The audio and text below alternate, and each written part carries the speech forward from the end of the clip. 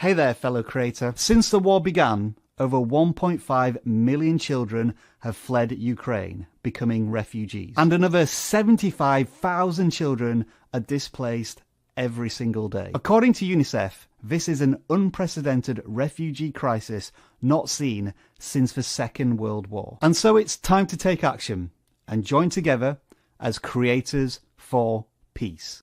UNICEF provides life-saving essentials to vulnerable children and families all across the world. And right now, such help is urgently needed in Ukraine. And so this is why we've started Creators for Peace, to ask your help in raising awareness of the humanitarian crisis and raise funds for those affected. So what we're asking you to do on the 21st of March 2022 is post videos, images, status updates that turn the internet into Creator for Peace Week. If you do need any help or inspiration creating your content, do make sure to check out our website where we have plenty of assets for you to use. vidlQ is starting this campaign because we have Ukrainian team members with children who have been directly impacted by this crisis. Fortunately, they are safe, but there are millions more children in Ukraine who are currently in danger. So through your videos, through your pictures, through your posts,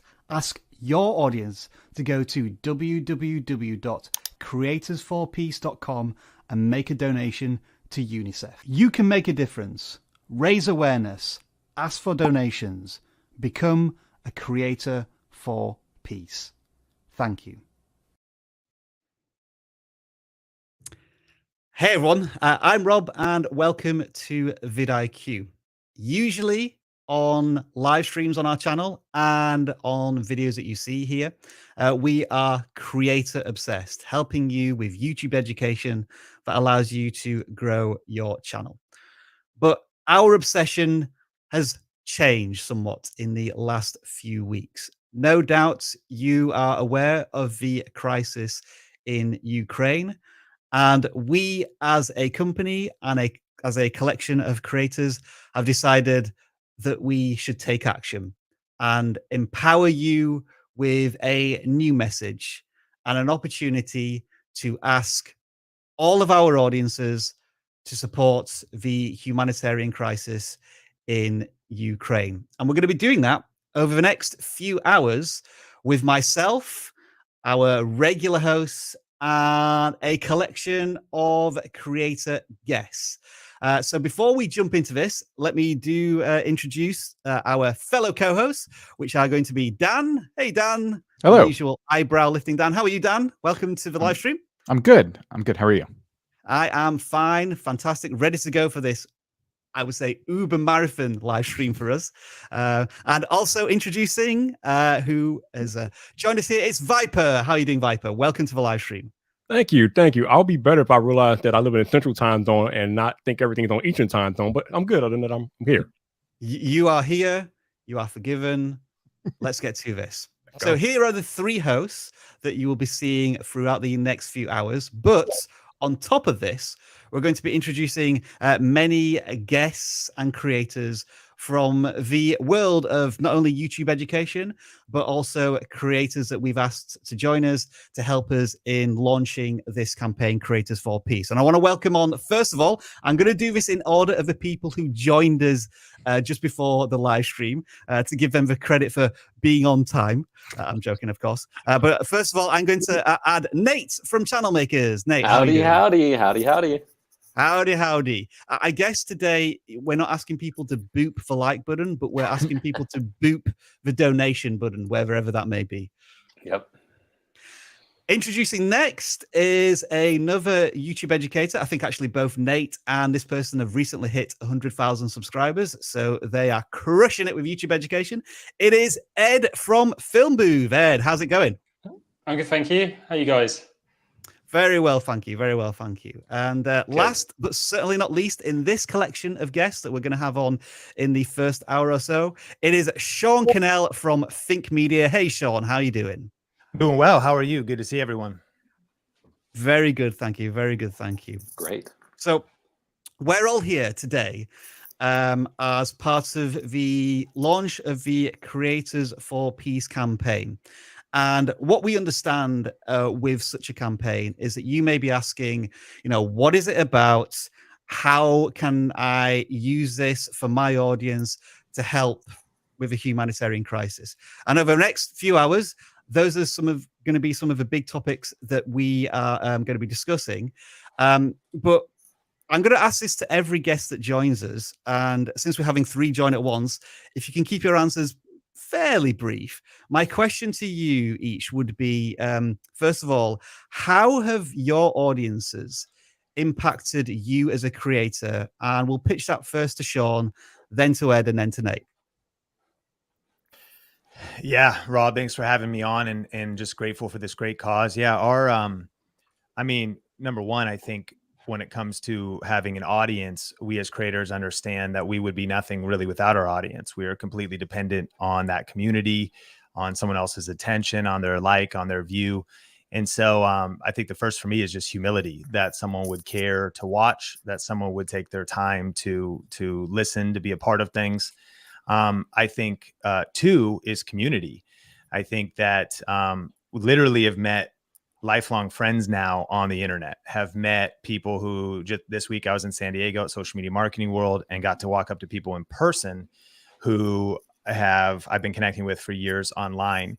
And this thing called YouTube and this thing called the creator economy and social media has made it possible to build friendships, build networks.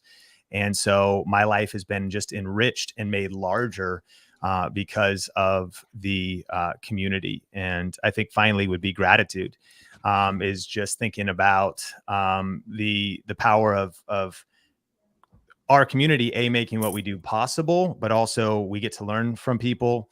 The comments and our community sharpens our content because we listen. So we like to read and listen. So we are in a blessed place because as you start getting some momentum, you start getting feedback. Even their attention in the audience retention graph gives you feedback that can just help you shape your future content. So I think humility, community, gratitude are just a few thoughts that come to mind when I think about our audience at Think Media. No pressure, Ed. How do you top that answer? I'm just going to steal from it. Yeah, I'm grateful. I'm grateful that I get to muck around and make videos all day, and somehow it's become a business.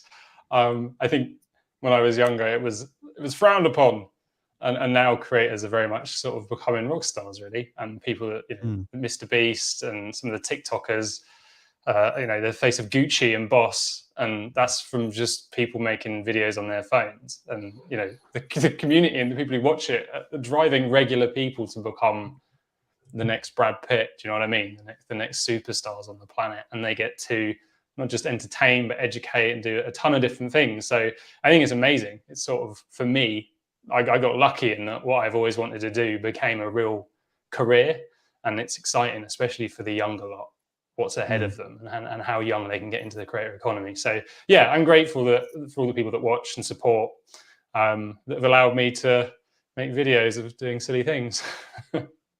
Nate? So it's been quite the journey for me personally. I think the biggest thing that I appreciate, I'm going to mirror what Sean and Ed were saying also, just gratitude.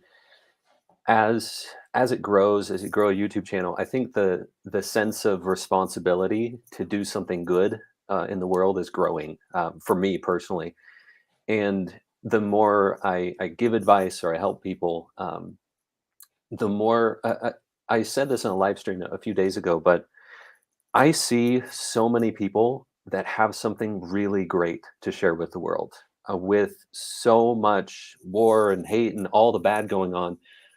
I've made it kind of a personal mission to find the people who have something good, who have I don't care if it's entertainment or education or whatever it is, but find those people and help them to be good at it, to share that with the world. So I know, like, without a doubt, that it would not work without the people I'm doing it for. I would just be, yelling at myself in the corner if it wasn't for this. So very grateful for it. It sounds like you're all describing almost a platform of privilege where we are able to reach these huge audiences, and they have done so much for us. And I think, as you put it rightly, Nate, it's now our opportunity to empower this audience for a greater good, not just to better themselves through the content that they see from us, but to also give that back to people in need, which is why we're starting this Creators for Peace movement. I did just want to try and let people know here in this live stream that the aim of this live stream is to talk to creators. We're not talking to you as an audience saying, can you please donate to Creators for Peace? We are asking you today as creators to use your platform on YouTube, TikTok, or wherever it is to make content that raises awareness of the crisis and to ask your audience to donate to the cause. And we've chosen UNICEF as our cause, and we'll explain a little bit why later on. Just before we get into some of the questions about how creators can perhaps leverage their audience or how to take what is quite a serious topic into their content, I just did want to highlight some of the reasons why we're doing this in terms of the humanitarian crisis. And as it currently stands, but this is as of time of live streaming and recording, this seems to worsen almost by the hour. 1.5 million children have fled Ukraine since the war began, which was a little over 3 weeks ago. And 75,000 Ukrainians are now displaced every single day. That's creating a new child refugee almost every second. It's 55 per minute, approximately. And half of the total refugees are children. So that's 3 million people overall have been displaced. And these children are going through some very difficult journeys. They're fleeing to countries to the west of Ukraine. And many of those countries speak different languages, which can be really disconcerting for children. And in the Ukraine, right now, there is a law preventing males from 18 to 16 to leave the country, which means that many fathers are leaving their wives and their children at the border. And you can imagine the type of trauma this is having when children can't speak the language. Sometimes they're being sent alone because they have nobody to go with them. And those children are sometimes even disappearing, which is heartbreaking. And again, we as creators, although we are thousands of miles away from this this unfolding tragedy, what can we do to help? And Creators for Peace is the way that we've decided to do that. And I may remind people about this through the live stream as we have people joining and leaving. But that's why this cause is very important to us. Dan, I'm going to pass it on to you now. If you maybe want to lead the next part of the conversation, where we're going to start talking about some of the things that creators can do in terms of their own content. So if you want to maybe move to the banners and start a conversation with our creators here. Yeah, absolutely. So we wanted to just kind of go around the table and talk about different ways. Obviously, there's a lot of creators here and probably all asking the same question. Okay, well, how does this look practically speaking? So I guess we'll just go around and ask everybody here. We can start with you again, Sean. What do you feel like would be a good way to bring attention to any cause that's important to you, much less this one? Yeah, I think that the cool thing about being a creator is it's a platform to get creative. And a lot of ideas go through my head. The co-author of our book, YouTube Secrets, Benji Travis, and his wife, Judy, ran an event called Dancember for almost 10 years, raised millions of dollars for various organizations by getting people together to dance and then do challenges and do interviews in a 24-hour live stream. And so even this very vidlQ stream is a creative idea. And so I think that if a creator's watching this, I think any platform, what's your favorite platform? TikTok, Reels, and I know that sometimes you take heavy topics, but and it can be hard to wrestle with like how to present that. But I think that the key is to spread the word, is to be authentic and be you. And so, you know, using trending audio on TikTok and getting the word out and say, I'm dancing to raise awareness, or, you know, I'm doing a challenge to raise awareness is certainly something that you could do. I would encourage, use the hashtag, you know, creatorsforpeace. And that can help it spread. It can help build buzz around the hashtag on especially platforms where it matters, like Twitter, and being able to Instagram, where those posts can be gathered and momentum around the cause can be gathered. And I think that definitely going live and sharing some of this information as well. You know, vidlQ is an education channel. In fact, all of us on here are really educators. Ed certainly is edutainment in a lot of ways, and but nevertheless helping people raise awareness. And so I think you could incorporate it into your content, like, hey, a little, if you will, ad spot. You don't need it to be an official brand deal. You don't need permission. You can just say, hey, I just want you to know about this. You know, just FYI, here's some details. And then I'd also encourage you to do your research, you know, in terms of being able to educate your audience. You're learning here. But, you know, check out UNICEF. It's a grade A rated charity. You can give with confidence, the stewardship of resources, the stewardship of of the accountability and transparency in their financials, because you want people to be able to give with confidence and educate people in terms of what it is they're giving to and what's happening, and then add value how you add value, whether you educate, whether you entertain. Get it out there. And even just sharing on social media, one thing can do a lot of good, especially when a movement of people gather together around a cause that matters like this. Ed, what about you? I'd probably, Sean picked up on a good point there. Treat it like sponsored content. So you've got two choices. You make a video specifically about it, but potentially on YouTube, you might not click on it, you know, it might bring them in. So, you know, come up with your usual content, and then the best sponsored sections in videos are the ones that are story-based. And actually, if you check out creators like Finzar, his sponsored posts that are like 60 seconds in the video, they get the most comments because they're creative and he tells a story. So he tries to make people feel something so that they don't just vanish and they listen. So if you can use your regular videos and maybe intersperse a message in here that tells a story that is more creative, that hooks people, so they're getting value from the usual content, they then enjoy or, you know, resonate with whatever it is you put out about the current situation, and then move on. And I kind of feel like that's an effective way to do it. It can be tough if you lead with a fundraising title or something to get the people to click on it, because, you know, everyone's busy and it's hard to get clicks as it is.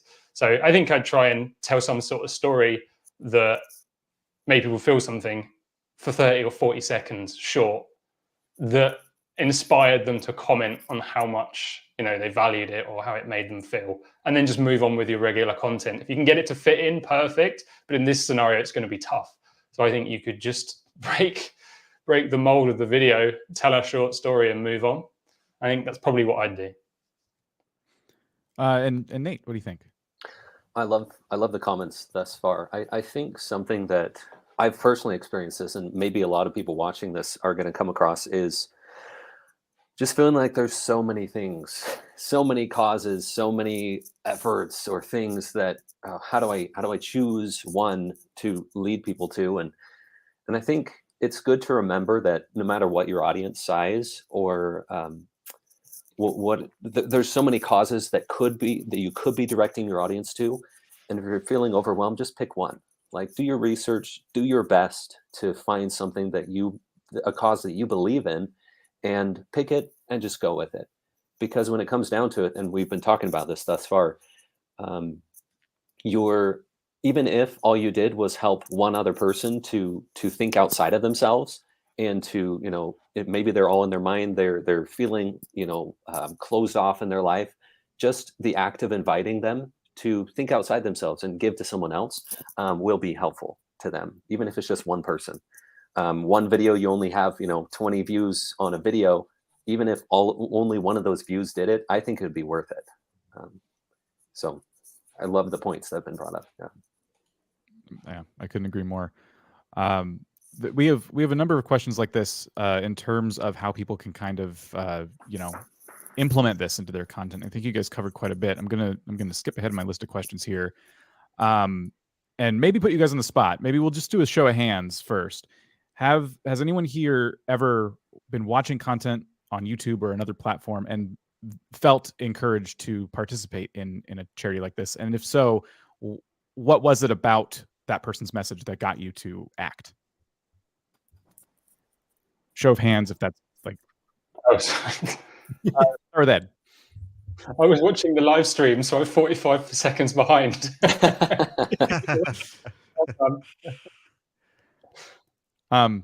Yeah, so an example of somebody who's gotten you to participate in a cause like this. Me? Yes. Sorry. Actually, it was going back about Finzar again, who's like in our niche. He put out a post the other day about a problem he'd had with getting a computer to India for a competition winner. And basically, when you send a computer or something to India as part of a competition, you get hit with these huge taxes. And he told a story to try and get people to pay the monstrous amount of money to get it to someone in India, which actually would have been like a life-changing present, a life-changing prize. So that was about 2 weeks ago. But then in the past, it's more traditional stuff on television in the UK. They have these like children in need events and so on. And again, a lot of it is very story-based that gets you to sort of feel something and resonate with the situation. I think for me, I can't think of specific examples here, but the things that resonate the most with me are like what Ed was saying. If there's some sort of story attached with, as well as possible, some real facts. Because for me personally, I'm just speaking for myself here. Oftentimes it's taken to such an emotional level, like, oh, look at, all this the suffering and stuff. But it isn't given enough like actual action. So for me, I always appreciate when there's the story, like the emotional pull, the reason, but then, so here's what to do, do this, do this, do this. And it's very simple. Just do this, click this link. And even if your donation is just $5, whatever it is, it's making a difference. And if you donate this much, this is what it does. So I can see it playing out. That's always been impactful for me personally. What about you, Sean? Yeah, I mean, very similar to this. My friend Ruslan KD recently hit 100 episodes and did a live stream and brought on guests and kind of did interviews and took the conversations just into all kinds of places. Kind of would tie them back to what does generosity mean to you, but would just kind of do interviews and add a lot of value to the audience in different ways so that there was that kind of value there, that entertainment there, and then gave a call to action to in this case, water crisis through Charity Water. And again, I think what can also happen is it's like these relationship networks spread, like we're at Think Media, we're getting behind Creators for Peace because of our relationship for you. We're thankful you're shining a light and awareness on this. And so don't underestimate the power of your voice, because even a friend or two or a follower or two or a follower that follows you might be followed by hundreds or thousands, and things can just spread. And Ruslan was able to make a major dent in terms of raising money for this cause by doing a live show. And I think awareness was what it was, taking time for education about the difference it was making and the details of the impact that your giving would make. And then kind of just adding value in the process, while just like today, going live and putting the time out there for people to come and go as they want, and share the hashtag, share it on social media, and ultimately, also click the link and give, because I think that ultimately giving is also so good for our soul. It's probably one of the best ways you can spend your money today is giving to this great cause. Viper, I saw that your hand went up too. Do you have an example of? I do actually. We just had Mr. Beast and the Team Seas initiative, where he was trying to raise $30 million to get 30 million pounds of garbage out of the ocean. So I know a lot of us partake in that, because obviously we care about saving the planet. And the year before that, he had a Team Tree, where we were planting trees and different things like that. So those are just a couple of examples in my recent memory of creators coming together for a cause. And hopefully we can get something similar happening with this Creators for Peace initiative. Again, with all those unfortunate families in Ukraine being displaced, now is the time to come together and help them out. So that is why we're here today, and we appreciate all of our guests who are joining us and all of you all who are watching the live stream today. We appreciate you guys. If you guys can't donate, you don't have to donate. If you could just share awareness on your social platform, just to let people know what's going on and how they can help, that is more than enough for us. So again, thank you all for being here and hanging out with us, and we appreciate you. Thanks for mentioning Mr. Beast and the Team Seas and Trees initiatives, Viper, because it highlights how turning a single phrase into a shining light can mean that you have such a brighter impact. Like we're kind of officially launching Creators for Peace today, but already just using that hashtag, you can see how this part of YouTube where I'm searching for the hashtag is starting to be taken over with the blues and the yellows and the logo. And that's going to catch, hopefully, viewers' attentions for their own channels and others, if like many creators are uniting on this single front. So that's why we're trying to unite creators through a single hashtag. It's not to do with trying to promote vidlQ in any way, and I'll explain a little bit more why this is so important to us. But by using a single hashtag and ensuring that that is included in your title or description, it means that when social media platforms such as Twitter and, of course, YouTube can collate all of this and help viewers see more of it. And hopefully next week, which is when we're asking you to really start pushing out your content, you're going to be seeing Creators for Peace almost every other tweet or YouTube video. That is our goal with this. So if you are feeling as if now you want to take part in this, then I'm going to leave this link at the bottom of the screen. It's creatorsforpeace.com/join. So that is to sign up so that we can give you more information about the movement. If you need help with graphics or initiatives, then on the main page, creatorsforpeace.com, towards the bottom of the screen, we actually have all of these different sized social posts that you can either incorporate into your own videos or you can retweet however you want to use them. It's all completely free and here for you to download. I think it was Nate who mentioned earlier on how this can be important in terms of storytelling and making it personal, to have more of a, I guess, an emotional impact on your audience. And that is at the core of why we have started Creators for Peace, because as a global company, vidlQ has several work colleagues who live in Ukraine. And these are fathers, mothers, they have families, and they've been forced to flee from their homes in Kyiv and other such places. And throughout this live stream, we've actually had some conversations with those people, and they wanted to share some of their experiences about what it's like to be in a war zone and have to escape with their families. So these are going to be some real raw conversations, and we're going to play the first of these now. I've been speaking to our work colleagues Olga and Alexei, who are safe. That's the important thing. They've managed to escape the dangerous areas, and this movement isn't necessarily to support them. vidlQ can take care of our own family, but we need your audience's help to support the millions of families that are affected now. So I'm going to play this first clip, and this is from Olga, and she was just describing how her life changed in one moment with something quite dramatic. We fell asleep in our warm beds, like we were smiling, discussing plans for the weekend because the Friday was soon, and we had great plans for the next weekend. And I was woken up by a phone call from my friend, and he literally asked me, "Hey, your house is bombing right now, and it was like 5:30 a.m. I was shocked.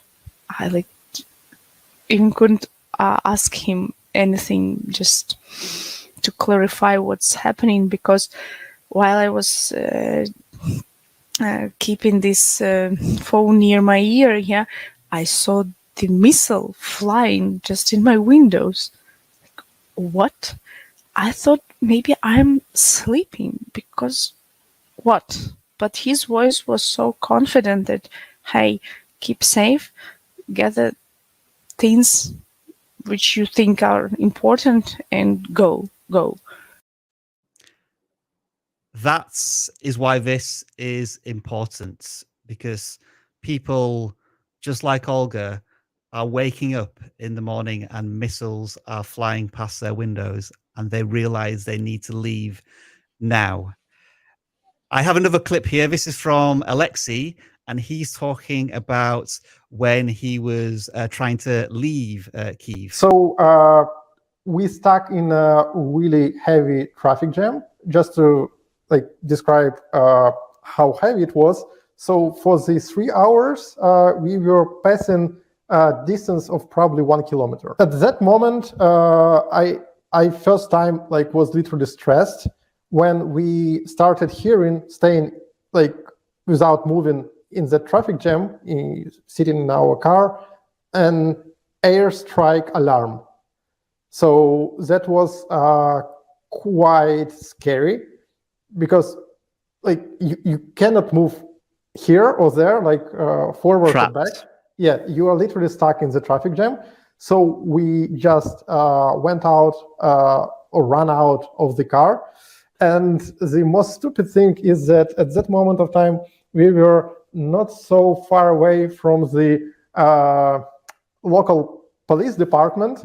And as you probably heard already, that Russians in the first few days, they were really heavily focusing on destroying military/police/governmental buildings.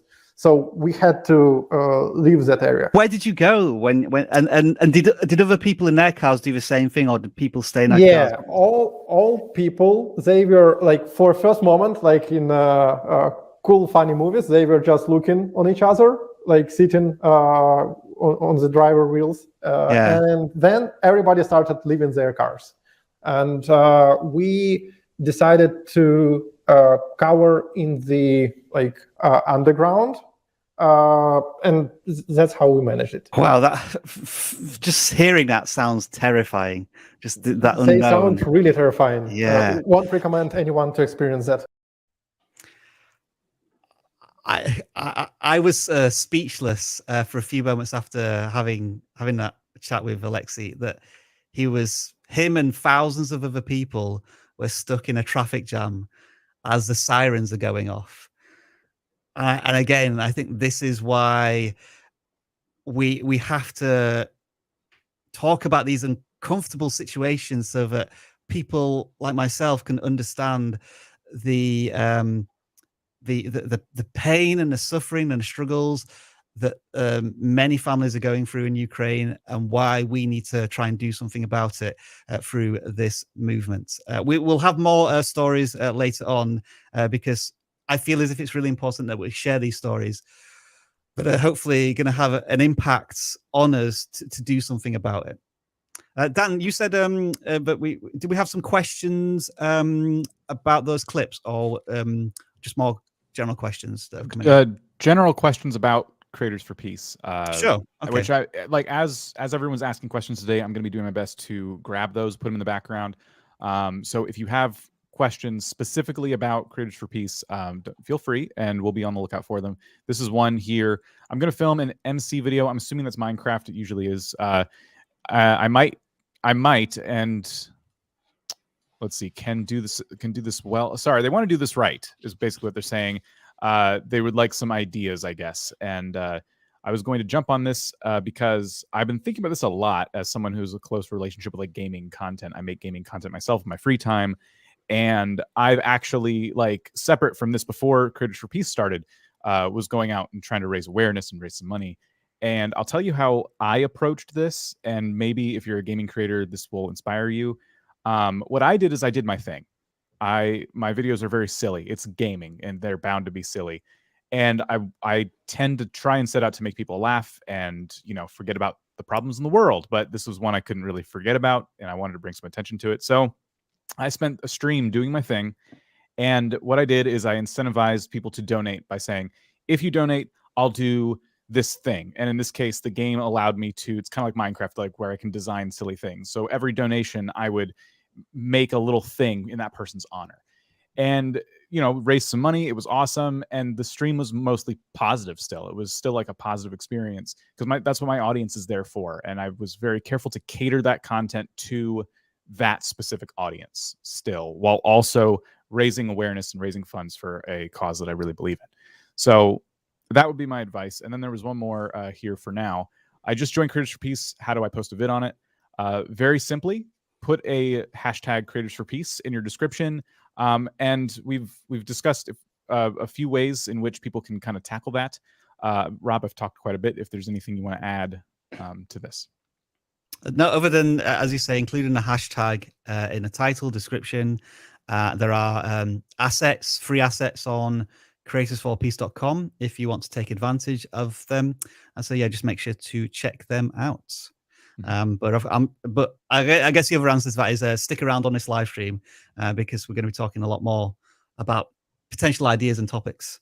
In fact, maybe we should do another one now, Dan. Let's see if we can get our guests involved in and tackling another. Yeah. Well, I just touched on the fact that gaming itself can be like really silly. And so finding that balance, right, can be a bit difficult. So what are maybe some things you would advise? We'll start with Nate this time. What should people avoid doing when looking to make a video about a cause like this? Oh, what should they avoid doing? Mm-hmm. Oh, what topics to avoid? Yeah. So I guess in all things, be true to yourself, what you believe to be true, right? And you'll notice, and actually the chat has been an example of this on this live stream. There's going to be a lot of differing opinions about how things should be treated. And in a lot of cases, the best you can do is explain why this, you know, and there will be questions of why, well, why didn't you do this? Why did you avoid this? You know, what's wrong with you? And the bottom line is today more than ever, we're a global world and the things are always going to be happening. There's always going to be crises, and it doesn't lessen the impact of those things. But like I said earlier, in a lot of ways, you have to choose one, you know, start with one, choose the things that you really care about. And that doesn't necessarily mean, I think as a creator, you just need to acknowledge that doesn't mean that because you chose one, you hate all the other ones. So in this case, I'm kind of like backwards answering this, but I would focus on why this one, you know, what is it about this one? And maybe acknowledge, maybe just say, I know there's a lot of great causes out there. I chose this one because whatever your reason is. And I feel like that approach it won't solve everyone's problems, but it will help people to understand, okay, there's a lot of things going on, but this creator, this person I watch chose this one because of their specific reasons. Sorry if that just came off really loud. I'm dealing with that all week. Ed, what about you? I think you're muted, Ed. Ed, I think you're muted. Yeah, I can't hear him either. Sean, would you like to jump in? Sure did. Yeah. What topic should people avoid when making a Creators for Peace video? You know, I think that on the one hand, if this is new to you, you want to stay in the world you're comfortable in, and I think that it's smart to just kind of avoid vitriol and being polarizing, because we just have a lot of that. I know, especially here in the US, there's just like a lot of division. There's a lot of polarization. And there's a time and place for disagreement and debate. But I think the opportunity with something like this is to Keep the main thing the main thing. It's about helping kids that are being displaced.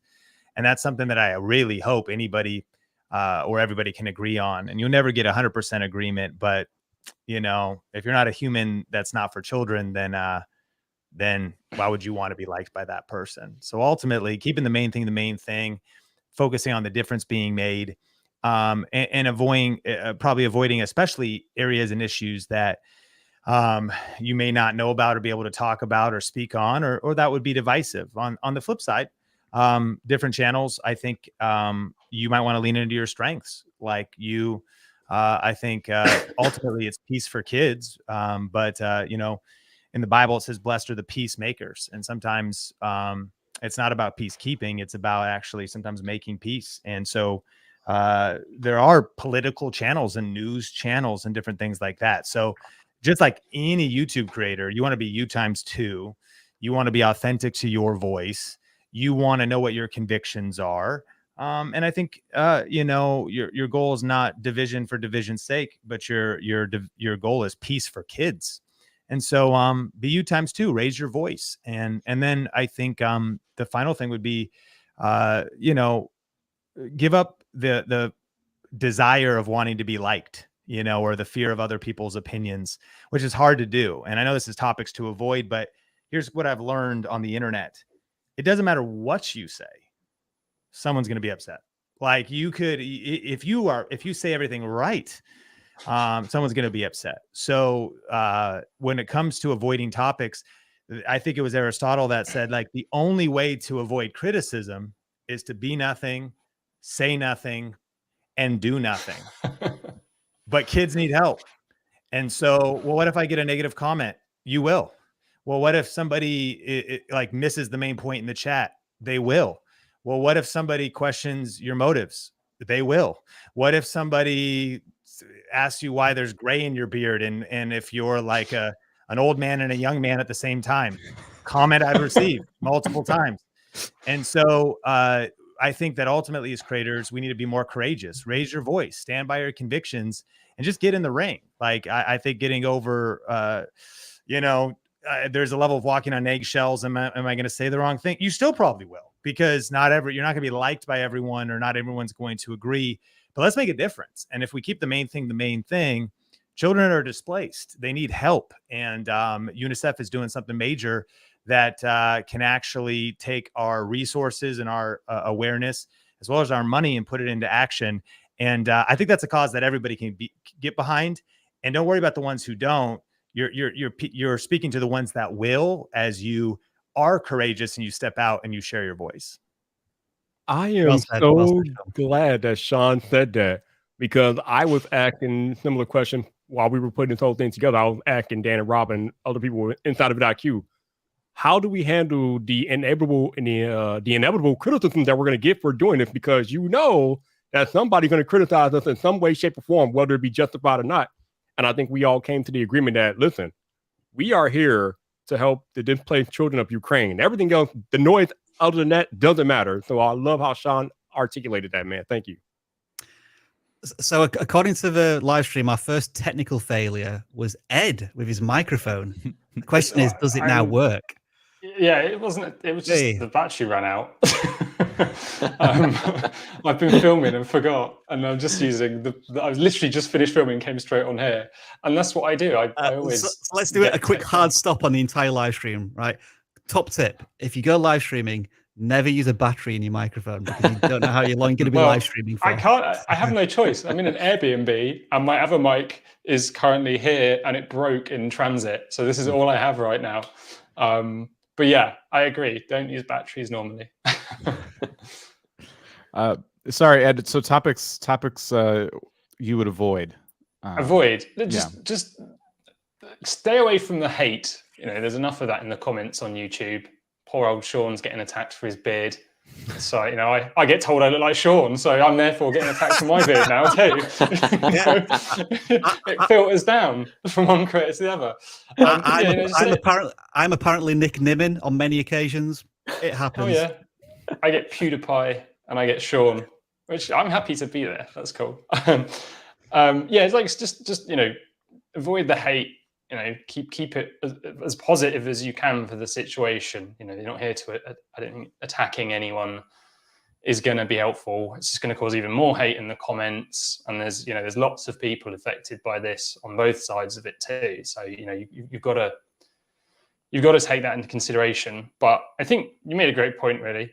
And it doesn't just start with this. I mean, most people are afraid to make videos, right? Because they're worried what people are going to say. They're going to criticize them.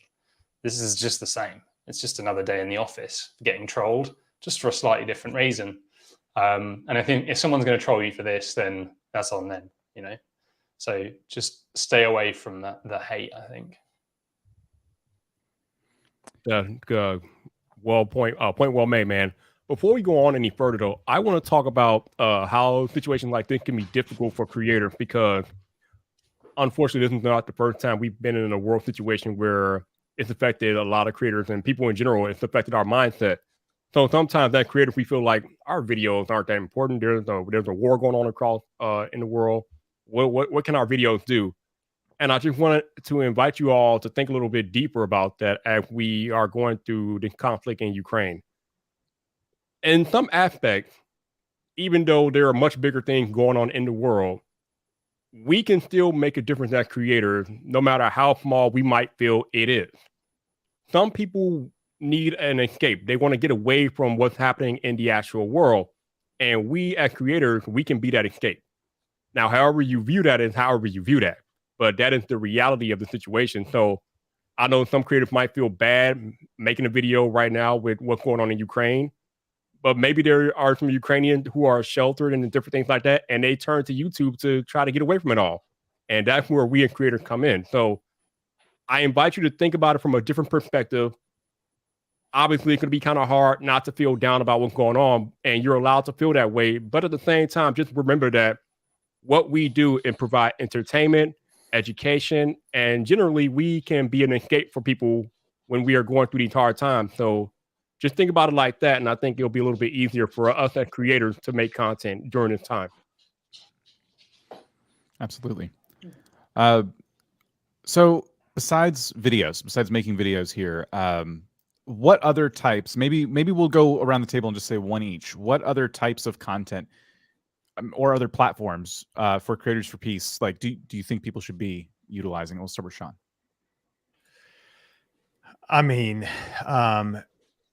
this is a tough one for us because video is not just do we all love YouTube, but video is literally everywhere and every platform is embracing video.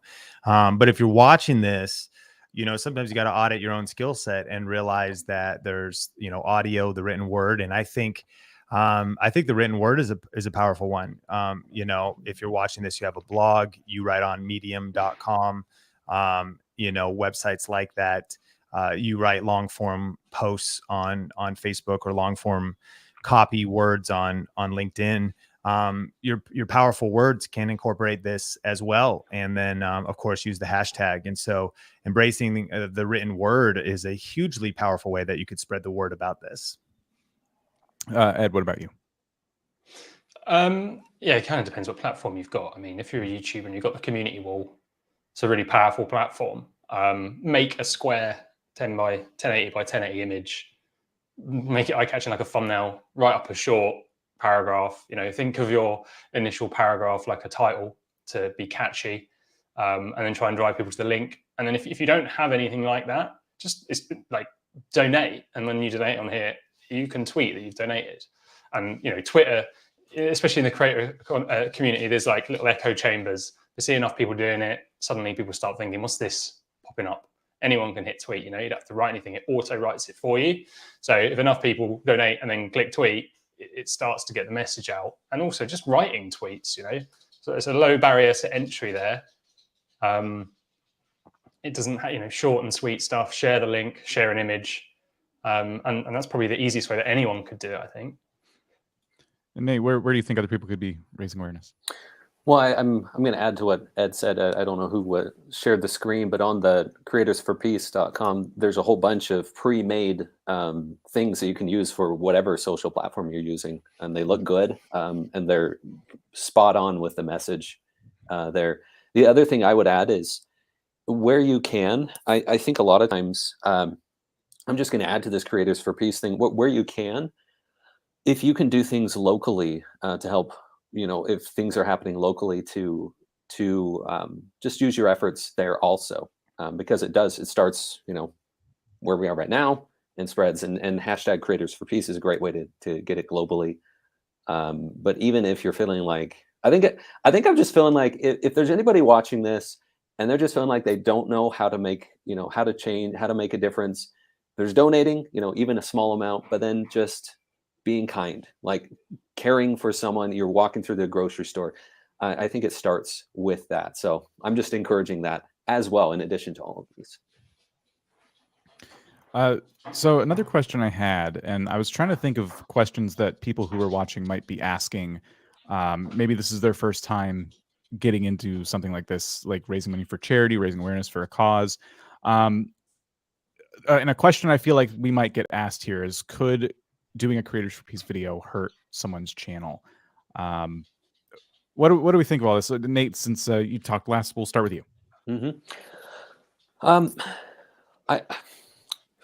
The only issue I would see would be, well, Sean talked on this extensively, the divisiveness. If a majority of your audience thought, a certain way, and you came out and said Creators for Peace, and they didn't agree with that, then they might leave. But I think it comes down to, like, if it's something you strongly believe in, do it anyway, and they'll leave, right? And that's okay. And you're not doing it for the intention of being divisive. It's just doing it for the intention to do good, right? So that's the first thing. The other thing is, if you as the creator don't strongly believe in it, and you try to like push it too much, and you feel like a floppy fish, and you're not really believing in it, that would be the other issue I would see in the audience. And we know that the audience can smell the inauthenticity a mile away. So those are the only two things I can think of, but I'm happy to hear other people's thoughts. Ed, what do you think? I mean, anything you say can annoy someone. I put a video out the other day, and in the first couple of minutes, I think 10 subscribers had left. It was the only metric that had loaded. I was just like, wow, whatever I said or did didn't go down very well. So I think we're often a bit precious with, like, it can feel hurtful when people leave, but you're trying to build a community of people who share a similar interest and are like you, and you want to, grow with. So if you have a major disbelief on this with them, it's probably a good thing, potentially. I wouldn't worry too much unless you've really gone and said something that you shouldn't, or taken an extreme opinion. Then, well, that's on you. But I think I wouldn't worry too much. It's just numbers go up and down all the time. And Sean? Yeah, I would say that kind of echoing what's already been said, the first thing is just make sure that it's something that you're in line with. And this is a really powerful cause to get behind. And you basically are kind of just doing a personal test. Is this solid ground that I'm standing on? And do I believe in this? And, do I want to be a part of this? If the answer to that is yes, then incorporate it in an organic and native way. And if people leave, I would actually say it's a good thing. I think that's another one of the big fears we can have as creators. We uploaded a new video today. I'm looking at the analytics right now, minus 14 subscribers. These days, it feels like we don't upload a video that doesn't actually lose 12 to 14 subscribers before, initially, but then over time, it in our case, can potentially garner hundreds and even thousands. And so not that that's going to be the case here. I think we just have to be willing to stand for what we believe in, even if it means we lose influence or fame or followers in the process. Here would be my question to you.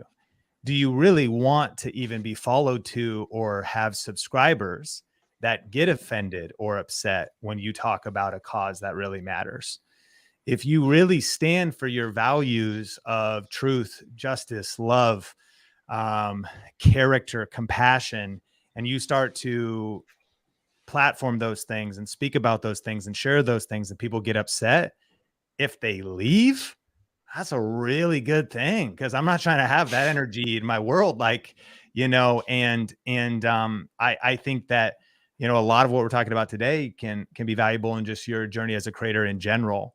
Don't worry so much about who is against you or leaves. Be more interested about who is for the things that really matter, which is you sharing what you believe. And then finally, I think practically, don't go to extremes that you have to be all in on this or all out.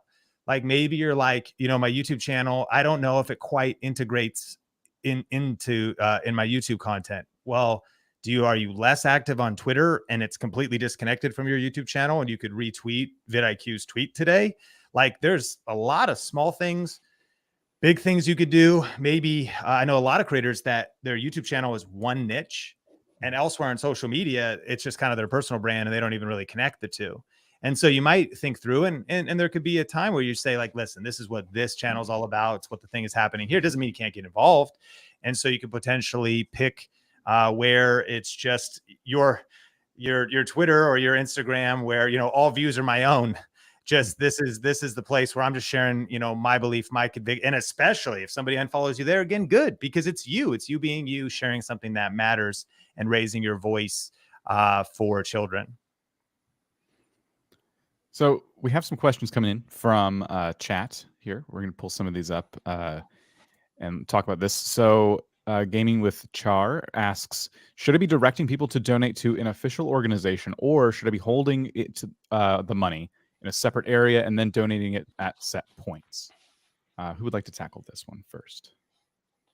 Wherever possible, it would lead them directly to the source, because there could be issues legally if you held the money and then because you'd have to document that. So definitely direct them directly to the organization that's doing the fund. There's a few benefits for that. I mean, and you mentioned this on the Creators for Peace website in the Q&A. It can be deductible for people if they care about that. But also you don't have to you don't have to worry about it at all. So I would just directly to wherever it is, just send them directly to that. From a vidlQ standpoint, the donation button on the creatorsforpeace.com website goes directly to the UNICEF donation. So we are not acting as a middleman in any way, shape or form. We're not holding on to funds or anything. But what I would also say is that, you know, going back to the discussion earlier, that some people may not think that the children of Ukraine is particularly important to them right now. And I would say that's fine. A creator for peace can be a creator for any humanitarian cause that's important to you right now. We are Creators for Peace, as we explained earlier on, is important because it's impacted our team, our family at a very personal and direct way, and that's why we have started this cause. But we don't want you to think that you should just tell people to donate to one charity because vidlQ told me to. This is a broader movement. So do keep that in mind. If you feel as if there is a cause more important to you, that you can use the Creators for Peace hashtag with, because ultimately, and I think we're going back a little bit to, you know, like the value of a viewer. I think in this circumstance, the value of a viewer is very, very different. It's brilliant to tell 100 people how to use a custom URL on your YouTube channel. But for this instance, it's even more valuable for 10 people to donate to a humanitarian cause that's going to help people halfway across the world who've just been displaced from their homes. Yeah, there's lots of different things, different ways you can do it at the moment. So there's just using the link that you guys provide. It's the easiest way. Definitely don't hold on to it and then do it yourself. You'll end up paying some sort of tax. If you're crypto people, Ukraine government have a wallet. You can just ping Ethereum to it, Bitcoin, whatever you've got. The Polkadot, they take tons of different ones. Or if you've not got much money but you need a service, go hit up Upwork. And there's tons of people from Ukraine who are really skilled on there. They're very good. There's a lot of creative people on there. And maybe don't go with like a critical deadline, give them some leeway. but there's a lot of them on there right now who need the work. And like I said, they're very good, and they're very grateful for any work they can get. So it's donating it for a return that way. And I think maybe that's another way you could do this. That's a really good example. It reminds me of a story I heard when this was all kind of kicking off. People were booking Airbnbs with no intention of staying, but they were booking Airbnbs in Ukraine. So that is a very creative way you can help. We have a comment here, not really a question. Good Lord, it's like the Avengers have assembled. So the reason I put that up is because they're almost right, but we are the creators for peace that have assembled. That's what we've done. And I was going to don one of my masks, and then I realized I haven't got the I haven't got the headphones to listen to everybody. So yeah, there we are. And then Ed, specifically a question for you. Can I steal your time travel idea? Yeah, definitely. It's an easy one to pull off. You just need a bucket. You did a video on that, and you made it seem not so easy to pull off. Yeah, you need. Oh no, hang on. That was a trash can. That was my dimension travel machine. Don't do that one. That was a nightmare. The bucket on the head's easy. Just time travel. You can click your fingers. I didn't realize it was as nuanced as that. So you have both a time machine and a dimension machine. No, I just didn't want to redo the same joke, so I thought I'll try something else, and I need something bigger and better, and then that became a bit of a nightmare. But like, just click your fingers and time travel and put an effect on. Definitely use it, and the clone effect, super easy to do as well. So I give you my permission. Not that you needed it. Someone's asking where Austin Evans is. We do have a bunch of creators in the thumbnail. This stream's going on for, I think the next, Rob, is it 3 hours or so? Yep. We have a number of creators coming on throughout the day. Austin Evans being one of them. And then Perry Pictures points out that Save the Children is also fundraising for displaced children. Exactly. So if UNICEF is not the charity you want to choose, we've chosen it because it's a global charity and has some of the highest ratings and the lowest administration costs. And as I say, because we're very much focused here on peace and humanitarian efforts. And as Sean said, if you can't get behind kids, what can you get behind? So we're trying to keep it as accessible to all. But if Save the Children is the charity that you would prefer to use as your link, we're not going to stand in your way. 100%. Oops, old banner up. Shall we move on to resetting the room once again, Rob? Yeah. So Viper, do you want to reset the room for us? I know this is a thing that's a big Clubhouse technique, and I also forget to do it. Yeah, I can do that. So hello, welcome to all of you all today. Appreciate you all being here for the beginning of our Creative for Peace initiative. As we've been highlighting throughout the live stream, we've invited you all here today to invite you to take action in making people aware of what's happening with the families of Ukraine, the over 1 million displaced children and their families who need our help. So we are inviting you guys starting next week to make content, letting your audience know what's going on so they can pitch in and help if they want to donate or just spread awareness via their social medias or your social medias. However you want to help out, we are encouraging you to get involved. We're going to be doing this all week. And again, like Rob said earlier, we are doing this because we feel very strongly about this. We have team members who are effective, and we want to make sure we help them, but we want to help just more than our own team members. We want to help as many people that have been impacted by this in Ukraine as we possibly can. And this is how we're going to do it through the Creative for Peace initiative. With that being said, I have a question for our guest because I'm fascinated by this particular thing here. So over the past 2 years, we have been pretty much isolated from the world, more or less, because of the pandemic and different things like that. So we are finally just now starting to open up, at least in some parts of the world. They're starting to open back up again. So I'm just curious, for everybody who's here, Rob, Dan, you and yourself included, how has your viewpoint of humanity changed? Because we've been isolated for the past 2 years and we've been away from people. So I'm just curious if you all feel a little differently about your fellow human beings now that we've been away from them for 2 years and we're finally starting to like come together again. So I'm an introvert, and I have loved the last 2 years. Yeah, pretty much the same. I will say that I've found very creative ways to spend time with family and friends, like over the internet. We've had Discord and Zoom and things prior to the pandemic, but everyone started using them a lot more, and it caused me to think like, what, how can I use these to still do things like that first Thanksgiving, right? Like what can, and the holidays in general, like what can we do to still get together? And we made great use of technology. And what's really nice is that usually a bunch of people drive to one location, someone's house, and have like a big dinner, and then it gets late, and then you have to make the drive home. None of that. I was already in my kitchen, and it was great. Rob, I will say, even as an introvert, Rob, without us not being able to go out and about as we are accustomed to, I'm pretty sure you have to feel some type of way about that, right?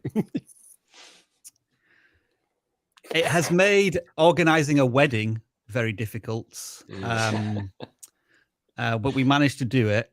But I live quite a distance away from our family, so not being able to see my family for almost 2 years was pretty difficult.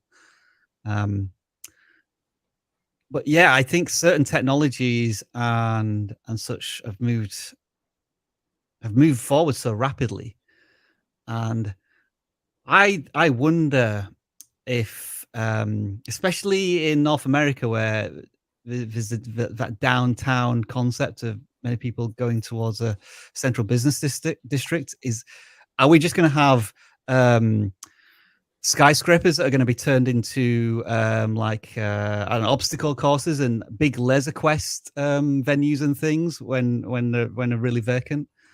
I don't know if anyone's, maybe Ed, you're the only one who knows what I mean when I say laser quest. Yeah, I do know.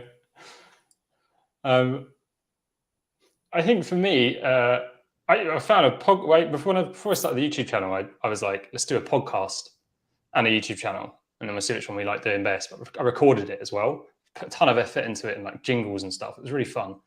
And I found an episode the other day about how stupid it is that people leave the house and go to work. So that was I'm kind of like Rob, like I don't leave the house in a 2-week period sometimes. I'm quite happy at home. So it actually sort of, the world fitted around me a lot better. Like client meetings became Zooms, whereas before, when I had the production company, I was driving an hour to see someone, just for them to waste my time. So now it's like, they can waste my time on Zoom instead. At least I don't pollute the earth.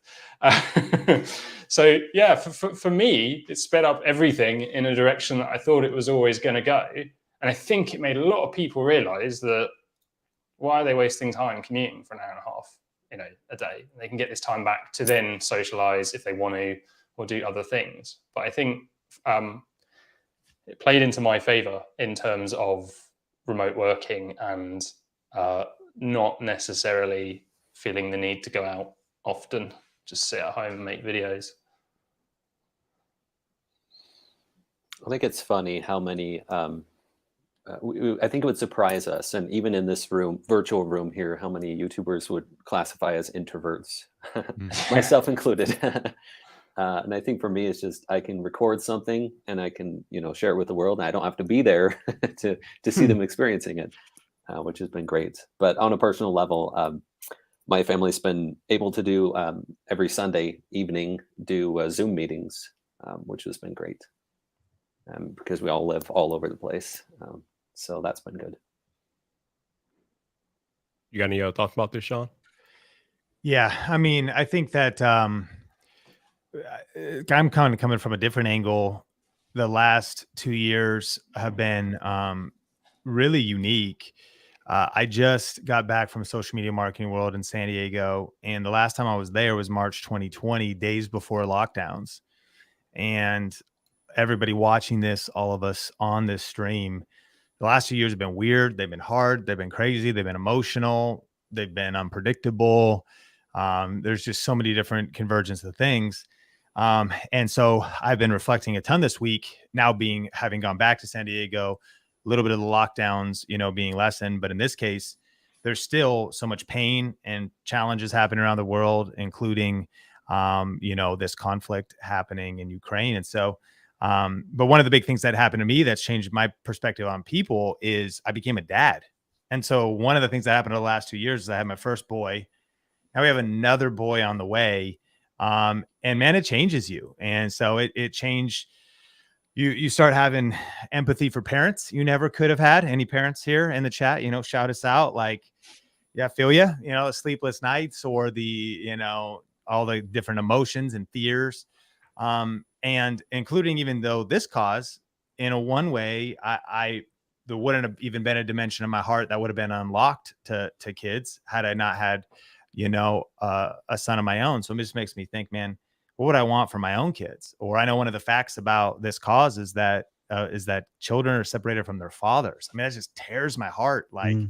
And so it's not only has it been all of this external stuff, but the stuff that's been happening in our home is we've just been disrupted. And I think parenthood has the opportunity to make you, more compassionate, more empathetic, and also just a whole range of emotions that I'm still processing as I'm just trying to figure out this parenthood thing. So it's a few thoughts.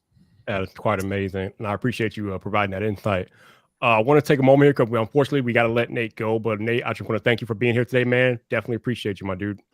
Thank you. Thank you, everybody. And thank you, Rob and Dan and the whole vidlQ team for inviting me on. And I think this has been a great conversation, a very valuable conversation. And so everybody watching this, strongly consider, especially if you're in the creator space, creating a video about this cause, help the children. And so anyway, thank you. Thank you, everybody. And we'll see you later. Nate, I just have one request before you go. Yeah. Can you just look directly into the camera and say, I'm Nate and I'm a creator for peace. Okay. I'm Nate and I'm a creator for peace. Thank you. And also boop the like button on this video. You knew I had to do it. Of course. Oh, take care, Nate. All right. Thank you, everybody. See you around. No problem. Appreciate Nate being here. Going back to Sean, though, wow, man, that's a whole lot of change recently in your life, my dude. But obviously I'm not a parent, so I can't really speak to that. But just imagining how your world has changed since you are now expecting a child. You had a child recently, you're expecting another one. Yeah, that would definitely change your life outlook for sure. What's been the biggest unexpected change becoming a parent, Sean? I think on the one hand, I'm so grateful for the people we have around us and that prepared us for a lot of change. And anybody that knows the Think Media world probably knows Heather Torres. Heather and her husband Isaiah are both on our team. They're the godparents of our kids. They have 3 kids. Their kids are older. We have a lot of parents on the Think Media team, the Perez family, and Omar's got a daughter. And so I just have a lot of, friend mentors in my world to just help us get ready, coach us through the hard things. Being a little vulnerable, I think becoming a father was kind of scary because, my parents are divorced, got divorced when I was 3. My dad dealt with a lot of challenges, especially early on, drug addiction and really not providing for us. And we, growing up, we lived in a basement. We rented a small basement apartment from another family that kind of had a mother-in-law area in Shoreline, Washington.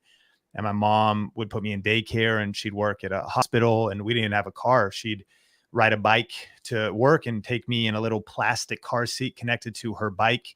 And then eventually she married my stepdad and they're still married today. Things are pretty strong today, but even those early days was kind of rocky. And so I think, what has been kind of the biggest change was just a little bit of self-doubt. Like, am I going to be an okay father, or am I going to, some of the examples I've had around me is, early on, am I going to repeat some of those habits or those things? And so, man, being a parent's emotional. And I think, what's been encouraging is being encouraged from those around me, whether it's the, Heather Torres or those, to just be like, you got this, oh shoot, I dropped him the other day. He rolled off the bed. he was watching Coco. I mean, one of the biggest change, Rob, honestly, is my extensive knowledge of the Coco Melon catalog, the Blippi catalog. Yeah. And then watching my son's astute swiping of YouTube videos and starting to think about it, the whole of it, like, we got to start a kids channel, man. I'm like, look at this average view duration. Like, look at what's happening here. I'm like, this is a whole thing. And so the other day he's watching his thing and he just decides to start like fire rolling, and he just fire rolls off the bed. It was a pretty high bed too, 3-4 feet. Oh, boom. Oh no, did I break him? And then he like, cried for a second and then got up and like ran out of the room. And so, it's just a lot of change, and happy to report, things are going good. But I think that's something that parents can relate to. And I hear about that on your first one too. You're like, am I going to get this right? Am I going to mess them up? And then by the second one, you're like, oh dude, he's good, man. Throw him the keys in the car. Like, it's fine. That's why the second ones get so messed up. We're neglected. Just look after himself. Yeah, I'm sure they'll be fine. So, Sean, I got a question for you about being a parent and being a content creator, because a lot of creators, they're parents, and they're trying to figure out how to balance making content and with being a parent. So I know you have a team, so it's a little bit different for you, obviously, but when you yourself have to make content, how do you like balance that out, being a father and having to make your content? Yeah, I think I appreciate the question. I think the first category I'd speak to is the parent that has limited resources and maybe the single parent. I think that, in fact, for all creators watching, you got to be realistic about the season you're in. And I think that sometimes we put pressure on ourselves that we absolutely should not put on ourselves because we're unrealistic about our season. So if you were to say, I'm a single parent working two jobs, taking 18 credits at a university, and I'm also trying to take care of 2 kids, I would argue, we say make no excuses. I'd say you have an excuse. Like, you have an excuse to like not be posting videos. Like, there's something about being reasonable, and life is of course uncertain and could be gone in a moment, but it's also, I think, longer than we realize. And sometimes the school you're in right now, or the job you're working in right now, or whatever season you're in right now, it might change in a year, 2, 3 years. And that might be the time to really start and get serious. So Viper, I really do think that sometimes parents or students, whoever, they can be just too hard on themselves because you're comparing you don't understand what's happening. You mentioned I have a team, or, like the second thing I would say is communication with your partner, communication with your spouse. So assuming you have someone to help, man, then it just becomes about clear communication with those around you. And I think taking ownership and personal responsibility for your time. Rob, you asked what's one of the biggest changes. I realized, like, I kind of can't goof off anymore. Like, if he goes down, Sean Bradley going down for a nap is a countdown clock. I'm like, okay, here we go. I'm going to have to get everything I need to get done. Hopefully. And then it's also a questionable countdown clock. I'm like, I think I got at least an hour here. I might get 3, but I also might get 37 minutes. So I better figure out my priorities and get the most important things done first. And so for anybody, I think we could all relate about this. We got to get disciplined with our calendar, scheduling things, our priorities. Think about what we could stop doing. So if you specifically want to be consistent on YouTube, you may need to put a couple other things aside. And then again, just like I said, for the first category, I think give yourself grace. I mean, it's so disruptive just to have another human living in the house who literally poops in public, and you got to just figure it out. Like, you need grace for that. Like, it's a whole new skill set to learn. And they say it takes a village, don't be afraid to ask for help. Don't also be mad if they say no, but ask a family friend, ask your siblings, ask, grandparents. You do need help. And so if your partner can take them for Saturday mornings to allow you to get your video done, or maximize when they go down to bed, don't watch, the newest episodes of Raised by Wolves, Severance, and Snowpiercer, but make videos after the babies go down, and get your work done. Definitely, man. I appreciate you. Sorry, I'm not missing Severance. I'm trying to get into Snowpiercer, and did you watch the movie? No, we started with. You gotta watch the original movies. Is It's the most outrageous concept. When my friend told me about it, I was like, this is ridiculous. Like, and then I watched the original movie, which I think is on HBO Max, and it's pretty phenomenal. It's pretty good. That at least will get you a little more heart into the concept. It's not the greatest show. Raised by Wolves is pretty fire. Severance is amazing. Way to go, Apple TV Plus. Yep. I've heard good things about that. Ed, I'm curious. I don't know if you're a parent or not, but I'm just curious to ask you, how do you overcome the challenges that you have in your life when it comes to you putting out content? I just sort of struggle through them. It's like wading through mud. And then I go, oh, I've done them. And then I'm like, oh man, there's like 10 more now. And then I just carry on again. I don't really have structure. I turn up to live streams with no batteries because I don't have enough hours in the day to get the stuff done. So yeah, I'm getting better, but I'm not, I don't know. I mean, Sean's a creative guy, so maybe not. I don't know if it is creatives generally they like creating and everything else is a burden. So I haven't looked at my accounts for a year. I've got a weekend to go through them and check what everything the accountant's done. And I've just been putting that off. I'm like, oh, I hate the idea of that. Anything admin based, I hate. Editing, making fun stuff. Yeah, I'll put that to the top of the list again. And then I just do everything else at the last minute and probably quite badly. So I'm probably not much of a leader in that sort of sense. But yeah, from being more serious, the structured side of it, I find that I'm like a morning brain. So I do all my creative stuff in the morning and then less creative stuff in the afternoon. I don't know if it's because my brain's all sort of worn out, but I'm really productive like until lunchtime. And then after that, I'm useless. And then I tend to sort of wake up again in the evening and I can't sleep. And then you get exhausted, which I think is another common thing for creators. But yeah, I don't have any system for productivity. I just sort of have a never-ending list of stuff that I'm fighting to get through. But I think that's common for anyone who makes stuff. Like on a Thursday, I do like client calls. It's the only day of the week where I sit there and I just feel quite chilled because I'm like, I don't have to do anything else today. I don't have this urge that, oh, I've got to get another video out or I've got to put a post or do an email and do all this other stuff. Whereas in my first business, I worked outside. So like 5 in the afternoon, it would be dark in winter. I wouldn't do anything, just switch off. I just tend to find in the evening, me and my girlfriend's a content creator as well. So we just go from the desk and then we go and sit on the sofa with a laptop for a slightly comfier work environment. That's sort of my life right now. So yeah, I'm trying to get out of that system, but deep down, I think I enjoy it too. Wait, I want to go back a little bit because you said once it becomes lunchtime, you become useless. So how do you get over that? Like, do you have lunch and then you get less useless? Like, look, what do you do exactly? I just sort of have, I don't know. I'm just after lunch onwards, I can't write. I struggle to edit. And on a Friday, usually I know it's Friday today, but usually after 3 p.m, that's it. My brain is just dead.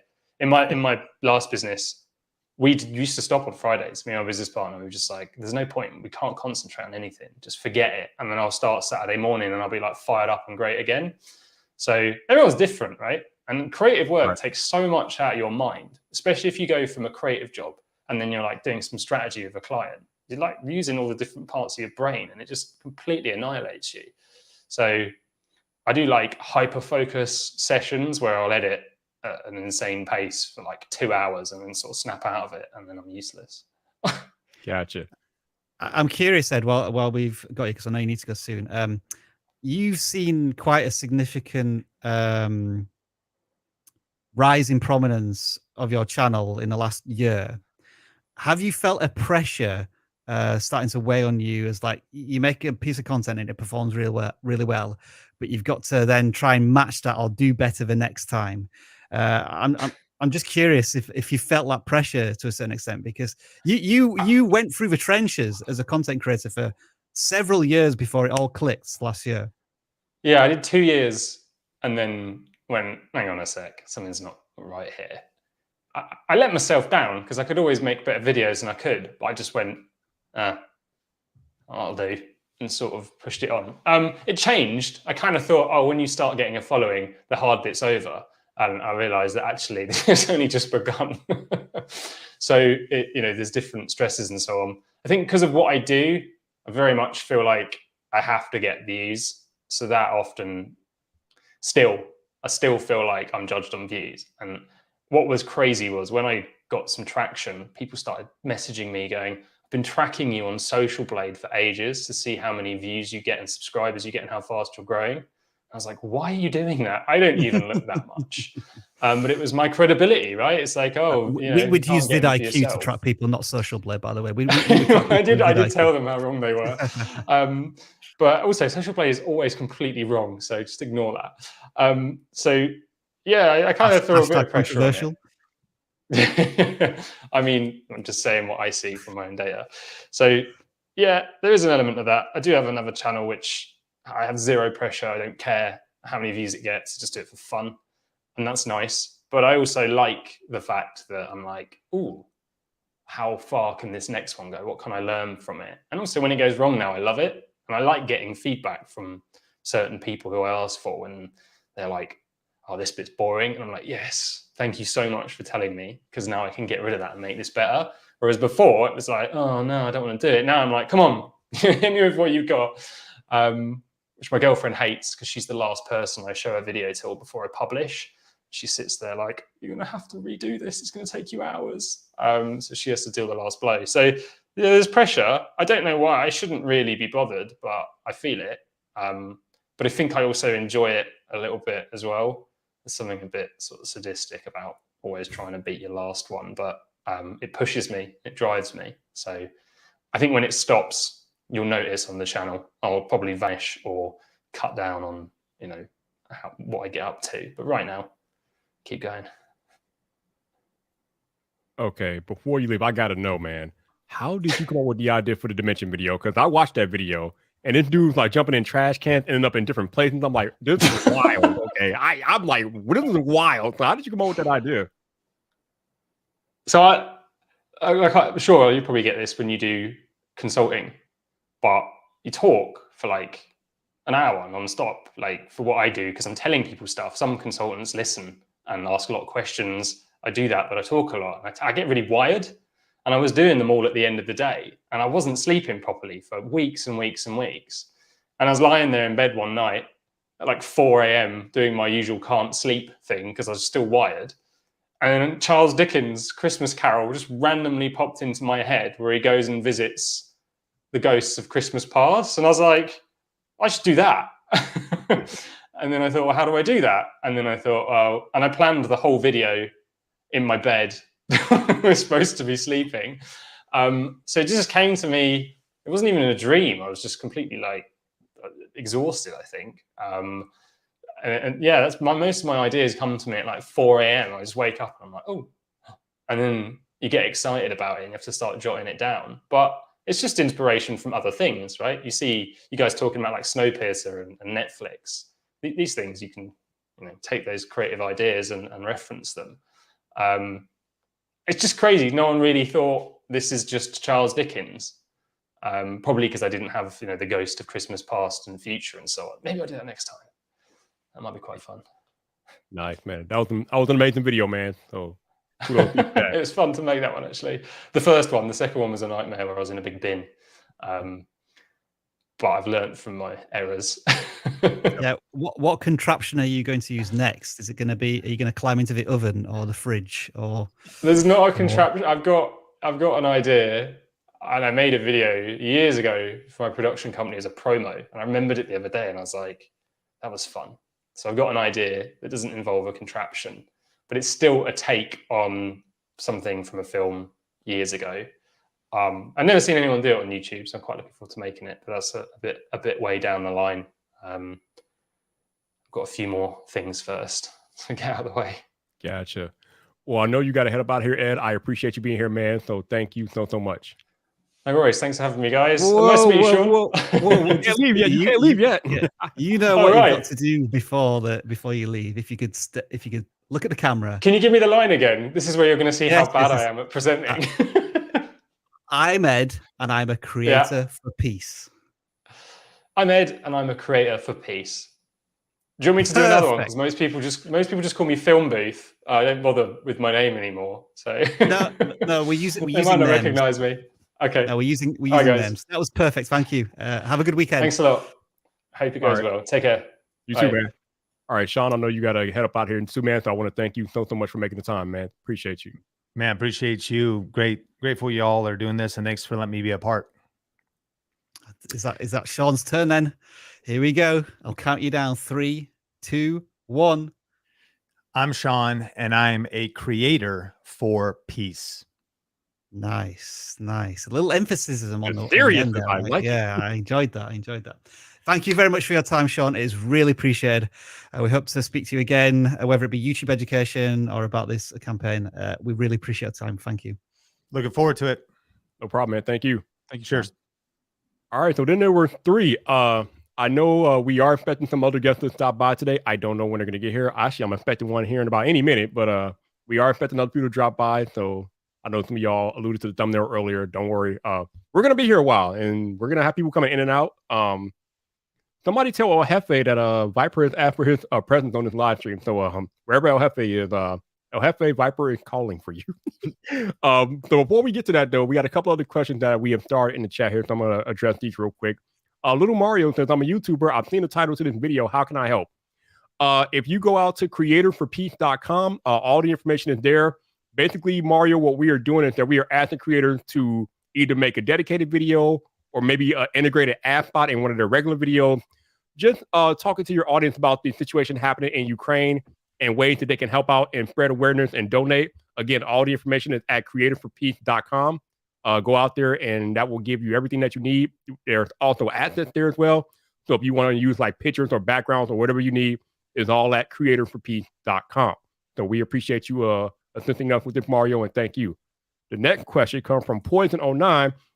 Can I use the background you made in my video? Yes, you can. Again, all the assets that are at creatorsforpeace.com, they are all available to you all to be using your videos and your content on your socials.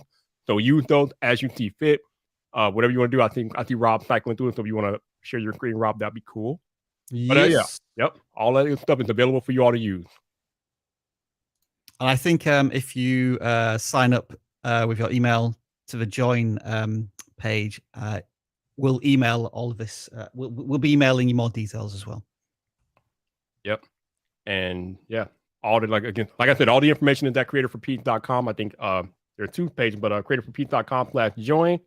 And yeah, another guest just DMing me, asking me if they can join it. So let me say yes, and we can get it popping. But again, thank you to all of you all for being here today.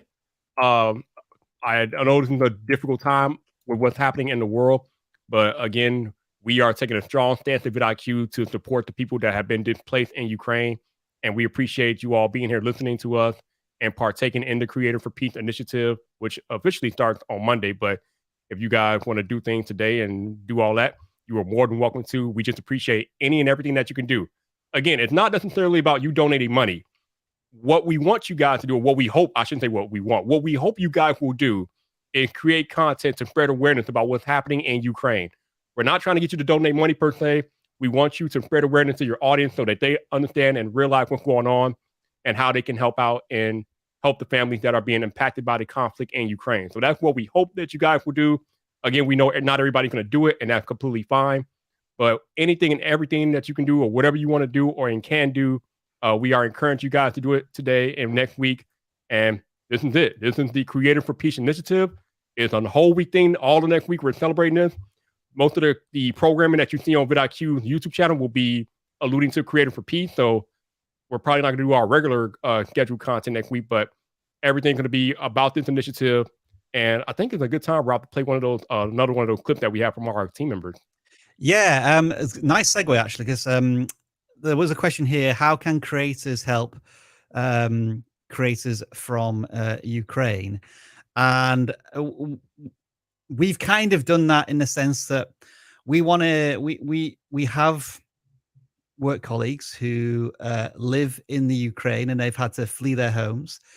Some with families, and they wanted to share their stories and experience. They want to let the world know what's happening in the Ukraine in terms of the humanitarian crisis. And if you've been here for an hour, you heard from Olga and Alex a little earlier on, and as we were talking to Sean, being a new parent, these were some of the challenges Olga and Alex were experiencing with their children as they were fleeing from their homes on that first morning. But also seeing my daughter, I understood that I won't like shout because I didn't want her to be shocked all the way from the moment we crossed the border to Prague. She also was constantly asking, like, Mommy, why Russia is bombing Ukraine?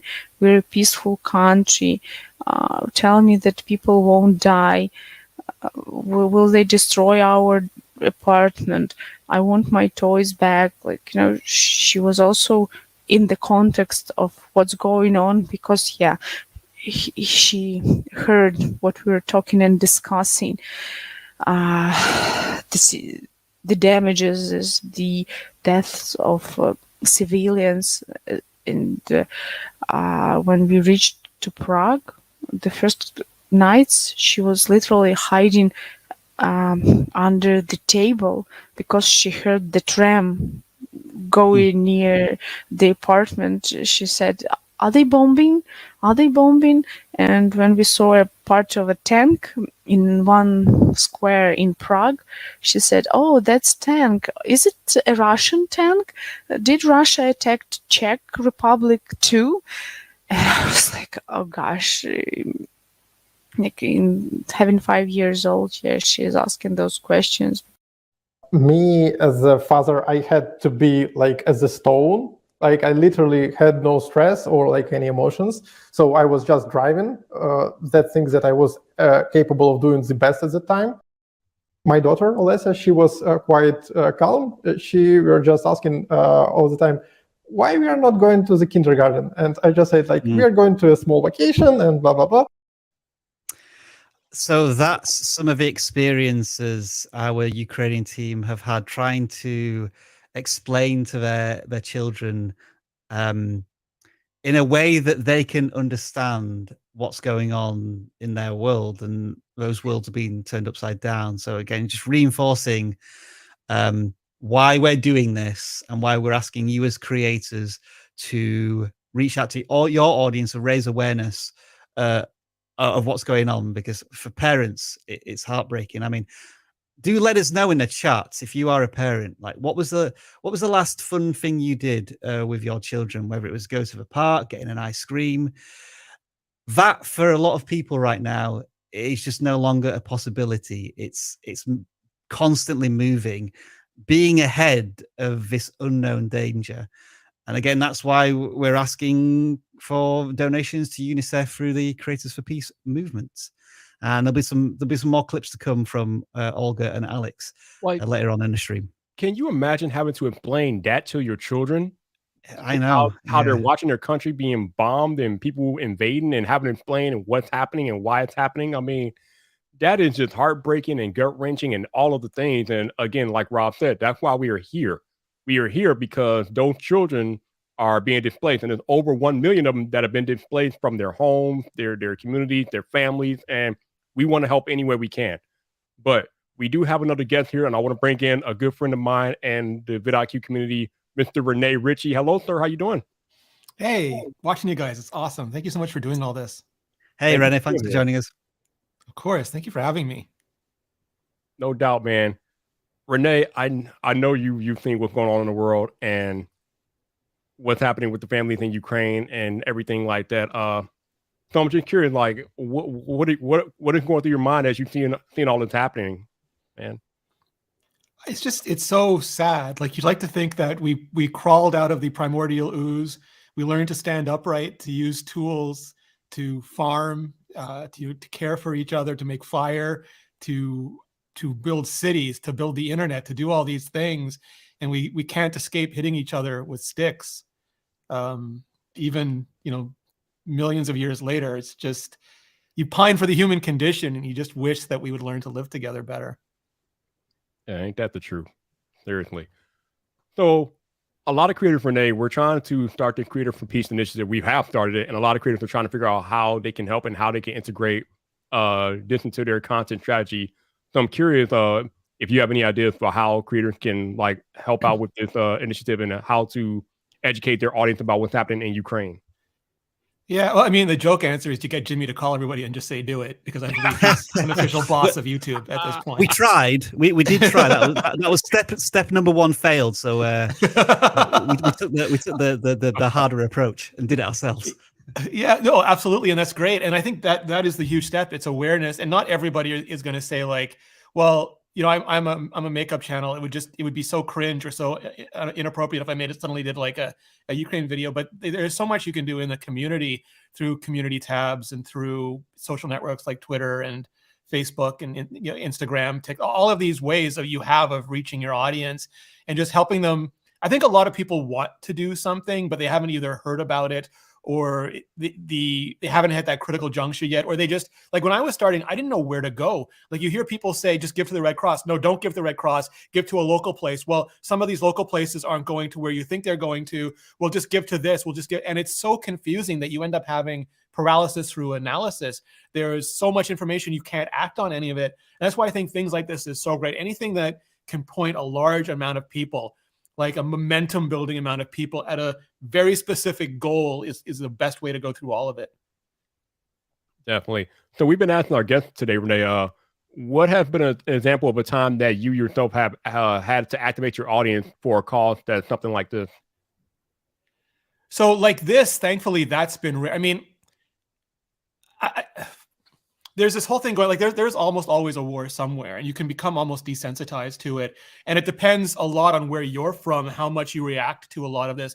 Like if you grew up in Central Africa, you probably haven't known a day of peace. You know, just like even if you have family there, you probably haven't known a day of peace in decades. And those tragedies happen so often that we become almost desensitized to them. That's a horrible thing to say, but it's just, you see that in the news over and over and over again. And they're definitely big, like huge We Are the World campaigns that activate over those kinds of things. But you see forest fires, and then you see like everything that's happened over the last 2 years, especially, and you can just think like it's hopeless. There's nothing that you can do. And I just give, like, that's the only thing I can do.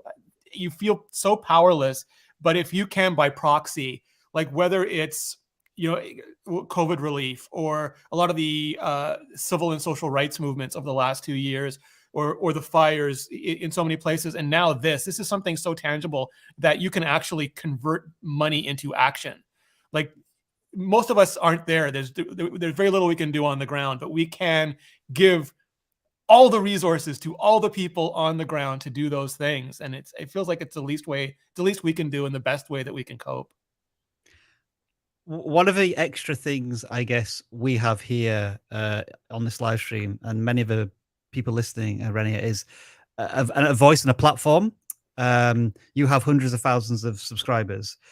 So the question I would ask to you is, before we think about how we can ask our audience to make a big impact in a meaningful way, how has your audience had an impactful way on you as a creator?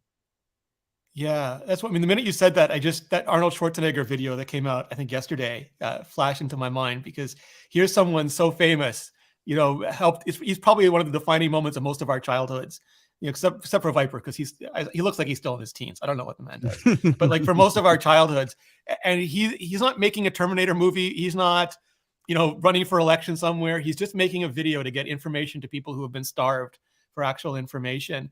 And part of that is, we build our audience, but the audience builds us. And it's a whole tangent, but I have this whole Spider-Man thing where with great audience comes great responsibility. And there's a lot of people who don't seem to feel that way. They look at their audience as like an entitlement or like a resource, a fuel that they can burn up. And a lot of them still have audience. And that's frustrating on so many levels for so many of us who care so deeply about our audiences. But when you're lucky enough to build and have that connection, like when you see a Vipe Live or a Friday Night Viper, I mean, you see so many people coming so many days over and over again. That's the kind of community that gives you life. And that's what saved me. Like I don't know what I would be without my community. I've been doing this for about a decade now, from Mobile Nations through to being an indie YouTuber. And it's literally what sustains me. Like that back and forth. What the stuff that I create is a product of not just what I think, but what the community has taught me. It's absolutely invaluable, and that we're in this together. So as much as, I can help inform my community, they're informing me right back again. Even when I'm like incredibly stupid and wrong, like if I say, just give to the Red Cross, immediately they'll go, no, don't do that, because that's just an example. Please give to the Red Cross. But like, they'll say like, here's this place my uncle's running that's bringing people across the border right now and could really use blankets. You're like, yes, done. It's so far beyond what any of us can do as an individual. Hey, Renee, did you make a dedicated video for Team Thieves or Team Thieves, or did you just integrate it into one of your regular videos? I did a dedicated video, but mostly because like Jimmy said, do it. And then he sent me, like he called me and said like, what is Apple doing? And I put that in the video and then answered. So it's like, again, it's like Marlon Brando calling, you can't say no. So it's like when you have the chance to, and I was lucky enough that because I work with Apple, I know the people working on environment and plastic reduction at Apple, and I could just ask them what's going on with all that, and then provide an update. But it's also nice to see all these big companies like providing ways, like whether it's through iTunes or Google Play or any of these big platforms, because sometimes you just don't know who to trust. Like I'm pressing this button and it says I'm giving to here, but we live in an age where we don't know who anybody really is or what any link is really going to take us. And there are unscrupulous people who take advantage of the absolute worst situations in the absolute worst ways. So when you have like big platforms making it super easy and trusting to make a donation, it just helps. I know I'm not answering the question you asked, but it made me think about that. No, you're good, man. So if Mr. Beast gave you an offer that you couldn't refuse and you refused it, would you find a severed play button on your pillow in the morning? No. I would just be in one of those coffins that doesn't get dug up. Gosh, so funny. So Renee, obviously we're talking I'm about... joking. Jimmy's awesome. Like he's super generous, really, really good guy. Yeah, we just bashed him for the last 5 minutes, haven't we? So I know we're talking about Ukraine, and obviously that is the theme of the live stream, but we have content creators on here. We all do YouTube. So obviously we're going to be bringing up some YouTube too. So Renee, I want to ask you about your transition from being or having a regular job to being your own independent content creator. So I guess the question is, how did you prepare for that? Badly, because I quit I used to work for Mobile Nations. It got bought by Future, one of the biggest media companies in the world, based in the UK. It's their philosophy not to be number one, but to buy 5 companies and be number 1, 2, 3, 4, 5. So like they're massive and they just keep growing. But it became a very different environment. I gave my 1 month notice because I figured there'd be an Apple event that March. It was March 2020. And then the world shut. And I had no idea what I was going to do because I already lost my job and that clock was ticking. And I was starting a YouTube channel. And people were saying maybe that we'd be stuck at home and people would watch more, but also that the economy was going to collapse and there'd be no ad revenue, no sponsor revenue. So it was just an unknown, but I didn't have any way of emotionally handling that. So, well, you know this already, Vipe. I put my head down and just started making videos. I think I made like 200 videos that year. And that was all I could do was wake up, make a video, go to sleep, time to make the donuts, like very literally. Yeah, this man has pumped out a lot of videos since he's been an independent creator. So about your abilities to just keep making content, like how do you maintain that drive to just constantly push out content? Because sometimes, we're creative, we can run into roadblocks, whether it be mentally or whatever, and we just can't make the content how we would normally want to make it. But you seem to have no problem consistently putting out content every week. So how do you maintain that, man? Yeah, it's funny because when I got hired from my original job, I was hired by Dieter Bohn, who was at The Verge and now just went to Google. And I'm like, are you sure you want to hire me? Because it's one phone on one carrier in one company, and there's no way I'm going to be able to write about it every day. And he just laughed at me. And I still think about that laughter every day at this point. And then for 10 years, I just did 10 to 20 blog posts a day, every day. That is that content. And I think you get velocitized.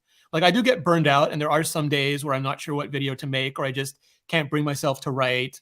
And I feel intense, even though I'm my own boss, I feel intense guilt about not doing it. Like I've let me down for not doing it. And like time is such a precious resource. We can always make more money. We can never make more time. So I just see that thing clicking away, and that makes its own load. So I keep it simple. I look at the internet. I try to figure out like, what can I explain? How can I help? Who is wrong on the internet today, Viper? That's always the best, pettiest human motivator. And then I try to make a video about it. And I just do that, one step at a time. That's a good way to be. Dan, the crowd is requesting you to speak.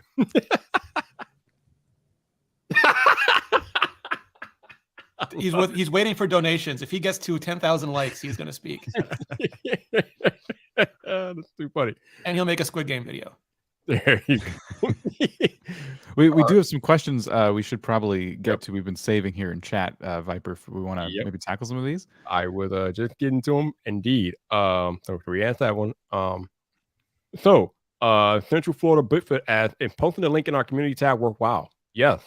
Again, anything that you can do to promote this on your social media, whether that be YouTube, Twitter, Facebook, wherever you are, anything that you can do to promote it will be very, very helpful to all involved. So you can definitely post it in your community tab and activate your audience and get them involved. Definitely. But what I would add to that is make the post just more valuable than promoting a link.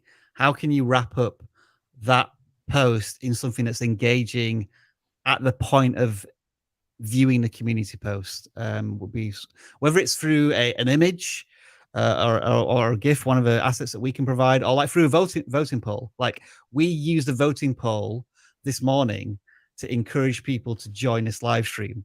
And I think probably thousands of people have engaged with that voting poll, giving them the opportunity to join this live stream as well.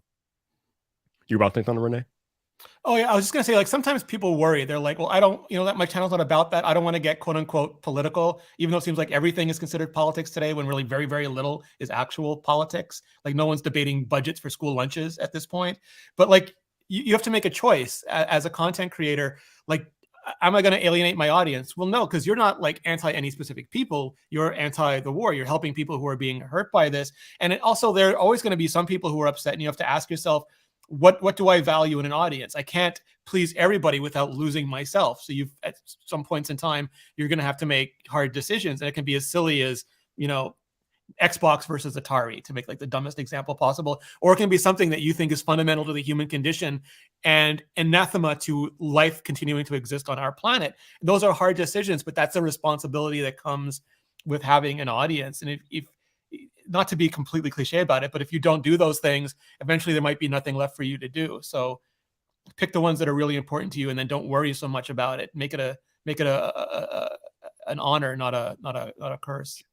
I can't speak for everybody, but I can say that here at vidlQ, we are not concerned about the politics of what's happening. What we are trying to do is help the over 1 million children and families that have been displaced by the conflict. And we're trying to help them get back on their feet and support them in any way that we can. That is our focus. That is what we're doing. Everything else, we'll let the rest of the world deal with that stuff. But we are focusing on the children and their families that are displaced. And that's why we are asking for you guys and help to promote awareness about this, so we can support as many children and families as we can who are being impacted by this conflict. So that is where we are coming from. All right, this next one is going to be interesting. The Dionjo says, I joined for Creators4Peace and I downloaded all the images. Am I allowed to put you guys in the video? I don't have a problem, but Rob and Dan, yes. I don't know. All right, so all three of us say yes. So yes, you can put us in the video. This isn't a special cause. We don't mind. We used to do something called memes of the week. We've had everything done to us. So go ahead. All right. So we got another question from Dempsey. Says, is the link that people can donate that we include in the creator content active, or it's active right now? So the link that's on the website, it's active right now, so you can post it in your videos and your community tabs and socials right now, and it's active. Yeah, and I think this morning, even though like in this live stream, we're not asking you to donate, we're asking you to create content to ask your audience to donate. We're already on the march here. I think we're at $150 this morning when we turned it on, and we're already at $1,400. So, wow. If any of you have donated, thank you. We really do appreciate it. Seriously, y'all are awesome. Thank you. And with that said, we have another special guest in our midst here. We got to bring in an awesome colleague of ours, probably one of the best moderators I've ever seen in my YouTube life. Mr. El Jefe Reviews is here. What's up, Jeff? How you doing, man? How you guys doing? Doing good, man. Appreciate you making the time. Yeah, man, no doubt, man. Glad to be here. Glad to see Renee and Dan and Rob. And I was hanging out in the chat, the whole time. So, got to see Ed from Film Booth and Nate and Sean Cannell. So it was a good time, man. I'm really glad that we're pulling together to make a difference out here. Definitely. So, Jeff, we've been pretty much asking everybody, like, how do you as a creator go about relaying this information to your audience, because obviously you make headphone content, so it's not really related to humanitarian causes per se. But if you want to do something special like this as a one-off, like how do you go about integrating that into your content? For me, I have a Sunday live show. So I've been, ever since this whole conflict started, I'll dedicate at least a couple minutes to talk about it, to see, you know, tell people, hey, you know, make sure they're praying, make sure they're donating to the right causes. But now with Creators for Peace, you know, we have all the assets set up. So, you know, they're already formatted for Instagram, for Twitter, for the YouTube community tab. So, you know, this makes it actually a lot easier. So even if your content's not about it, you can still use community tab, obviously, if you have access to it. You can talk about it, even almost as a quick ad spot if you wanted to do something similar to that. But really try to use your social media, even if you think, because I've seen people say this in the chat, oh, I just started last week, or my channel is tiny, or whatever. It's not about the size of your channel. It's about all the voices pulling together to bring light to this situation, and to also try to help the children who are in need. So if there's a way to do it, we've tried to make it as easy as possible for you. Awesome, man. Yeah, I completely agree 100%. It's definitely not about how big your channel is. We are trying to get everybody together to relay this information to their audiences so they can be aware and decide to help out and do different things like that. So don't worry about your channel size. There's no special requirements. We are asking everybody who can and who is able and willing to share this information and help these families that have been impacted by the conflict. Yep, for sure. And if you can get Jeff Bezos and Elon Musk into a bidding war for who can make the biggest donation, like, all power to you. That'd be great. Yep. Indeed. Yeah, good idea. All right, I'm gonna go back and answer some more questions that we got. Let me see what else we got here. Okay. Nope, not that one. All right, here we go. So we have a mentology, health awareness. As a channel about mental health, I wish I could reach all Ukrainians in Ukraine and help them in any way I can. The world is with them. Well, you can't reach all of them, but you can reach some. Again, if you are willing to share this information out, maybe in the community tab, or maybe make a video about the situation, that's going to reach some people. Especially, here's the thing, like, if a bunch of creators use the hashtag creator for peace in there and make videos about this on YouTube, that's going to pick up in the algorithm, and those videos are going to get pushed out because it's becoming a thing. That's kind of how the algorithm works. Once something gets a little bit of traction, YouTube tends to push it out a little bit more than norm. So if we can get a bunch of y'all to make content about it and use the hashtag creator for peace in your content, YouTube is going to get it to where it needs to go. And that's going to help us raise awareness for what's happening. So please, if you can make videos about it, please do that and help us drive the awareness for what's happening in Ukraine. Okay, let's see. We got Tish. Hi, Tish. And said everyone had a voice. I use it. My little community raised over 3K for charity with less than 1,000 subscribers. You can do it too. You don't need to be a big YouTuber. Absolutely. See? It's incredible work. Incredible work. As I think I mentioned this earlier on, like, in terms of the value of a single viewer donating is perhaps 10 times more valuable than 100 people watching something visually satisfying about acrylic pouring. I think that's one of the things Tish does. Apologies if I'm wrong with that, but the goal of this movement is to actively engage your audience to do something because of what's happening in the Ukraine. And if a creator with less than 1,000 subscribers can raise that much money, it is possible. It is possible. It is definitely. It's a matter of want to. All right, we have a question from Green Flyer. I want to donate, but don't know when. Is there a time limit? The time is now, man. The time is right now. There is no time limit. Unfortunately, I don't think this conflict is going to end anytime soon. So anytime you are willing and able to donate, that will help. So don't think about it in time limit terms. Just whenever you can, those links and that information will be ready for you to make a donation when you can do that. So I appreciate you considering that, and I invite you to do that when you can. Rob, you want to read that? I think we're at the top of the hour. You want to read that real quick?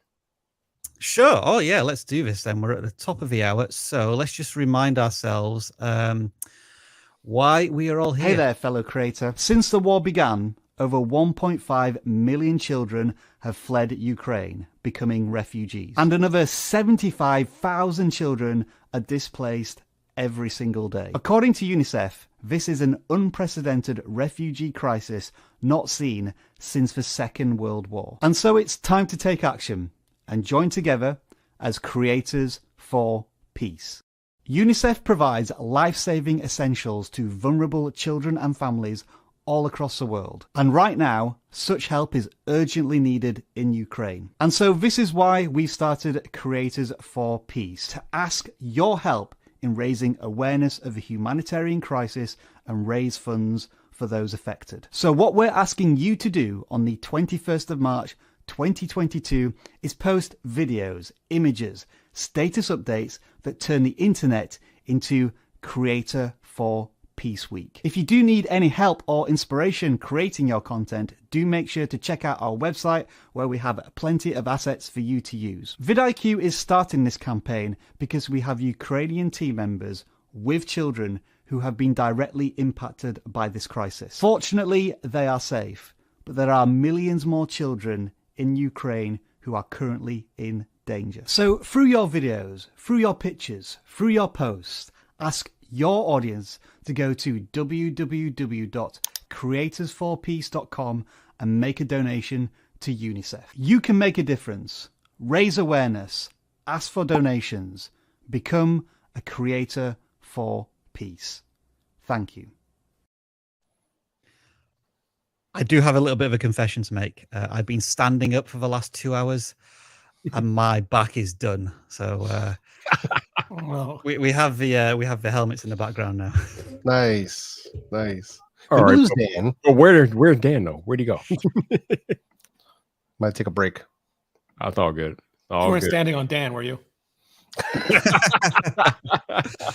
Dan was carrying the show. Is that what you're saying? Yeah, He might have been. He might have been. he's back. He's back. Ah, he's back there chilling. Hey, there he is. Hey. But the other thing I want to make clear to you all is that this is not just a one-day thing. We are making all of next week Creator for Peace Week. So I don't want you all to feel like you have to rush out content or rush out the things that you're going to do. We are doing it all of next week. So there's no rush, but all of next week starting on Monday, from Monday to Friday, we are having Creator for Peace Week. We're going to be encouraging you guys to get involved all week long. So don't feel like it's the rush. We're doing this all week long. So. Jeff, I wanted to ask you a question before I forget. I'm trying to remember to ask this to all creators as they join the stream. In terms of sometimes creators may struggle to think how they can have an impact and an influence on their audience. So first of all, to understand how important this is, what sort of influence has your audience had on you as a creator? In a sense of like causes that they wanted me to talk about, or just in what they've done for me personally? What your audience has done for you? What have they allowed you to do as a content creator? No, for sure. I mean, for me, the biggest thing that we've been able to do so far has been working with, I partnered with a company called Beats for Hope for my merchandise line. And 100% of the proceeds of my merchandise line go directly to support a local food bank here in the Bay Area, Alameda County Community Food Bank. So we started this campaign in November, and by Christmas time, we were able to feed over 400 families and counting. Wow. Because I haven't stopped the campaign. So every time somebody buys one of my beanies, one of my shirts, hoodies, whatever it is that they get, I don't profit at all from it. It's 100% of the proceeds are going straight to the Alameda County Food Bank. So that's been by far the most successful thing that I've been able to do with my viewers, with my audience, and also with my creator community, because the response from my fellow creators was massive. That's amazing work. Yep. Oh yeah, there he is. Thanks, Renee. We have some of the merch. Hang on, let's get up full screen. Let's take another look. We need more Jeff in our lives. Yeah, that's it, man. I appreciate it, man.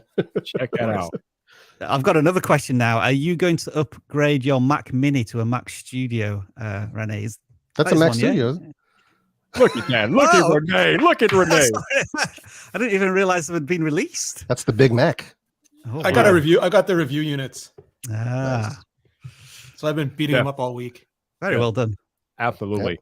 All right, y'all. We have another guest here, one of the all-time greats of YouTube. Let me bring in my dude, Soldier No Beth. What's up, man? How you doing? Hey, I'm doing pretty good. How y'all doing? Mark, man. Doing good, man. Good to see you. Welcome. Hey, you too. You too. Good crew. Good crew today. Definitely, man. So, Mark, you've been on the platform for longer than most. So, when things like this come up, I'm curious, what are some of the ways that you get your audience involved in when it comes to special causes such as what we're doing today here? Yeah, one, I think it's great that you all put this together, but two, it's one of these things over, I've been doing it for around 15 years and we've gone through some major events and things, and it's always unfortunate. And I think that, you are, along with your audience, going, you're experiencing these things and you're having those same type of emotions. And I think for me, I just want to encourage everyone, every day just to try to be yourself, to be the best version of you, and to be thoughtful of other people. And we see that as creators when people leave negative comments and all those different things and just negativity around the world. So for me, I always try to encourage people to, either give back if they can, to donate, or just in general, just to try to understand where other people are coming from. And I always encourage, even if you have a disagreement with someone, try to have a talk with them, try to understand where they're coming from. And I ain't saying you're going to be best buds, but being able to listen and have conversations with people that you even disagree with can help. And when we see conflicts like this and things where it's just kind of can't we all just get together and unbox something? Can we just get along? You know what I'm saying? But then when you're seeing it affecting, a lot of children who haven't had a chance to live their lives yet, to experience things, and they're defenseless. It's just unfortunate, and it hurts. And I see it with creators and viewers all the time. We share that hurt. We're not experiencing exactly what they're going through, but it just sucks all around. Definitely, I appreciate that perspective.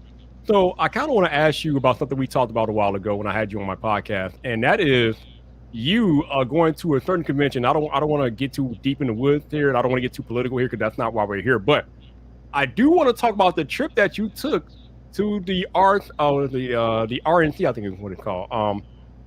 So talk to us about why you did that and what you were hoping to gain, the perspective that you were hoping to gain from making that journey. Yeah, so earlier that year, I was able to, YouTube and Google asked me to be able to ask a question to the Republican nominees in their presidential debate that year. So I asked a question about policing and body cameras and things.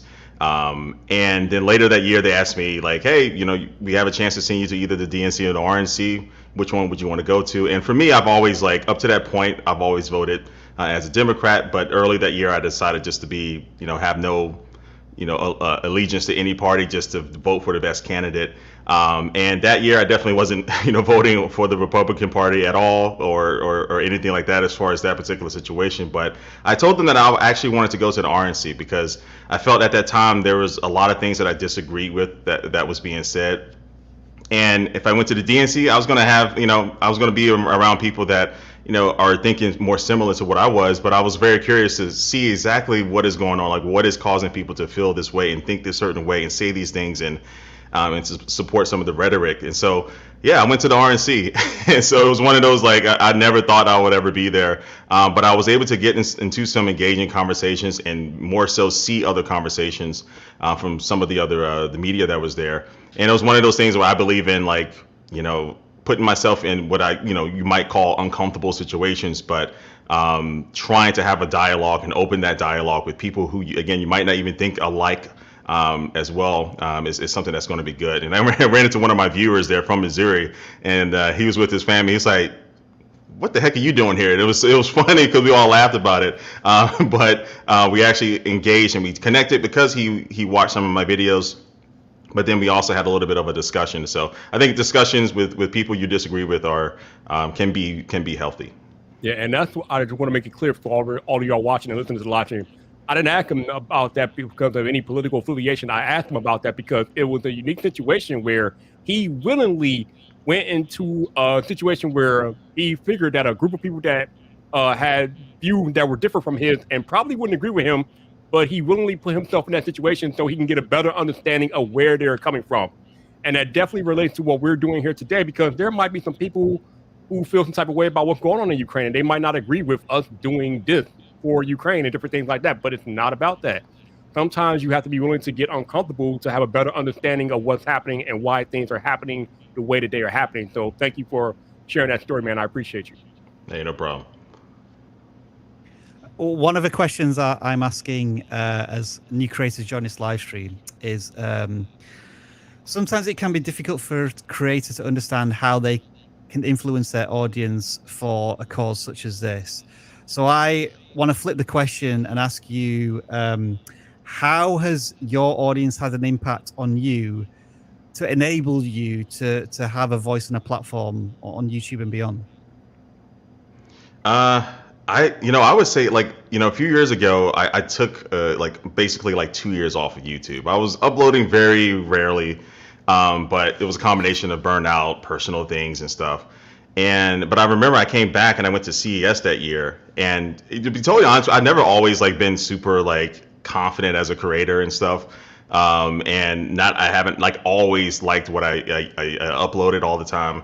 And so I never kind of thought about it. I was just grinding away trying to do my channel. But I went to CES and there were, creators that, were coming up to me and they were saying I influenced them, or and they got encouraged to start making videos and stuff. And that was one of those things where it meant so much, because again, I'm it was very awkward. I'm shy in a little bit with those type of things.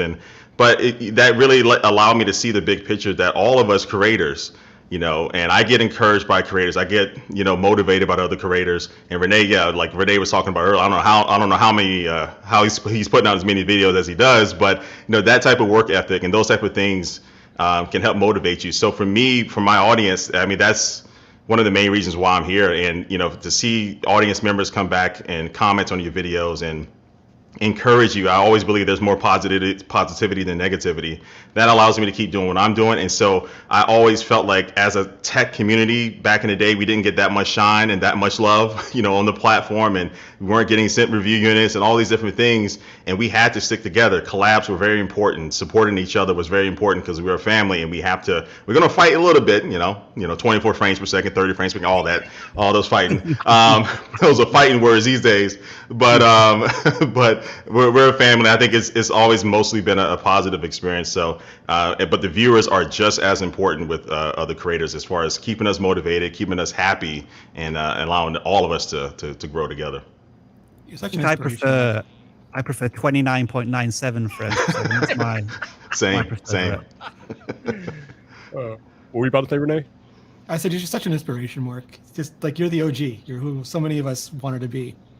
Oh man, I appreciate that. I really do appreciate that coming from you, man. All right, so I want to go back to some questions here that are starting to populate. Let's see what we got here. Yeah. Okay, where are the questions at? Jeff hit him. Jeff hit him, so you'd have to throw to him. Oh, okay. I think I had a certain question he wanted to answer. No, I was just trying to see looking at things coming up in the chat. So mentality help word is donation required? What I mean is, in my video, am I asking people to donate? And if so, where is it going to? I've never done something like this, so just trying to understand. Thanks. So yeah, basically what we're trying to get you guys to do is to create a video or an ad spot, or however you want to do it, asking your audience to donate to UNICEF to help out with the children that are being displaced by the conflict. So yeah, we are asking you to make a video asking your audience to donate, or if they can't donate, asking them to spread awareness to their social platforms, their network, so more and more people can be aware of what's happening. So while a donation would be nice, it's not required. Basically, what we really want to do is we're just trying to promote awareness for what's going on. So if you can make a video promoting awareness, if your audience can donate, that would be great. But if they can't, as long as they can promote awareness about what's going on, then that works too. Yeah. Also, follow the link in the description. That's going to take you to it's scrolling past right now too, but it's in the video description, creatorsforpeace.com/join. There's a video there that explains everything. It's all written in text. It even gives you the assets and everything. So definitely want to check that out if you want, some additional information on the stuff that you can include in your video. And it can help you kind of figure out exactly what you feel like saying. There you go. Rob, I'm gonna let you handle this one because I'm not sure. Oh, so yeah, I saw this question and I just want to show you that there are actually tools within YouTube itself if you wanted to create a fundraiser. So in the YouTube studio, if you go to monetization and then giving, somebody help me out here. I'm trying to remember what's the minimum requirement these days for giving. I think it's 10,000 subscribers, but I could be wrong. It keeps lowering every time I check it. Yeah. So if you have 10,000 subscribers, you can tie this directly into YouTube. You click add fundraiser, create a fundraiser. You choose your charity, and as long as that is listed, I think as a US nonprofit, you should be able to find it. Fill out a bit more details, and then once that's complete, whenever somebody's watching one of your videos or a live stream, then you'll have the donation button appearing next to the video or underneath the video. So that's one of the easiest, least friction ways of doing it. If you want to start setting up a fundraiser on your channel, if you have 10,000 subscribers. Yeah. Otherwise, if you don't have access to this, let's say you were able to live stream and you don't have access to it, you could do kind of like what we're doing here. You can have the links in your description. You can talk about it. You can have a banner running across if you're using a service like StreamYard or even OBS. So there's ways of doing it. You know what I mean? You don't have to have it integrated into YouTube. YouTube does make it easier because it allows people just to donate directly on the platform. But even just including the links, you know, you can pin a link in your chat. There's ways to do this without that integration as well. Definitely. So, Mark and Renee, I have an interesting question for you both. So, it doesn't happen a lot, especially in tech, but there are going to be times as a content creator where you make a piece of content and you know that people are going to disagree with it one way or another. So, I'm curious, how do you get in the mindset, or how do you prepare to make content or put out content that you know are going to turn some heads the wrong way?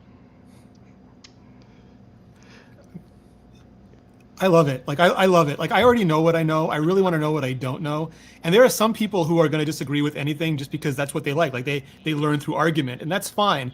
And there are some people who just, like, their brand is negativity, or they figured out, like, the way to get attention is negativity, and you ignore those because they'll disagree with whatever you're going to say just so that you give them some attention. Just let them go by the wayside, but then have a strong opinion loosely held and be willing to learn and change your mind and treat your audience with respect and make it a discussion. And then if you really did screw up, you can make a video saying I was wrong about it, like a genuine, sincere one, not just like a rage bait trap. But like that's the whole part about being a creator is, like, for me, it's the learning and just being part of all this. Yeah. I think we should go around the table now and ask everybody for what their most controversial, unpopular opinion is. Like, I'll go first to volunteer. I think Legend of Zelda Breath of the Wild is one of the worst video games I've ever played. Not this again, Rob. People know this if they've been on the live streams before. I thought you were going to say it's a bad Mario game, and then I was going to it's a boring waste of time. I cannot be bothered chasing around chickens. And the learning curve is ridiculous as well. Anyway, that's my unpopular opinion. What about others? Oh my God. I'll say mine is that I really don't know if this is that unpopular anymore now that it's been a while, but I think right when YouTube announced the dislike counter was getting hidden, I thought that was fantastic. Ooh, that's interesting. All right, I'm gonna defer back to Mark here because I want to see real like that about the question I asked before about how do you prepare yourself to make content you know people are not gonna like.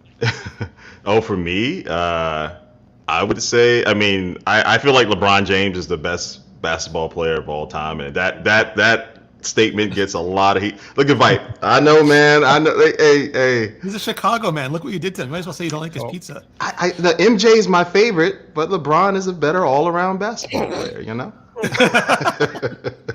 And Superman is better than Batman. Vite. Wait for it. Stop it. Oh my God, y'all are out of order. All right, Jeffrey. No, actually, it's my turn. I don't know if this is that controversial, but a lot of people will keep saying that I should try, but I will never try it. But I will never put pineapple on my pizza. It's not happening, people. It's just not happening. Stop it. Go ahead, Jeff. In 1 second. Oh man. Well, I don't know. For me, I'm trying to think of like hot takes. I usually just kind of go with whatever my thoughts are, and I don't really stress over people disagreeing with me too much. But it's I don't know. I guess for me, one thing that always bugs my audience when I say it is that like neckband earbuds are better than true wireless earbuds. That bugs them a lot. So, you know, and what I'm talking about is the ones that have the neckband that goes around. They have two little wires that goes in here. It's old school style kind of, right? But that really bugs them when I say that. They're like, how could you say that? It's like old technology. I'm like, it's objectively better. Like, fight me. So but it just is what it is. It's like that's like one of the few things that triggers them when I say it, like in my live streams, and they're like, "What? Like all your channel's all about these earbuds?" I'm like, "Well, I'm just being real with you. They're just not popular." So definitely an unpopular opinion.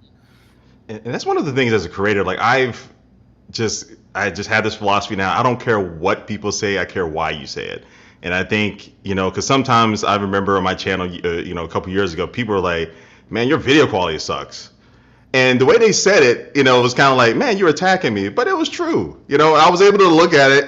It was true, or my audio quality sucked. So sometimes people have a hard time like saying something that is true, and they can come across a way, or we're just using text on the screen. So I've tried my best to, tell my audience, especially if we're doing like if I'm doing like a versus video or something, look, you can disagree and whatever, just be respectful as best as you can. And, I love a good discussion or a good debate, but a lot of the times what I see on the internet, sometimes how people say it can really affect like how people, digest what they're putting out. All right, Renee, what's your hot take? So mine is that an iPhone with Google Apps is a better Google phone than an Android phone. And you might disagree with that now, but it was absolutely true at the time. No, that's hilarious. Oh man, You had the best of all worlds. You could get anything from Microsoft, Google, and Apple all on one device. The funny thing is, Renee, there's a bunch of Google apps on iPhone, even though it's not. Yeah, I mean, no, you they monetize through eyeballs, not through atoms. So like it behooves them to be everywhere. Yeah, photos and docs across all my devices, it works really well for me. So, and Viper knows I carry both. I have, I have a Galaxy, I have my iPhone, but that's the kind of stuff that I love. The fact that not only does it work across like my iPad, my iPhone, the Android phone, and my PC. So like if I need access to my photos, Google Photos is across all of them. If I need access to my docs, they refused to support Windows Phone. That was the funniest thing. Google's like, "Nah, we took it away from them. We're not giving it back. No Google apps for you, Microsoft." That's terrible, man. Yeah, it's kind of funny. I think these big companies don't hate each other as much as like some people hate the other companies. Because if that was the case, Samsung would be making displays for all these competitors. Like I know it's different branches and stuff, but ultimately they just care about making the most money they can. They don't care where the money's coming from. They're going to do that. And I think the viewers and sometimes the creators, we get into the whole who's better type of dialogue. It's funny. Yeah, it's ridiculous, definitely. Rob, is this not an option in Australia? I'd have to check on the Google support pages, but that's probably it's US, the Canada, case. and one other country. Yeah, that might be the case. I think. Yeah. Can I ask a really naive iPhone question? Sure. If you remove an icon from the home screen, does it still reorder everything on the home screen? Yes. Yes. It is 2022. We just made it worse. Magnetic timeline. I rest magnetic my case. timeline for icons. Oh, Rob, never change. Rob, never change. Yep. All right, so we got a question from Modal Camping Stories. Is there a script on the website? I haven't checked yet.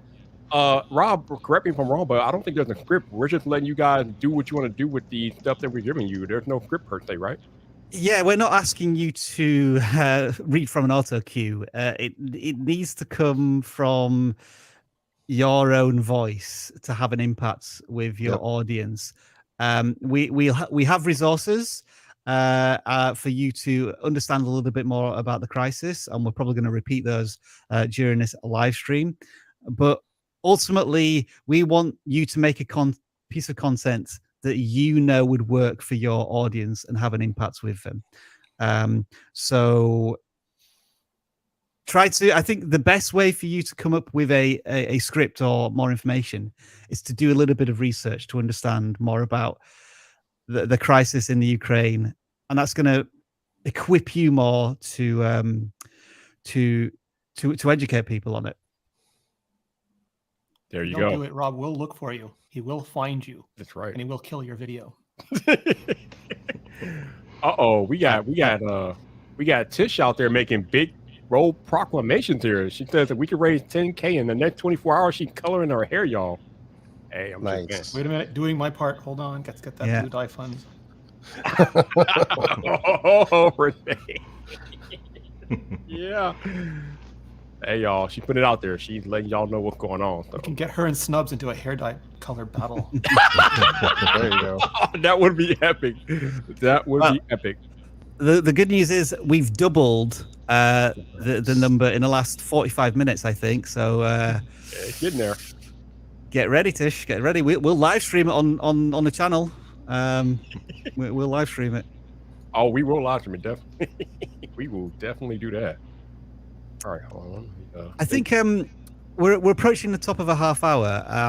I do want to make sure that I continue to progressively go through these conversations that we've been having with the vidlQ team themselves. If you joined this live stream a little late, one of the reasons why this is an important movement for us is because we have team members who work in the Ukraine, and they've had to flee their homes, and they are their parents as well, and they wanted to talk to us to share their experiences of what it's like to be, I guess, escaping conflict and war.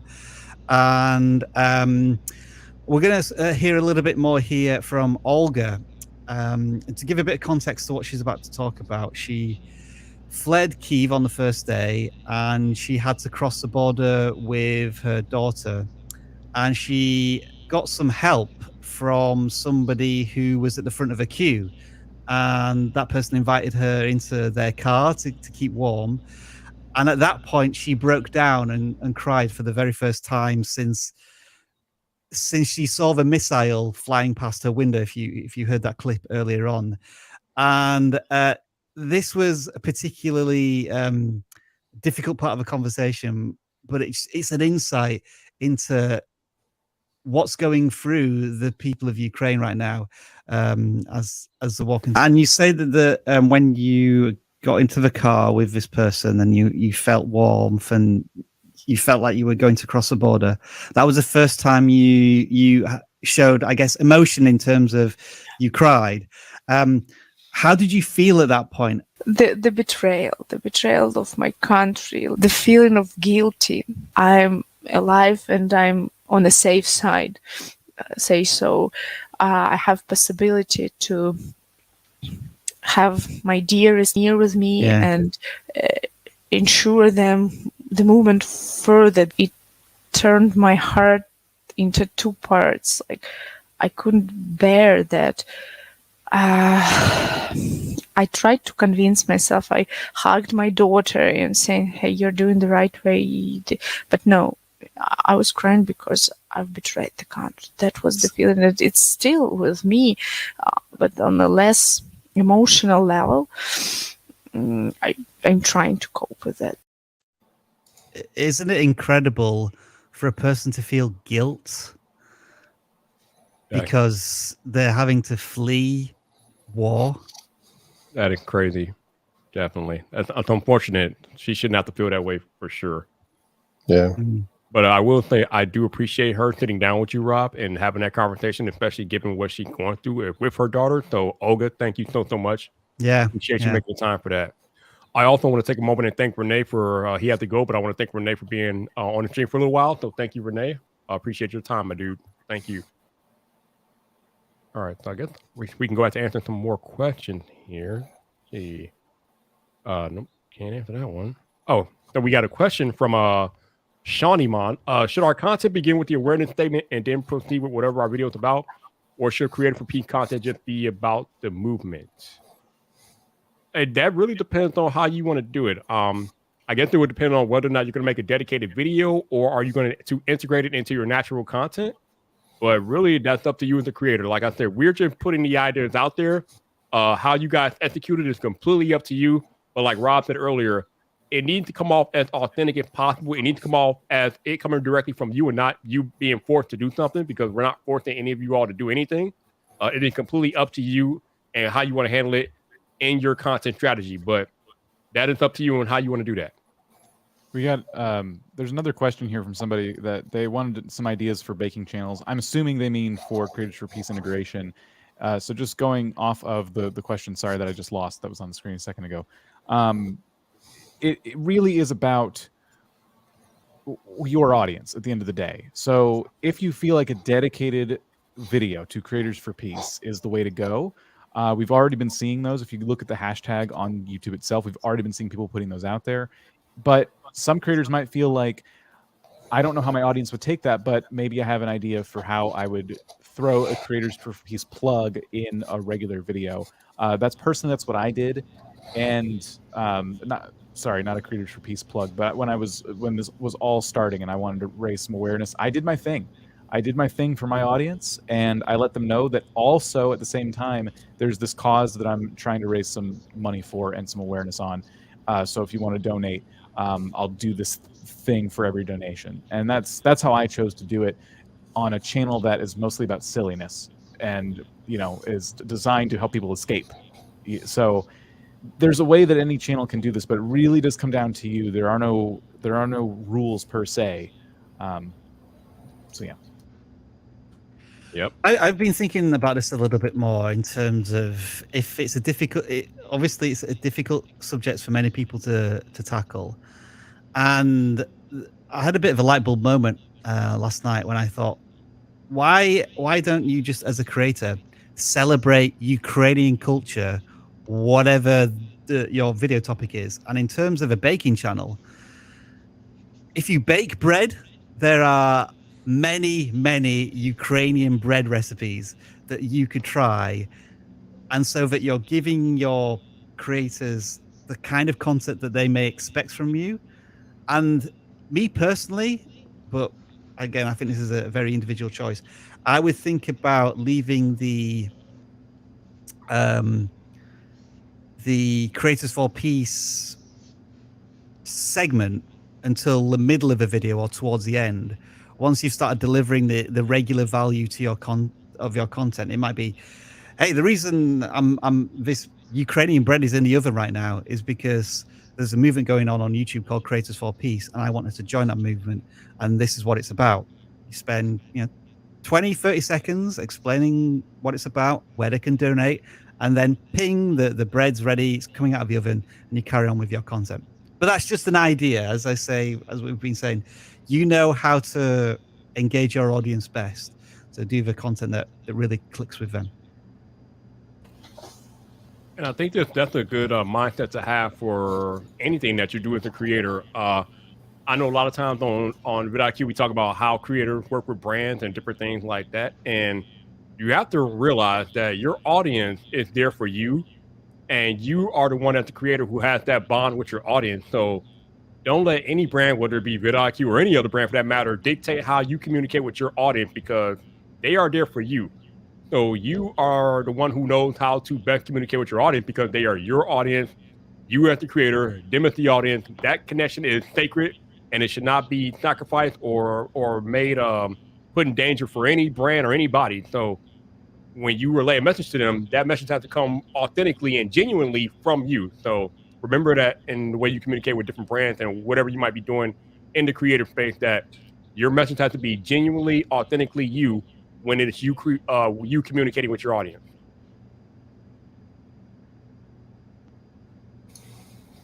Wow.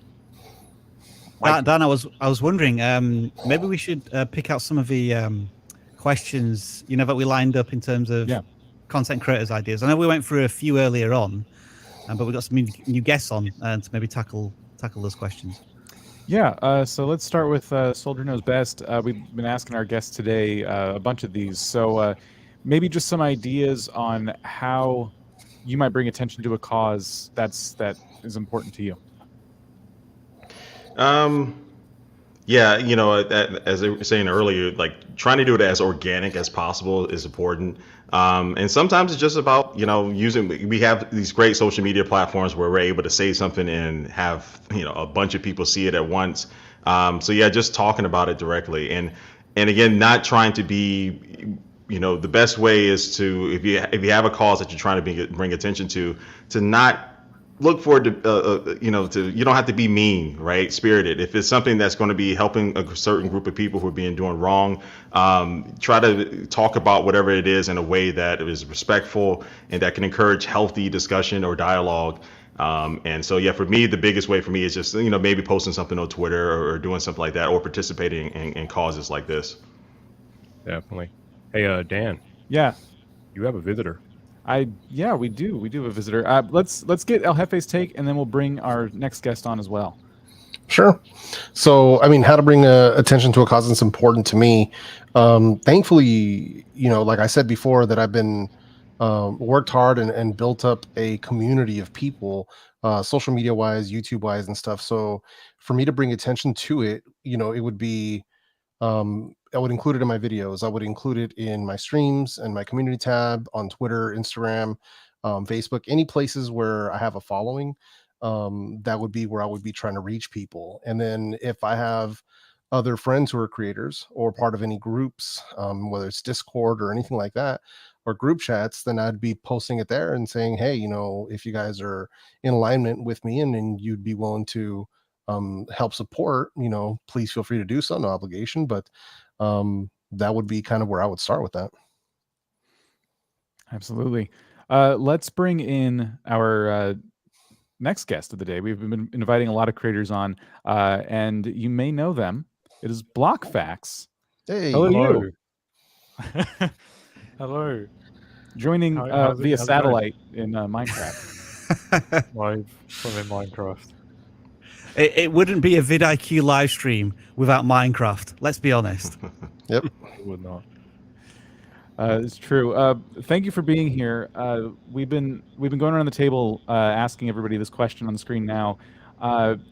If you were to be bringing up some attention to a cause that was important to you on your channel, or if you were advising creators on how to do that, what are some tips? Well, I'd definitely say making something creative that will get people interested, like being unique in what you create, as you would with any other video, but because it might be something that's quite different to what you already make. It's very important to keep it interesting.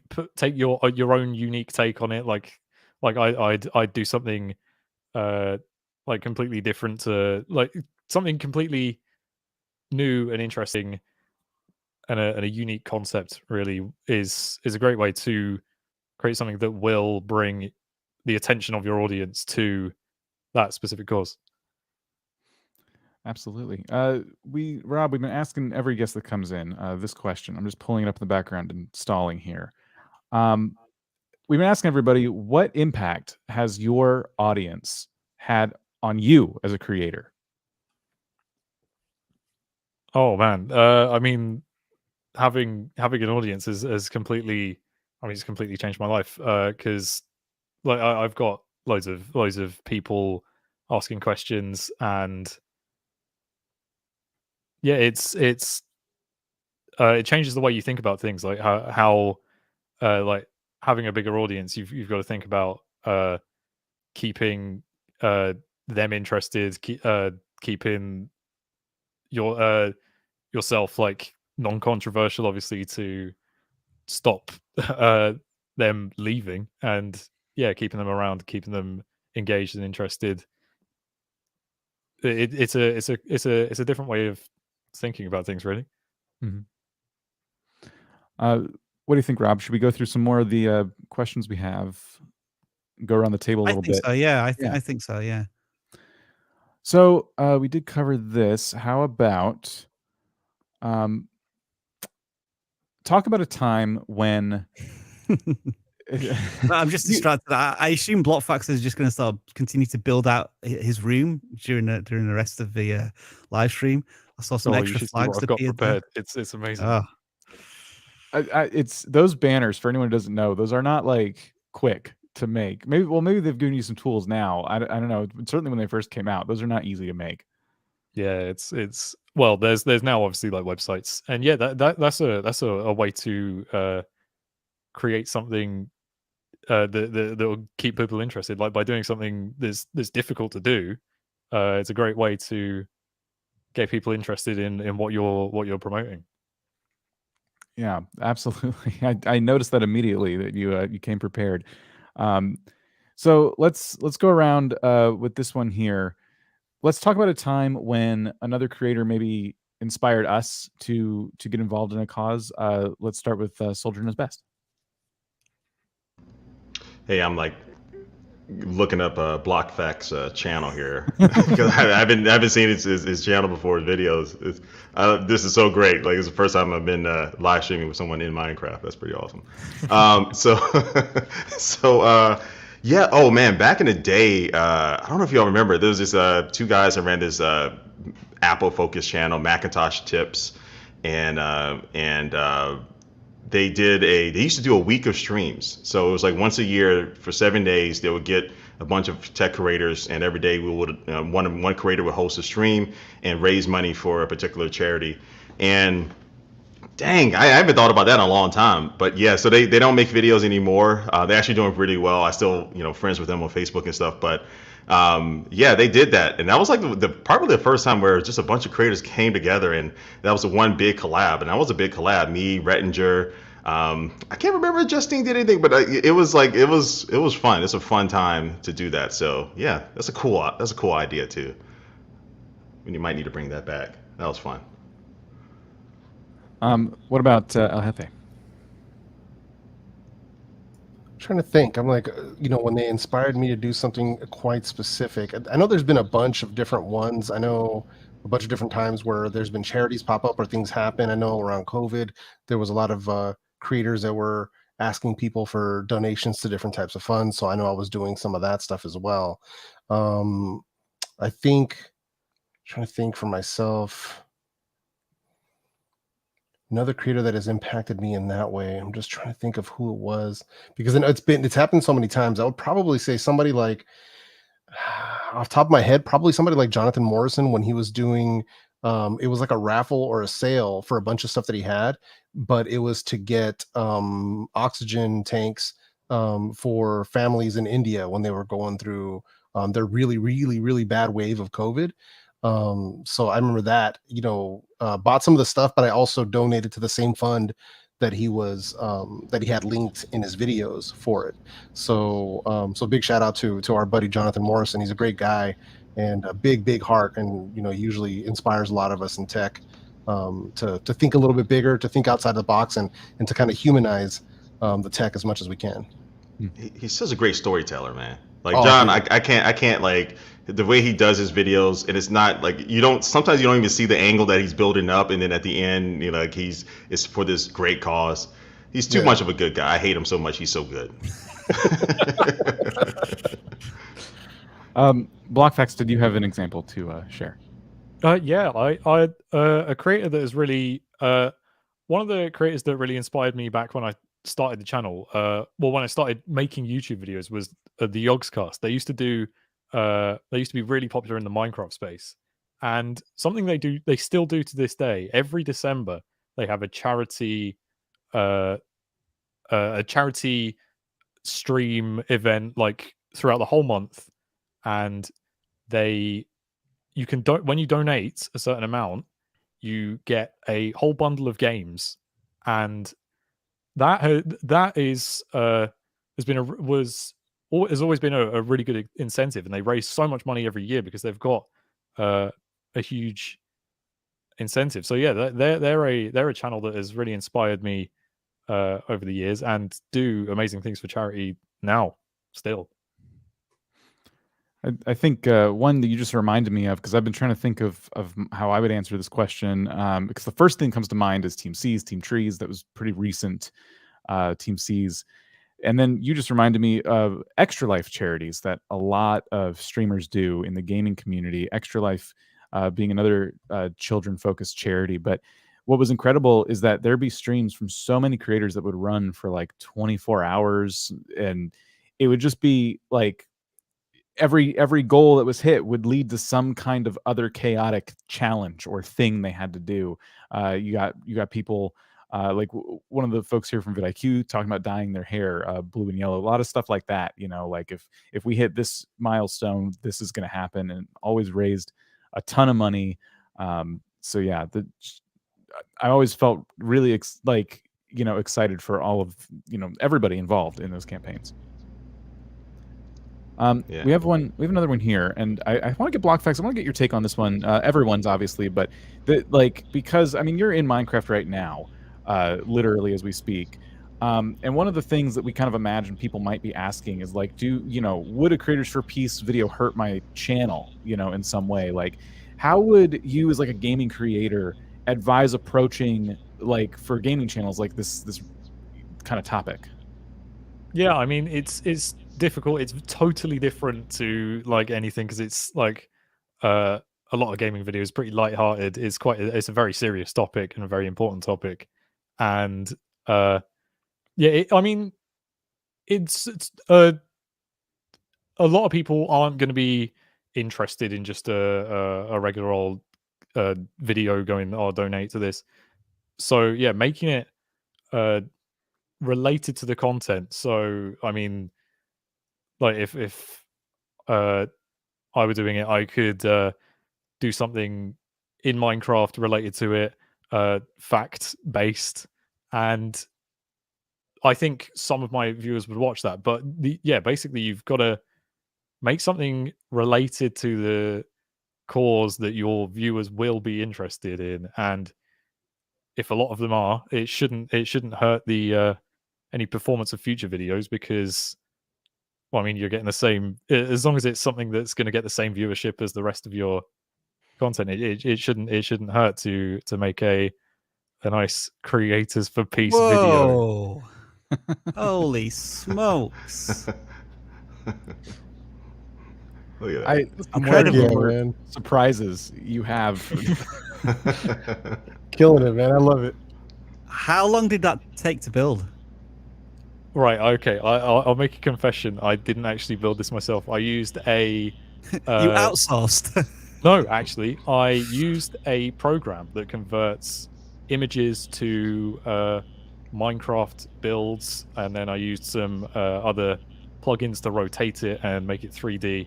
And that's just some way you can, surprise the viewer, make something that's unique. Use your skills, because I obviously have a lot of skills in like the technical side of Minecraft and making things using outside programs. Whatever skills like you've got, you can employ those, use those to make something that's gonna create something that will shock, or well, not shock, but like surprise, and create something that's just interesting for people to watch. Sorry, just Very taking cool, a very screenshot cool. real quick. I don't know if you saw the first room that he had posted, but on the wall he had plaques with the URL for Creator for Peace and everything. Yeah, there was a few messages. It didn't quite fit on one line, so I sort of had to improvise. But yeah.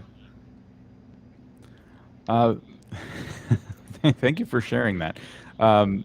Let's go around the table. Let's continue. Soldier Knows Best. For anyone concerned with how making a video like this, jumping on a topic like this, might like hurt their channel, any tips?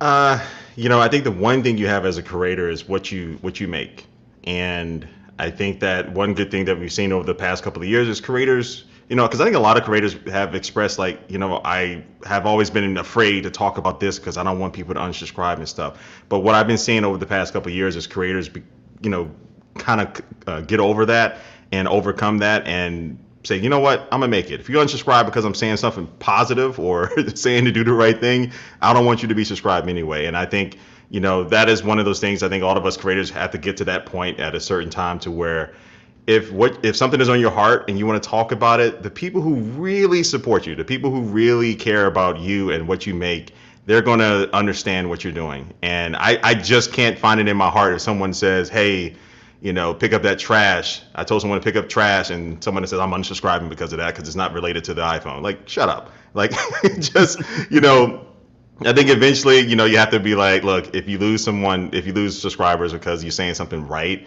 they weren't a true supporter to begin with. So it takes time to get there, but I'm seeing a lot more creators get to that point. Absolutely. Hefe, what about you?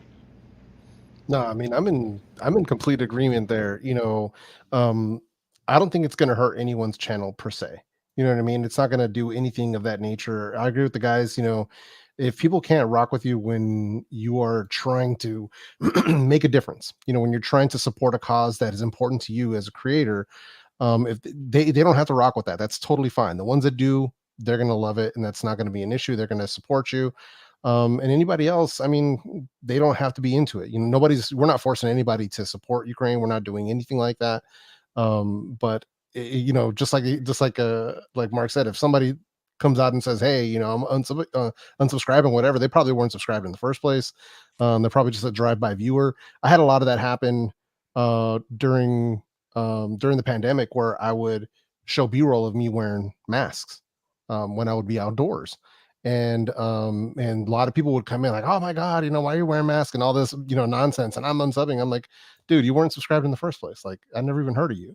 So I don't have a problem doing that. I'm not worried about it hurting me in any way. I don't think any creators who are listening or watching should be worried about it hurting them in any way, because I don't see any negative coming from it, aside from maybe some drive-by comments from people who don't care about you anyway. So the net positive is going to be getting the message out there, and also getting closer with your own audience and community by letting them know about stuff that you actually care about. Thank you. Yeah, that's I think all really good tips. I can't agree more, by the way, in general with doing anything on YouTube or any platform that you're on, and if people disagree, like that almost being a good thing, like the learning that, okay, like those are not my viewers, because the people I want to attract to this space are the ones who are supportive of this cause. Rob, we've run through, I think, some of our pre-selected questions there. I have a question, though. Mm-hmm. I have a question for BlockFact. So I have been employed with vidlQ since September, so not even that long. But in the 6 months I've been employed with vidlQ, I have seen countless number of Minecraft channels. They're all over the place. They're like wildfire. So my question to you, Mr. BlockFact, is how have you been able to stand out in an entire sea, and I should say ocean of Minecraft channel, because there are a ton of them out there? Well, yeah, everyone's making Minecraft videos. I'm pretty sure it's the best-selling game in the world. So obviously, there's going to be a lot of people trying to make videos. The way I stood out was I made shorts when no one else was making shorts. I did something, that was like new to my channel. You couldn't get it anywhere else really, because no one had done it before.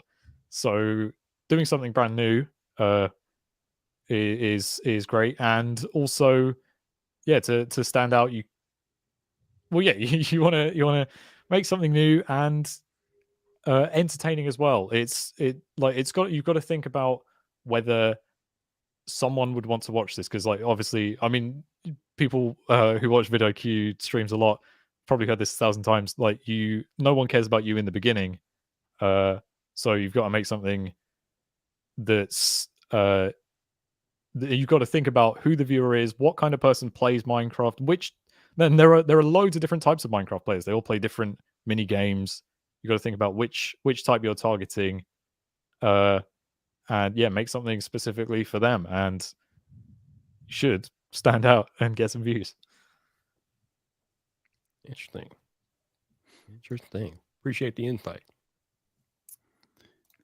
I was looking in chat to see, by the way, I just want to invite everybody once again, if you have any questions specifically related to Creators for Peace, the types of content that you make, and if you're wondering how that might fit in to what you do in your channel, let us know. We'll be taking your questions here and there throughout the stream. Sorry, Rob. I did have one amazing update that I've just been told.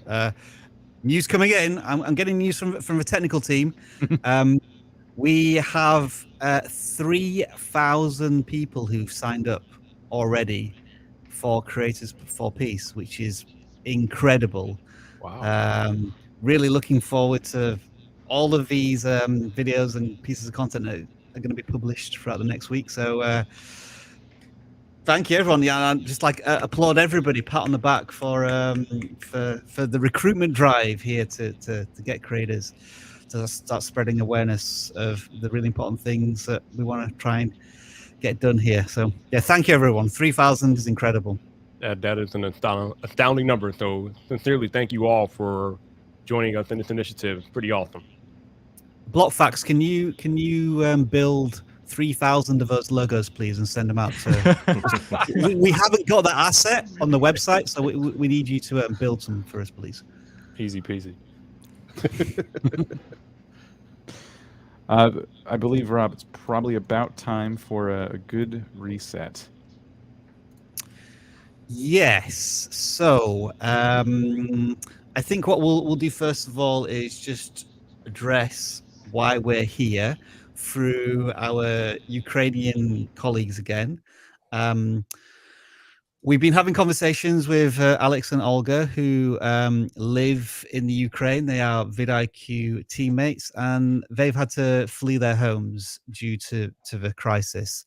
And they're both parents, and so we've been understanding a little bit how they are dealing with this crisis with their children, because of course, ultimately the drive behind Creators for Peace is to encourage audiences of the channels that you run to donate to UNICEF. And so this is Olga trying to explain, she's facing the struggle with her 5-year-old daughter of, does she tell the truth, or like, how do you explain something like this to a 5-year-old? How do you think your daughter has coped with everything so far? And when she asks these questions, what goes through your mind as you try to answer? Tell her the truth, that they have attacked us because they think that Ukraine is a part of Russian Empire and they need us, that innocent people are there in danger, that we will win because it's normal to protect your house, your land, when enemy steps into. And we will fight to the end because we are a freedom-loving country. We are proud to be Ukrainians, and we won't allow anyone to get our motherland. Yeah, I'm telling her as I feel, because otherwise I think that she will feel that I don't tell her the whole truth. Yeah. And I want her to know the story as it is.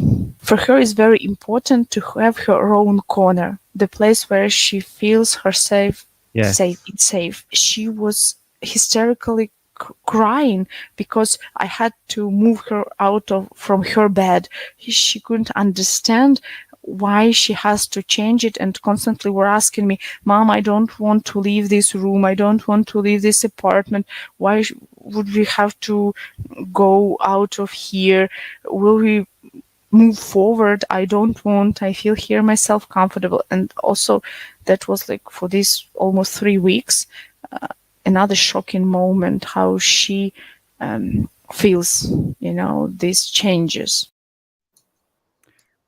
Again, as I am not a parent, and I can't comprehend how I would be able to explain such things to my child. And again, I just want to thank Olga for being very brave and talking about something that she's living through right now. And this is again why we're reinforcing why we are supporting UNICEF, in that we need to help families and children who are going through similar experiences as Olga, if not worse. Olga was able to get across the border and is now safe and protected, but there are, as we understand, over 1.5 million children who are in similar, if not worse, circumstances.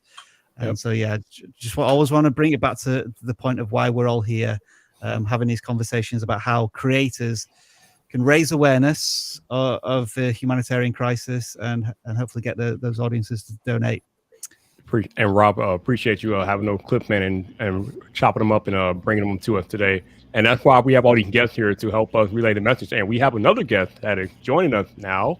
One of the biggest and best tech creators that we have on the platform, Let me bring in my dude, Mr. Austin Evans. What's up, man? How you doing? Hello, hello, everyone. Oh man, I thought it was Marquez. I mean, just oh, Austin. Man, I'm joking. do you like that? Oh no! I'm gonna dip out. I'm gonna make some extra room for Austin. So I'll catch you guys later. All right, Yeah, Jeff. Oh man, shots fired. How you doing today, Austin? Good, good. How's the stream been for y'all? So far, so good, man. Appreciate you making time. So thank you. Of course. Thanks for having me. No problem. I know we had some enthusiastic crowd member was acting like, "Where's Austin?" Like, he's coming, he's coming. Yeah, no, absolutely. Oh man, it's been a while since I've actually chatted with a bunch of you guys. How's it been? Been good, man. You don't really live stream like ever. Why? No, I used to do a lot more live streams. Like, I mean, especially in the earlier days, I used to do like weekly streams and stuff. But I think the thing is, for me, it's like live. I feel like it feels more fun when it's more spontaneous, whereas when it's actually like, you know, all the time. That being said, I'm starting a new live show literally this weekend, so I guess maybe I'm one to talk. But yeah, it's just I don't know. To me, it's like live's always more fun when it's just kind of more off the cuff. Yeah, definitely. I can agree with you there. So Austin, we've been asking all the creators about what's happening in Ukraine and the situation there. What are your thoughts, sir? I mean, it's tough, right? I mean, it's incredibly tough to see. I mean, you're not there. You only get to see snippets of things, and from what you see, it's heartbreaking, right? It's really hard to kind of wrap your head around what it would be like if you were in that kind of situation. And so it's like anything that you can do to help, I think it's limited, right? Because obviously we're all here, but like it's tough to see that kind of stuff. It's just, you know, you see the videos, you see photos, you just see so much every day, and it just keeps dragging on. It's just, you know, it's week after week. So it's tough. It's really tough to see, but obviously it's much tougher to live through than to just, you know, be scrolling on Twitter and be like, oh, well, that's. So my next question to you is, obviously me and you, we both make tech content. So talking about something like this doesn't really naturally integrate into the content that we make. But how do we go about, or how does any creator go about naturally making content that maybe it's outside of their niche normally, but when it's special circumstances like this, how do we go about like trying to integrate to do something to bring awareness about something like this into our content? Yeah. I mean, it's tough because, I mean, on one hand, when people are watching tech content, typically, it's not political. It's there's nothing to it. It's just the raw tech and just talking about things, right? But also, I do believe that if you have a platform, you don't owe it to anyone, but I feel like morally it's the right thing to try to help support causes or to sort of share light on things that, you know, need to be sort of highlighted. And so it's a tricky balance, because it's like, it doesn't make sense probably to just make like a hey, here's a video just with an announcement or whatever. But I think that there's lots of ways that you can integrate things into content sort of organically, right? You can be in the middle of a video and you know what? Almost like not like an ad, but like you could do little mentions and whatnot that at least can kind of help move the needle. But I'll be honest, I don't know, because it's a tough conversation, and it's something that it's not like you just need to just bring some awareness, because I mean, this is a situation that I'd like to think that the vast majority of people around the world are well aware of that it's happening, but it's just a matter of like the difference between knowing something's happening and actually what's the action that you can do to help support, to help make some kind of difference. And that's the thing that's like, it's hard to get that across to people. It's not just something like, oh, hey, by the way, go check out the link in the description and it'll all be fixed. It's like, if only it was that easy. Definitely. It's funny, as I was listening to you talk about that, it almost reminded me of Linus and how he does his ads, like just throw him in there, like, yo, here it is. Yeah. Well, but I think that's a good model, right? Because I think people, if they're sitting there watching a video, I mean, they want to be entertained and they want to see whatever it is that you're making. And so it's like, if you sit there and then you get on your soapbox for 2 minutes and explain to people a very important thing, that's probably not going to be effective. People are not probably just going to be like, oh, never mind. And also people are going to drop out. And like, I think it's a very fine sort of balance. And so I think through avenues like this, I think it's really helpful to be able to talk and communicate and sort of get some of this stuff across in a way where, you know, I would assume people here are actually much more motivated than someone who's watching a video on a random PC and suddenly this guy jumps in and goes, oh, by the way, have you heard about this? It's a tricky balance, but I think the Linus approach is probably one of the easier ways to at least kind of shed some light on the situation. Definitely. And again, I appreciate you being here, man. Like I said, we got all these people here today to promote awareness, and we're trying to get creators to create content or do something. Even if it's not creating content, We want you to like post something in your socials about what's happening in Ukraine. Again, we just saw the video of Olga talking about having to explain what's happening with her daughter. I mean, can you, again, like I said earlier, can you imagine having to explain to your 5-year-old kid about why they have to leave their home in the middle of the night and go somewhere else? It's crazy. So we want to help out as many Ukrainians as we can. So whatever you guys can do, whether that be donate, whether that be make social content about it, whatever you guys can do, anything will be greatly, greatly appreciated. And I want to take a moment to thank all of you all here in the live stream today, bringing awareness to this. And if you've been promoting it, thank you for that. And thank you to all the guests that appeared here today as well. We sincerely appreciate you guys. Thank you. Hey, no problem. And I'm about to head out, but I have one thing here. You know, Viper said he doesn't like pineapple pizza. Oh, you never had it, right? You never had pineapple pizza? No. Okay. So I will do another $200 donation and I'll get you an Uber Eats if you eat one slice of pineapple pizza. Oh, come I'll give you an Uber Eats code. Man. Oh, you killing me, bro. Oh, man. Just post it on Twitter. Just post one. You taking a bite of it on Twitter. A $200 donation for this great cause. I'll take that as a yes. Why is he thinking about it? Viper, just say yes. Fine. Okay. There it is. I'm about to send it right now. Can't believe awesome. I can't wait to see this. I can't believe I know. I can't wait. But with that being said, I'm gonna head out. Yeah. I mean, thanks for having me here. I think this is a great cause, and everyone in the chat has been funny and motivated. And Austin, I did my little Marquez joke, but I love Austin. He's a great creator. It's great to see where he's come from to build his little empire that he has. A great team over there. But ultimately, this is an awesome cause. Everyone donate what you can, and I appreciate you having me out here today. I will find you. Before you leave, can we just ask for one favor? Can you look at the screen, say your name? I'm a creator for peace. All right. I'm doing a donation. Here we go. All right. I'm Mark Watson, and I'm a donator for peace. Say again, but creator for peace. Oh, I'm sorry. It's like That too. All right. I'm Mark Watson, and I'm a creator for peace. And you know what? We'll probably use the outtake. You should. Thank you very much. You should. That's what I get for making Viper get a pineapple pizza. Yeah, that's what you get. Like karma. Look at that. It's a good hashtag though. Donator for peace. I kind of like that. Maybe we should have gone with that. Let me copyright that real quick. No. All right, y'all. Y'all have a great rest of your stream. Hey, man. All right, later. Take care, man. Austin, a question I want to ask, which I'm asking all creators as they join the stream, is that sometimes creators don't understand the power of their own audience. And I think in order to understand what an audience can do, I'm asking creators, how has your audience impacted you as a creator? And you've been on YouTube as one of almost the original gangsters at this point, so I'm sure that they've transformed your life.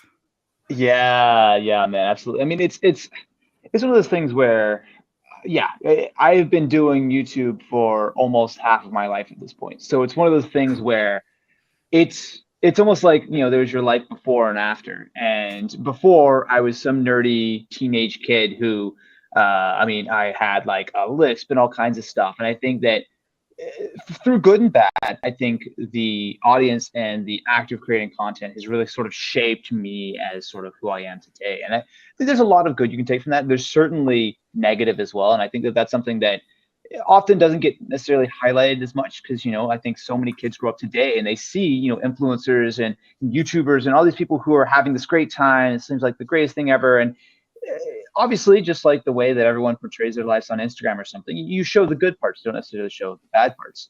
And while I will 100% say that for my life, the good parts have vastly outweighed the bad parts, I do think it's worth a thought of showing a little bit more of the overall picture. I think it's really easy to show how it's all great and fun and awesome and you do this vacation and vlogging or whatever the case is. But everyone has their own personal struggles. Everyone has to sort of deal with things. I think that's one of the things that you can be open about that stuff or you can't. I think it's also totally reasonable that you don't want to share that stuff with the audience. But what I think the flip side is that while the audience can absolutely influence you as a creator, I think it's easy to forget that you also are influencing them, right? You're showing this off. You're maybe inspiring some kid to pick up a camera and learn how to, you know, load up a copy of Final Cut or something. And so I just think it's a responsibility that is really worth kind of thinking about on both sides of kind of building your own personal boundaries as a creator of what you feel comfortable sharing, what you maybe want to keep private, because I think a lot of people don't necessarily draw the lines maybe as clearly as they can, because it's easy to share, but it's not easy to reel things back later on if you maybe have a different decision or family or whatever the case is. But on the flip side, I think it's really important as a creator to understand that people come to you for a reason, and you need to respect that. You need to be able to, you know, have that sort of weight so that you're not out here doing dumb and irresponsible things in front of the audience, and then, you know, maybe some kid tries to copy something, whatever. There's lots and lots of examples of this on YouTube over the years. So I just think it's worth being a little thoughtful about kind of both sides of that sort of dynamic. Yeah. Good stuff, man. Good stuff. Let's see. We do have. Go ahead, Dan. Sorry. No, you're good. We just had a couple questions that came in over the last few minutes. One of them being, do you have any approved backgrounds / overlays for us to use in videos? And so the answer to this would be to go to creatorsforpeace.com, because we have a whole bunch of creative assets in there that you can download and use either on other social platforms if you want to use them in your videos. I don't know about specifically backgrounds. I can't remember all the things we have in there, but definitely creatorsforpeace.com to see all of the different assets. And then RW Blocks is asking how big a channel needs to be to enter. Just on the word enter, it's not really a contest per se. Any channel can make a Creators for Peace video of any size. It doesn't matter. If you have any questions about specifically what that might look like for you, because every creator is different, every creator has a different approach. That's kind of what we're here talking about today, among other things. So definitely stick around. But yeah, use the hashtag in the description, Creators for Peace, and you will show up on a page where a lot of content is showing up right now. I'm just trying to pull this up in the background here. If you use this hashtag in your description and or title, you will appear on this page amongst all the other creators making videos for Creators for Peace right now. Yeah, at last count, we have 3,000 plus people who've expressed an interest in creating content. So just imagine if you're part of that huge audience, and yeah, even if I'm going to try and do some really simple, stupid maths here. Let's say those 3,000 creators get 100 views each. That's reaching 300,000 people. That's correct, isn't it? I'm 3.5 hours into a live stream. My mental capacity is about that big right now. But we're going to do better than that. We're going to do more than 100 views per creator per video. We're going to reach millions. That's our plan. Definitely. Our aim, our hope, our goals. So I got a question. Often, a lot of times on vidlQ, we talk about niching down and becoming known for something. I think in the tech space, you are known as the man of the PC build. Like, people know you for all the PC build videos that you used to back in the day. So my question to you is, how does a new creator go about becoming known for that thing? Or how long do you think it would take a creator to get known for something in a particular niche, in your opinion? Oh, that's a great question. I mean, I think that's definitely, above all, that's the right mentality to have going into it, right? Lots of people make lots of stuff. There's enormous amounts of content that is just getting dumped on YouTube all the time. And there's only so many eyeballs, even though it seems like there's infinite views out there. There's only so many eyeballs. So I think focusing on sort of what makes you different is a huge thing. But I don't think there's a specific answer of like, oh, just make X or Y. I think the real sort of thing that will help you, not only you grow as a creator, but also for you to find your niche, is to experiment and to fail. I mean, that was entirely what, and even to this day, is the way that I've operated the channel, right? Of trying new formats, trying new series, trying new ideas. I didn't start out making PC videos. I was probably making content for 2 or 3 years before I ever made my first PC video, right? It was one of those things where you try and you iterate, and if you find the right sort of format or the right idea or whatever the case is, recognize that there's something to that and make more, right? I mean, I think constant iteration, especially if you're a new creator who's really kind of starting from an earlier spot, or if you're a creator who's been making stuff for a while, but you never quite found that right thing.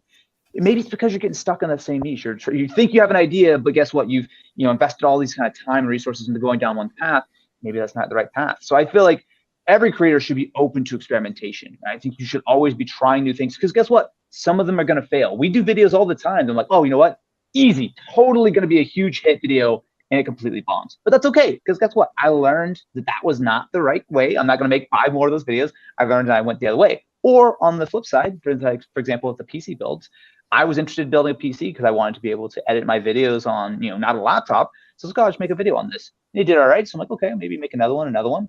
And then it grew and grew and became, and ended up being a huge pillar of the channel. So I just think being open to iteration, being open to trying things, but also being open to acknowledge when there is a failure, whether it is the idea wasn't good, whether you're maybe not quite the level to execute it, or maybe because someone's doing it better. I mean, those are all completely valid reasons. But I think you should be always trying things and not getting super locked in on an idea, even if you think it's getting you a marginal amount of success. Can you do it better, or is there something that you should be doing? Because it's really easy to invest a ton of energy into a path that maybe has a little glimmer of success, but ultimately might end up being a dead end. And if you're only focusing on that, you go, oh, I got my first, big hit video, and then it doesn't go anywhere. It's easy. So I think just always thinking about iteration, always thinking about how the content can be different today, and tomorrow, the next month, the next year, because it should never be the same. No matter if you're Mr. Beast or someone who has 0 subscribers, you should always be evolving that content. Sometimes it might take you in unexpected places. Ooh, I love how you said that you should not be afraid to fail, because sometimes you have to fail to learn, man. So I appreciate that insight. Thank you. Yeah, so, I've learned way more from failures than from successes. I'll tell you that. Absolutely, no doubt. So we told you guys that we're going to have guests popping in and out here all day. And we have yet another guest. The self-proclaimed emperor has arrived, you all. So we got to welcome my man, Roberto Blake, to the show. What's up, man? How you doing? Hey, what's up? I'm going to actually do my own sound effects. Love it, man. Oh, man. I love it. Yo. Yeah, but what's good, everybody? I love being a part of this. Thank you. And then Austin, I've been a fan of yours for years, but I think this is the first time we've been on the same video together. We have a lot of the same friends. Yes, dude. I feel like I've seen you in a million places. I don't think we've actually ever seen you face to face. What's good? Yeah. No, it's great to be here and everything like that. Actually, you're friends with a very old friend of mine, Amy Landino. You guys are super OGs. Yeah, man. It's nice to see. I think that's one of the things I've been realizing lately. It's there's so many people you meet along the way, and it's just it's such an interesting web of different people you meet and different opportunities and stuff and everything. So, but yeah, man, that's awesome. Yeah. The real YouTube success is the friends we made along the way. There you go. Roberto, how you doing today, man? Doing all right? I'm doing good today, man. I'm doing pretty good. It's rainy out here. Atlanta's not so hot right now. It's actually really wet and gray and muggy, and I'm like, you know what? Today is sushi and miso ramen day. Then there you go. So Roberto, obviously, we've been talking about the issues going on in Ukraine, and I've been talking to all the creators that come on here today about how do you go about integrating this type of content, talking about a cause like this, and your content strategy when it's not your normal content strategy. I think that there's a couple of ways you can do this.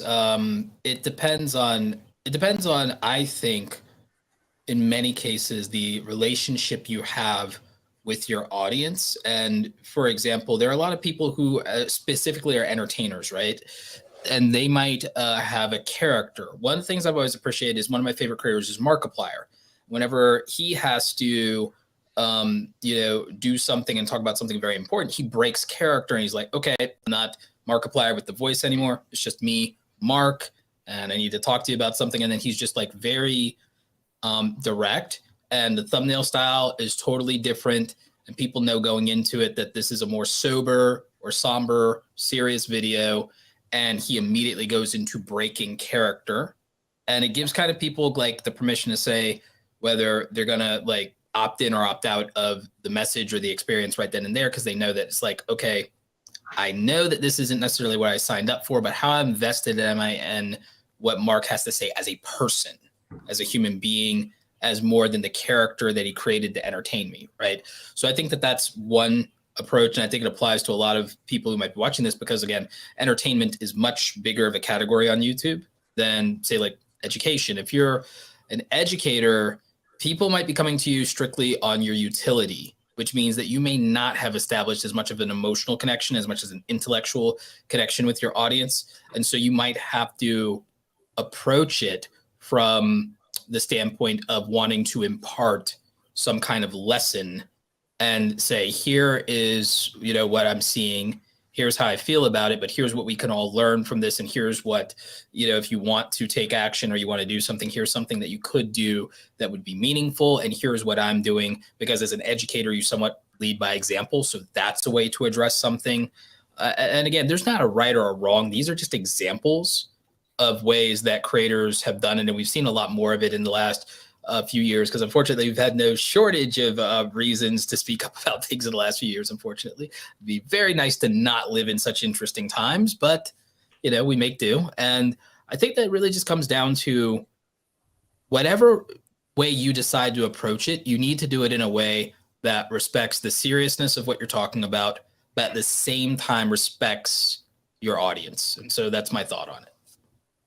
Yeah, I love how you said you need to respect the seriousness of what's going on. It's funny, we're making a video for vidlQ, obviously, for this next week, and Rob asked all of us to submit clips, and I submitted a clip last night, and Rob's like, "Oh, Viper, this is not gonna work." So I had to go back and redo it. So because you can't bring the Viper character insert into that situation. Yeah, I found out last night. It's not necessarily the play here. It's not necessarily the thing to do. Like, damn it. Yeah, I was wondering how I could diplomatically say less Viper, please. Yeah. It's like, well, I mean, you know, it's like, this is not a situation where, you know, we need Viper coming from the top rope, you know, like we, you know, so like, yeah, we got to take it down a notch. Just a little bit. Just can't take it out too much, but just a little bit. Yeah. But yeah, definitely got to respect the severity of what's going on for sure. All right. Block facts. I saw that superhero character that you just had a minute ago. What is going on over there? Seriously, what's happening over there? I just switched to Markiplier because Roberto was talking about Markiplier. Yeah. Oh, okay. Right, I've got to go. But yeah, it's been great, guys. Donate to UNICEF if you can. Okay, that's freaky. That was freaky. Right. Thanks. Block facts, as we've all... Oh, has he gone? Yeah. He just like dug himself out of there. Yeah. Whoa, that was sorry, scary. what? he's back. So, as with all creators, we were just wondering if you could face the camera or build something, however you want to do this. And I am Block Facts, and I'm a creator for peace or a donator for peace, whichever movement you want to join today. Oh, there we go. That's nice. Oh, that's cool. Perfect. That's perfect. Oops. Oh my God, sorry. I'm Block Facts, and I'm a creator for peace. Perfect. Thank you very much. Have a good weekend. That is cool. Appreciate you, man. Thank you. So, Roberto, can you talk to us real quick about the point that Austin just brought up about not being afraid to fail? Because I think that's so important in a creator mindset, and a lot of creators they're afraid to fail. But I know we talked about this before. Me and Roberto have many conversations. So, what are your thoughts on the creators not being afraid to fail? I'll tell you 3 things that are going to help you be successful without being lucky. And one of them is definitely plays into this not being afraid to fail. You need to be confident. So that plays a lot into not being afraid to fail. You're going to be much more successful if you're more confident, outgoing, and take some level of calculated risk than if you don't. So that's important. You need to be a good judge of character. That's going to be severely important to your success and your career in anything you do in life. And then you actually have to have a level of competency. And that's going to help you to have confidence without arrogance, because then your confidence is going to be able to be backed up by something. It's going to be what you're able to do, and you're going to have results, and that's going to help you a lot. And the thing is, in order to not have the stigma of like the fear of failure, you need to be doing things enough and experimenting enough and making content. That's why I keep always saying make 100 crappy videos, is because you, with the goal of becoming 1% better, not just throwing up garbage. Just like, you know, it's like, this is going to be crappy because, well, I'm a beginner. I don't know anything. Oh, I haven't edited before, so I'm learning by doing it. Because you can only watch so many tutorials. You have to execute at some point. Okay, I have no idea how to be on camera. I have to learn to be confident on camera. The only way is to do it. That's the only way. Practice. So progress. So you have to do it. And you build up more confidence because you also become comfortable. It's like, oh, this isn't so bad. I did the thing. I experimented, and I wasn't struck down from like God on high, or they didn't throw tomatoes at me, or they didn't like, you know, it's like, oh, it's not the end of the world. So all of a sudden, you now, through trying to become competent, are building a confidence as well, because, you know, you're capable now because you're practicing, and the world didn't end. And then you're gaining confidence because now, okay, it's not an unknown. I've done this a couple of times. It's not unknown to me. I have some expectation that exists outside of my worst imagination. I have a reality that's much more boring than that now. And so that means it's much easier to do. The more that I do it, it becomes a routine. It becomes a ritual. It becomes something to not be afraid of. And then all of a sudden, as you improve and you see little improvements, it becomes something to be excited about. And it becomes something to celebrate. And that's going to add to the confidence that you have in doing it. And then because you're confident, you might take a little bit more risk, and then you might learn from that, which might make you a lot more capable. You'll also become a good judge of character and a good judge of situations, because you'll have more experience to say, this is a good idea, this is a bad idea, or, oh, the way somebody's doing it isn't the right thing, or, oh, those people are going in the right direction, so I now know what doing the right thing does look like. But if you do not at least take a little bit of risk, put yourself out there, try different things, experiment, be willing to risk a little bit of failure, be willing to risk a little bit of embarrassment, and see that it's not the end of the world, on to the next one. That's how you will get better. And that's how opportunities will happen. I don't think luck or opportunities matter if you have no confidence, because you won't pull the trigger. You won't take advantage of an opportunity. YouTube itself represents an opportunity that's never existed. 20 years ago, there was no chance of making this kind of money online, no chance of a regular person having an audience of tens of thousands, hundreds of thousands, millions of people. You have to pay for broadcast. There was no accessibility. So, okay, we have the greatest opportunity of a lifetime. How many people have the courage and confidence to do anything and to upload their first video? How many people have the consistency and the character to keep going and to do it 100 times, 500 times to see that they get somewhere? How many people, you know, have the discernment to say, I can see who's doing it the right way, and I can see who's not doing it the right way, or not of a good character, or not someone to emulate or look up to? That's important too. And, you know, to do things properly. And then on top of that, you have to be willing to be someone who gets good at the craft. A lot of people want overnight success. They do not want to work on their craft, improve their capabilities, and say, you know what, I'm making good videos, I got good at editing, but you know what, my thumbnails, I'm like a 2 out of 5. Maybe I put in a little bit more work and I get to a 3 out of 5, and I don't put things out unless I know I'm a 3 out of 5, a 4 out of 5, like, and then I can get there. It's like, okay, I've done that. Now, like, what does a 5 out of 5 look like? Be a good judge of character. It's like, oh, that person's doing it right. The person's like, seems like they're going to get head on their shoulders. What if I just keep trying, not copying them, but what if I keep saying, what if I try to close the gap and see if I can be capable of what they're capable of? And then I can be a 5 out of 5 too, if I can get something that, like, on a technical level, I feel like it's right there with them. It's my version, but I'm right there with them. So I think it's like, those are the big things that I think matter. But I think it starts with taking a risk. We got the greatest opportunity. You got one shot. You got it right here. You got the one shot you need. You know, so, you know, have the courage to hit upload, have the courage to make 100 crappy videos, have the consistency to improve your capability, your competency by getting 1% better every time. And then learn to be a good judge of character. Look at who's doing things the right way, doing it honestly is a good influence. And then look at people who maybe you don't need to mimic them. Maybe they going down a dark path. Like, just, you know, that's what I think. Definitely. Hey, man, I appreciate all that insight, sir. Thank you, as always. And I think you make a good point about repetition and practice and doing it over and over again, making those 100 videos. You got to do that, because that's how you gain the confidence. I want to pivot a little bit, because since I have you here, Austin, I have to ask you. So I just released a podcast episode of vidlQ about collaboration and how smaller creators can collaborate with larger creators. So when I reached out to you to be on my podcast, I think I had about 6,000 subscribers on my old channel at that point. And obviously you have over 5 million. Austin, would you believe me if I told you that there are a lot of smaller creators that feel like they cannot collaborate with creators such as yourself, larger creators? So can you please explain to the people real quick why you acquiesced to the request of little old Viper to come on my podcast, even though I'm a smaller creator? And can you just explain to people how it's possible and how people can go about doing it the correct way? Yeah. Well, I mean, obviously, every time there is a collaboration opportunity, no matter how big or small, I think it's always a matter of, okay, like, do you have the time and what is it going to be and all this kind of stuff. And I mean, after listening to Roberto's speech, I'm ready to go make about 100 videos right now. So that definitely helps. But no, it's like, it's one of those things where for me personally, there you go. You got it.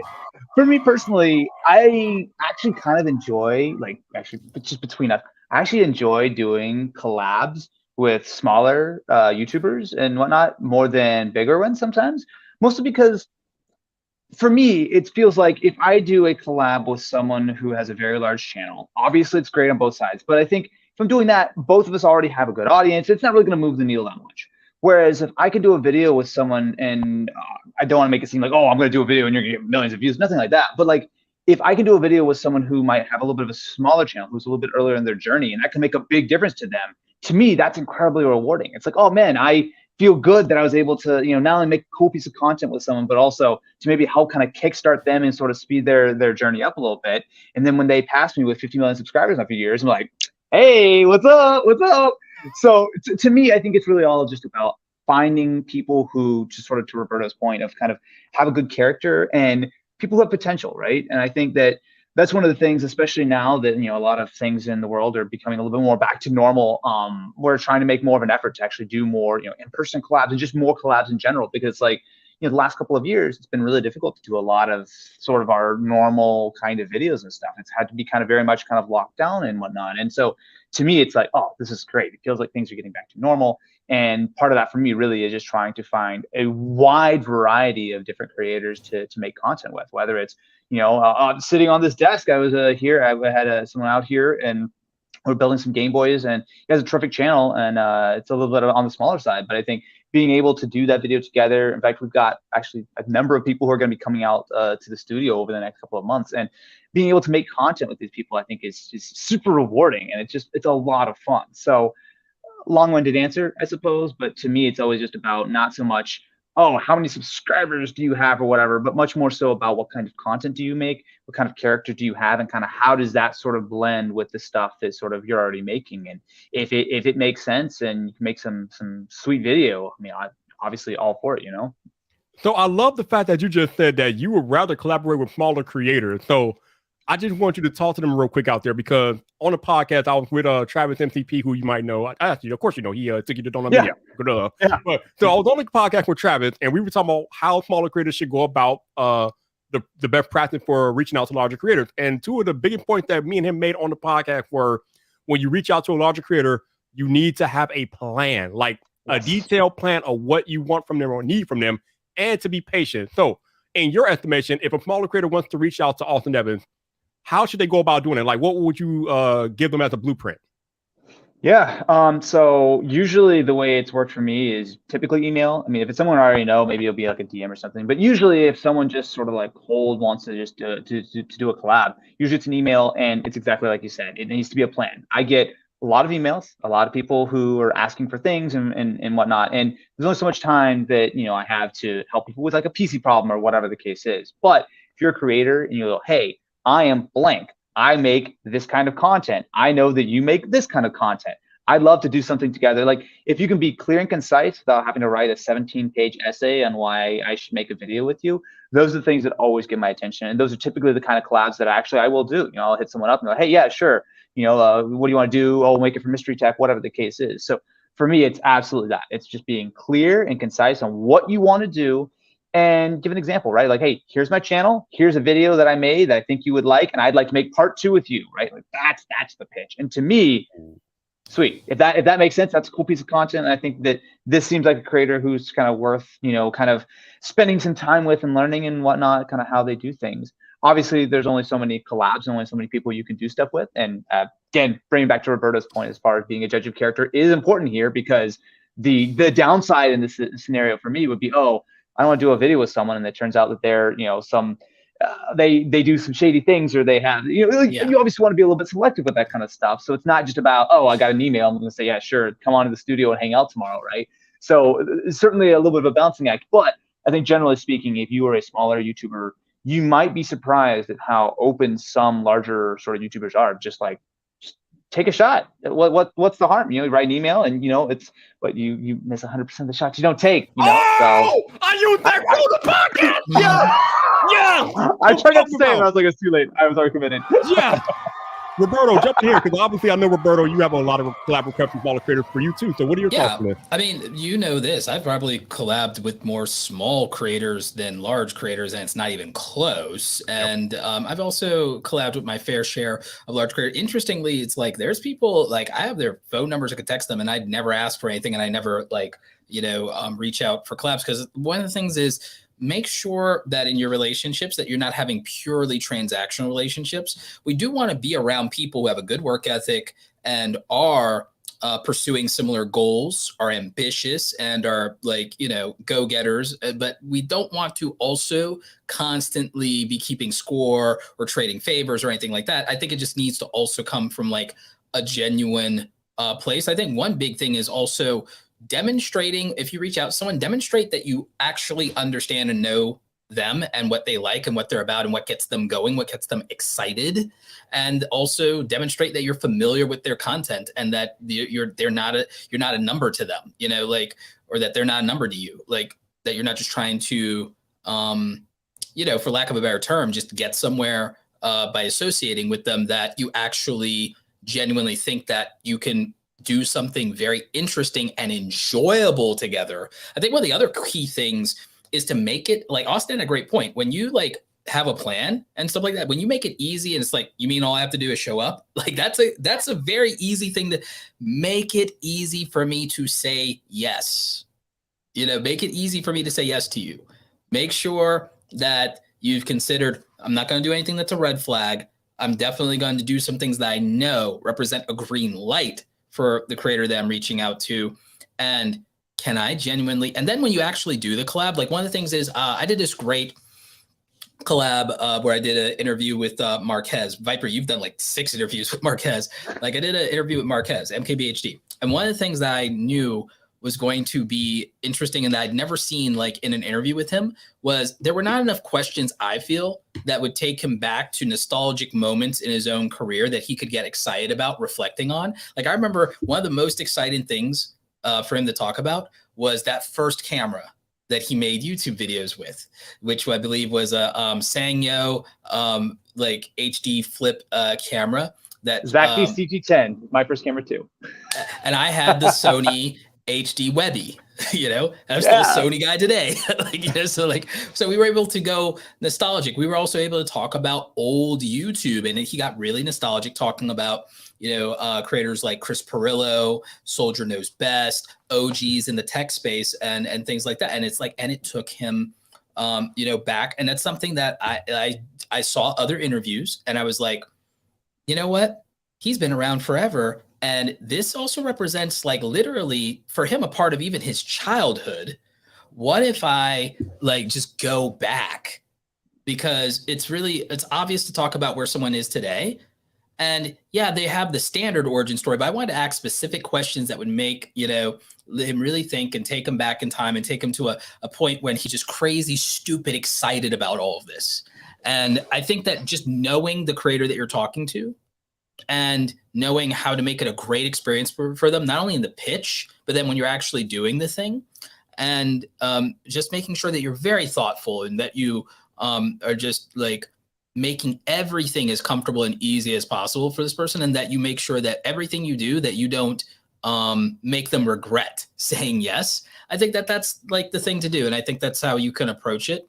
And again, the easiest way to the easiest thing to do something with me would be to figure out exactly what you're going to do that's very valuable to my audience.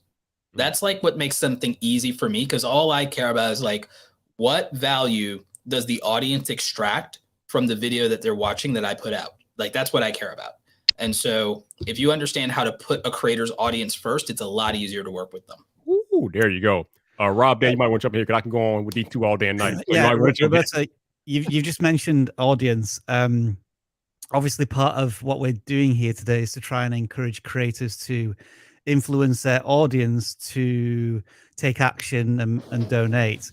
But I think what sometimes creators don't realize is that audiences can be mobilized and influenced to do things.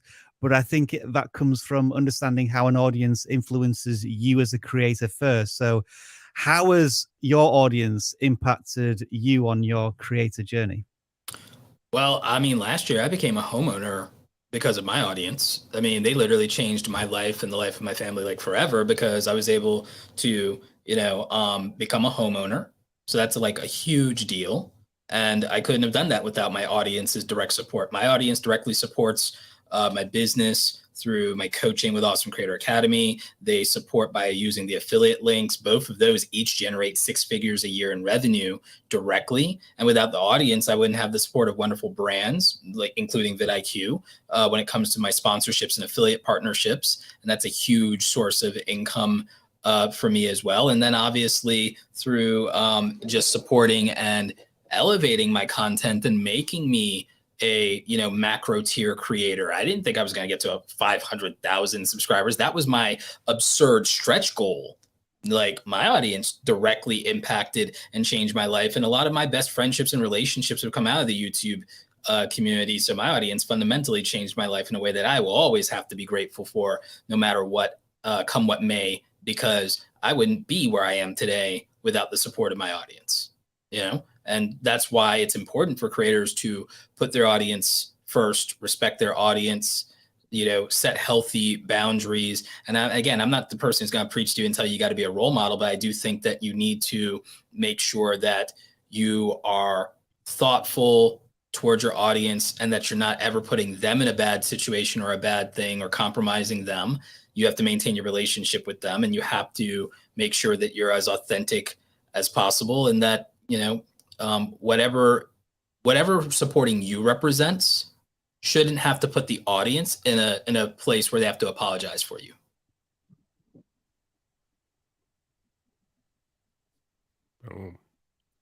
Love That's it. great. I know that one was a little heavy.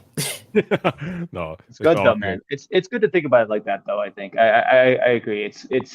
It's easy, especially once it becomes routine, to kind of just sort of take things for granted. I think we all do that in life and in a lot of different ways. But I also think it's really worth, especially given how fortunate we are and the positions that we are in, to think about why we're in the places we are. I think about how we got here, and think about what enables us to continue doing what we love. And it's always 100% of the time down to the audience, right? You can be the most clever person in the world, but if you don't have the audience there to support you, it's not going to matter. So I think it's worth getting a little heavy. It's worth thinking a little deep about it sometimes, because it's very easy to just take it for granted. And I'll tell you what, YouTube or not, whatever the case is, if you take this kind of stuff for granted for long, it will just slip through your fingers and it'll be too late. And so, yeah, I think every time being thankful, absolutely being thankful. I think really understanding what's going on and being appreciative of that, and making sure that you're taking the right steps and fostering that relationship, just kind of keeping things going, hugely important. But I unfortunately have to bounce, my friends. But it has been incredibly great to not only come and chat with all of you, especially Roberto. I'm glad we actually finally got to connect here, but also huge shout out to you guys for doing this. I think this has been a not only fun live stream, but also hopefully this helps to make a difference. So yeah, thank you very much for having me. You know the drill at this point, Austin. Just one more thing to do. Your name, and you're a creator for peace. We all hope. Got it. Yeah. Well, we'll be a donator. We'll say that one for next time. Oh yeah, we'll get money. My name is Austin Evans, and I am a creator for peace. Thank you very much. Have a great weekend. Appreciate you all. Absolutely. You all as well. Have a good one. Thank you. Take care. Once again, a shout out to all of our guests today who have appeared, man. I know they're busy, and just them being here is definitely appreciated. Viper, big shout out to you as well for getting all of these people into the live stream. It was what time this morning, Dan? 9:52, and it was just me and you, and we were wondering what we were going to do for 4 hours, and it's all come together. It's been a pretty good stream, and shout out to all of you all who are watching and listening in the chat. Definitely appreciate you all being here, and like I said, to everybody who appeared, thank you guys for being here. So awesome! This is an amazing cause and amazing group of people we were able to get together today. So awesome. How are we doing with questions? Have we been able to star any? There are a couple. We have. I have a question. I did a video for this cause with nice drone shots of the country. What title should I give it as part of the Creators for Peace? As part of Creators for Peace. My own personal advice here, if anyone else wants to jump in after this, but I would say that however you would normally pitch a video on your channel, plus the hashtag Creators for Peace in your description, or if you're in your title if you want it. It really comes down to how you want to approach this kind of content, though. It's going to be different for everybody. Some people will do a dedicated video where it's very specifically titled, like, you know, so-and-so's Creator for Peace video, while others will plug it in the middle of a normal upload. So I don't know if anyone else has anything they want to say to that. I mean, that sounds about right. I mean, the main thing is ideally to make a title that people would click on. Ideally, your core audience, but also, again, YouTube recommends these things in homepage, suggested. You know, I wouldn't worry as much about search per se, but in general, you always want to, especially if you are trying to do something for a cause, you want people to support the cause. And that means making a video and packaging it in a way that people will click on and watch and give it a chance. And the first, you know, get that first 15 seconds right so that people keep watching and give it a chance, and then hopefully take action. So that's my advice on that. I think it's pretty straightforward. We also have Tish here letting us know we're about to hit $3,000 in donations and reminding us that if we hit 10,000, Tish is going to come on the live stream and dye her hair blue and yellow. So there you go. Just some incentive for you. That was from a while ago, so I don't even know where that number is, but Creators for Peace Week starts next week and we're already trucking along. I'm kind of having sound effect remorse here. I'm wondering if I should set mine up for the final 30 minutes. You just enjoying mine so much? Yeah. You wouldn't know the pain I've gone through, Roberto, to try and get sound effects working with my setup. And it's a conversation for another day. Let's just say that. Yeah. No, because we can get down to that rabbit hole pretty easily. And then this question just coming in, is the Creators for Peace a fundraiser I can have on the side of my video? I don't think we have that set up. We have everything set up through our link, which is down below, creatorsforpeace.com. So be sure to promote it in your video descriptions. I'm actually surprised that it's not like YouTube integrating it into the back end there. Yeah, the other issue I think is because maybe it's just timing. That and then the threshold of subscribers to even use the feature kind of makes it difficult. There's still a limit, and countries we've just learned as well. Wait. It's still, but you guys are at 1 million. Is the limit higher than that? Oh no, just for others to jump in on it. Oh, I see. Okay, no, that makes sense. Okay, yeah, I realize I get what you mean now. Okay, it's time to get a little salty in here. So we were talking about hot takes earlier. And Roberto, I know you got a pretty hot take about what I'm about to ask you about. Oh yeah. Can you talk to us about YouTube Shorts and how you feel about YouTube Shorts, the longevity of YouTube Shorts? Unfinished product. Let's wait and see. Shots fired! Shots fired! I've got them working. Uh-oh, there we go. Unfinished product. Look, the fact is you can reliably now do live streams without it destroying your channel, which was a struggle, and we had to find workarounds for that for a very long time when they flipped over from Google Hangouts on Air to YouTube Live and all those other things. For years, we struggled with that and stuff like that. You were part of those conversations, Viper. We had John Prosser. We had like all these, like it was a whole thing. YouTube premieres underperforming. That was a big deal for a long time. Those things are stable now. YouTube premieres, stable. YouTube live streams, stable. And they're even improving and adding features now, and it's going to be really great. They're branding a lot of it under YouTube Gaming, but it's YouTube Live. It's for everybody, and they're giving us everything that like Twitch had. So like it's now a complete core product, and now they're taking it to the next level. But the thing is, years ago, even YouTube Lives, we struggled with the growing pains of YouTube flipping the switches over on that, and this is what always happens. There was glitches in the opposite direction on the YouTube community tab when that was new too, in terms of you know, if people spammed that, they could like blow up with that. And now it's a stable, you know, core feature now.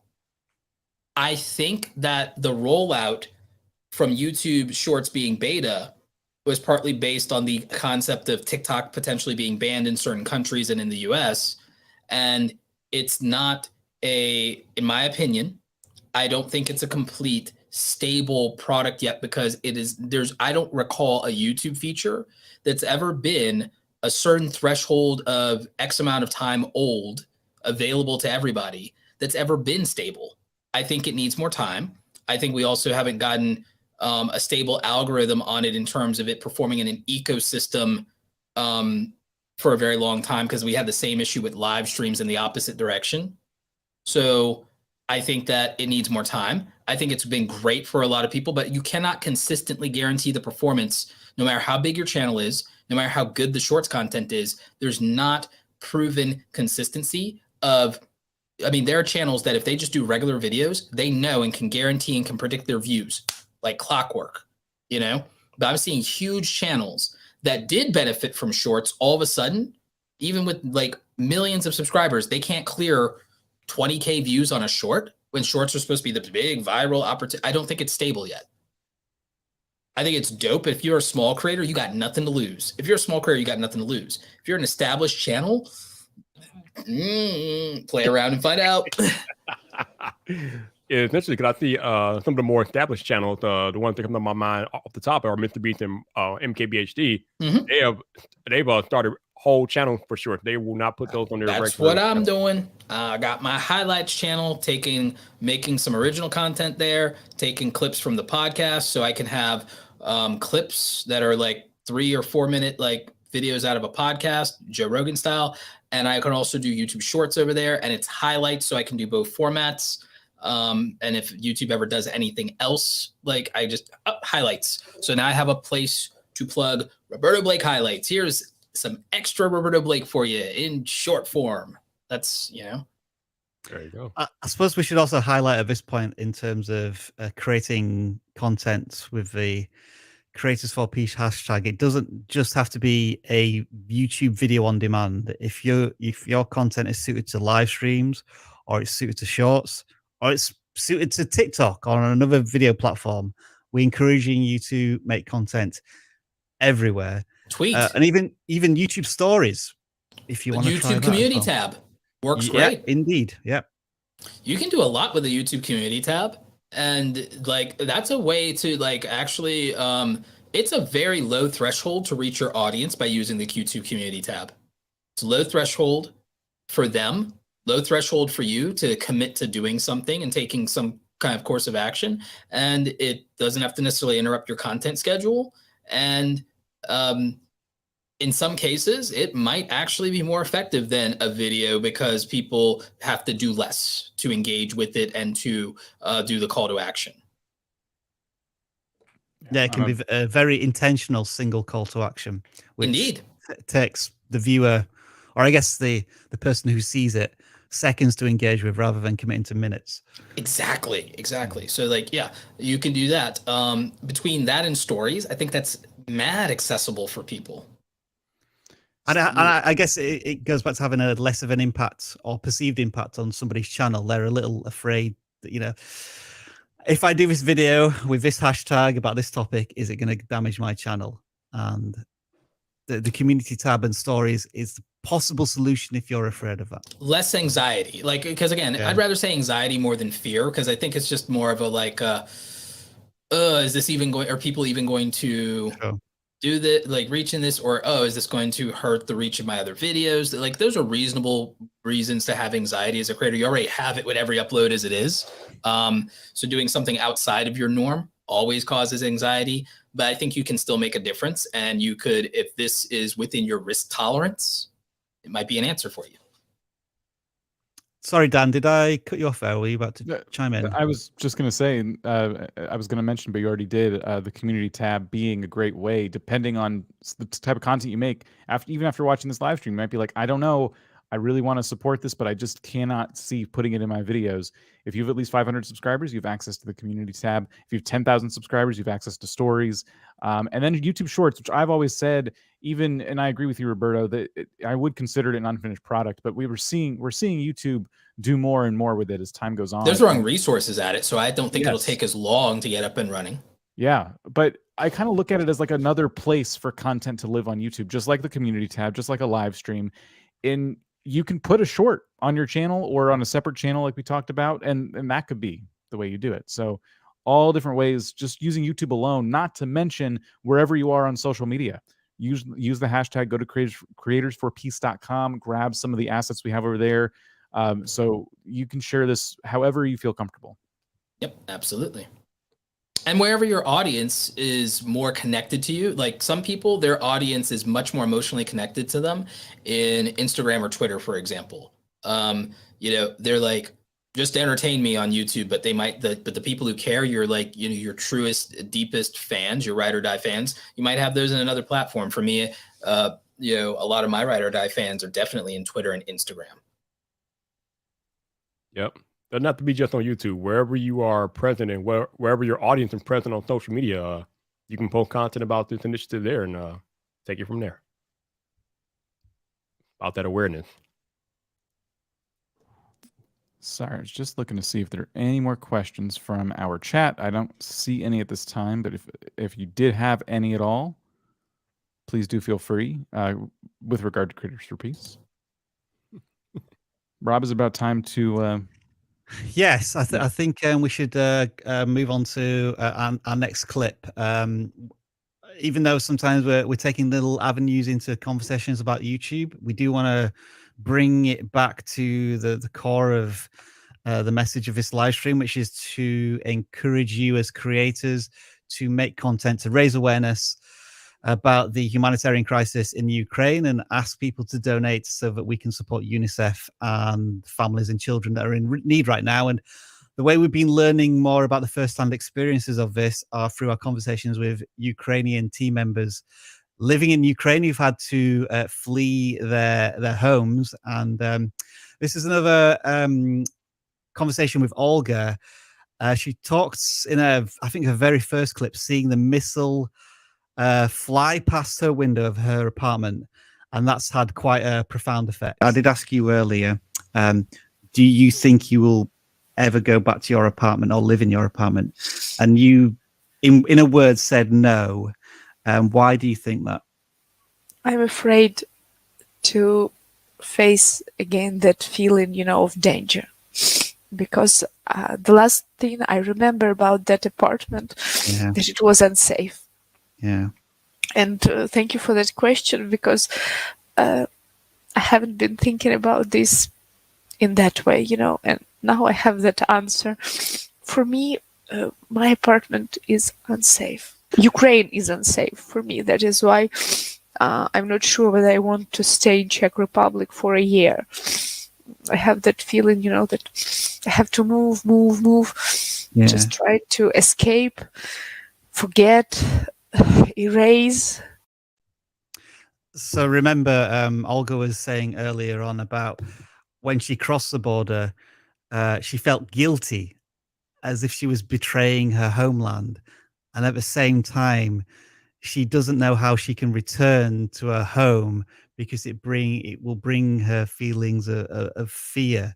And again, just how would you imagine if tomorrow morning you had to suddenly leave everything that was familiar to you because of war and conflict, and not knowing when you're going to be able to return to where you felt safe and protected. And again, Olga being one of those people who's been able to make it out of Ukraine and get to the Czech Republic and is now safe. There are millions more who aren't quite as fortunate as that right now, and they're still trying to find their way away from the danger. And that's who we're trying to support here with this movement, by creating content that raise awareness of such stories and can help raise funds as well. And I think we'll have one more from Olga before we head out. So before we go to that next clip, thank you all. We are now up to $3,251 donated. So appreciate you all making donations. So thank you for that. Sincerely appreciate everything that you guys are doing for this initiative. So thank you. You found your sound effect there, Rob? You got them all, man. You got them all. I can just keep reeling them off. Too funny. Too funny. Anyway, where were we? Where were we? Are we running that clip now, Rob, or later? Do we have any more questions for Roberto? First of all, Yeah, I mean, you know, I know we're talking about Ukraine, but I mean, we do have Roberto here. We it's not often that we have Roberto here. So if you guys have any, we'll say maybe 1 or 2 questions for Roberto himself. I'll take them. Grab them. Remember, Viper, we asked this question yesterday as we were preparing this live stream. How much overtime do you think we're going to do? And the other was me for about 25 minutes, wasn't it? I thought we were going to go 25 minutes over. Yeah, we're not going to do too much overtime. But if you guys have maybe, I'll take questions. If you have a question or two for Roberto, we'll take maybe 2 questions for Roberto directly, and then we'll wrap it up. I'll take as many as 4 or 5. All right, so Roberto being generous. All right, so maybe we'll do 4. We'll do 4 because he's being generous, and then we're getting out of here. But yeah, if you got a question for Roberto Blake, feel free to shoot. Not often we have them on here, so take advantage. I have a question for Roberto while we're okay. We'll make yours a bonus question. We'll still give other people the 4. Is your IKEA shelving a 5x5? So, because I think you directly influenced my background. 4x4. 4x4, and okay. Yeah. Wait a minute, you got a stormtrooper helmet. Oh man, yeah. You and Rob will be best friends. Yeah, I've got one as well. Oh, you got one. Yeah. Wow. Well. Like it's the same. I think it's the same one. And probably. You got the Mandalorian one back there. Yeah, he's got. I believe he's got the Mandalorian, Master Chief, Iron Man, Iron Spider, T'Challa, Ant-Man, and can't see. I couldn't make out the rest because it was a little dark. But yeah, I think I got most of them. Did y'all just hear how that man just spouted it off like it was nothing? Love it. All right, let's see some of these questions here. Let's see. Yeah, but my IKEA is the 4x4. I believe it's the Calyx shelves, and I also have a 2x2 that has the printer and my NAS on it, my network attached storage. So this is a fully sit and stand desk. I'll do an office tour at some point. Nice. All right, this first one is very interesting because I don't think I've ever asked you this. How did you start, or how or why did you start your YouTube channel, Roberto? So let's see. I mean, I've been on YouTube since the beginning, since 2005, 2006. And I was doing, those channels don't exist anymore. I was doing stuff with my friends, and that didn't work out. So I made my own solo channel in 2009. Mostly I was, you wanted to have an account to reply to comments anyway. I just made my Roberto Blake channel, and I was uploading stuff like 4 times a year. I wasn't like, YouTube was very different back in 2009. There was not like YouTubers like as much in 2009. So in 2013, I started making tutorial content. I wanted to basically do 2 things. I wanted to get my search engine name like up higher, and I wanted to demonstrate my skills, and I wanted to pass on what I'd learned in terms of my skills with different Adobe software. So I started making stuff Photoshop, InDesign, Illustrator, Adobe Premiere Pro, because I was a creative suite master. So when you are a creative suite master, it means that you have expertise and experience of more than 3 to 5 years and a lot of projects in at least 3 different related Adobe software. And I had it in multiple. I had in like, I think 5 Adobe software. It was Photoshop, Illustrator, InDesign, Premiere Pro, Dreamweaver, and I was at that point, I was on my way to doing very well with Adobe Audition. So yeah, I was an Adobe Suite Master, and I was like doing tutorials of the software that I used in creative work because I was a full-time freelancer. I was a former marketing manager, worked in advertising at an ad agency before, did web design and graphic design at a company. So it's like I had actual like career behind me And I also had some individual success in terms of I got published in a couple of magazines for my own digital artwork with Photoshop and things like that. So I was a freelancer and I was doing like, you know, jack of all trades, hired gun. I was a marketing mercenary, right? So I was out there, you know, just doing my thing. Pew, pew, pew, pew, pew. And something that I realized definitely helps and has always helped was I had already learned a long time ago how to get to the top of Google search rankings.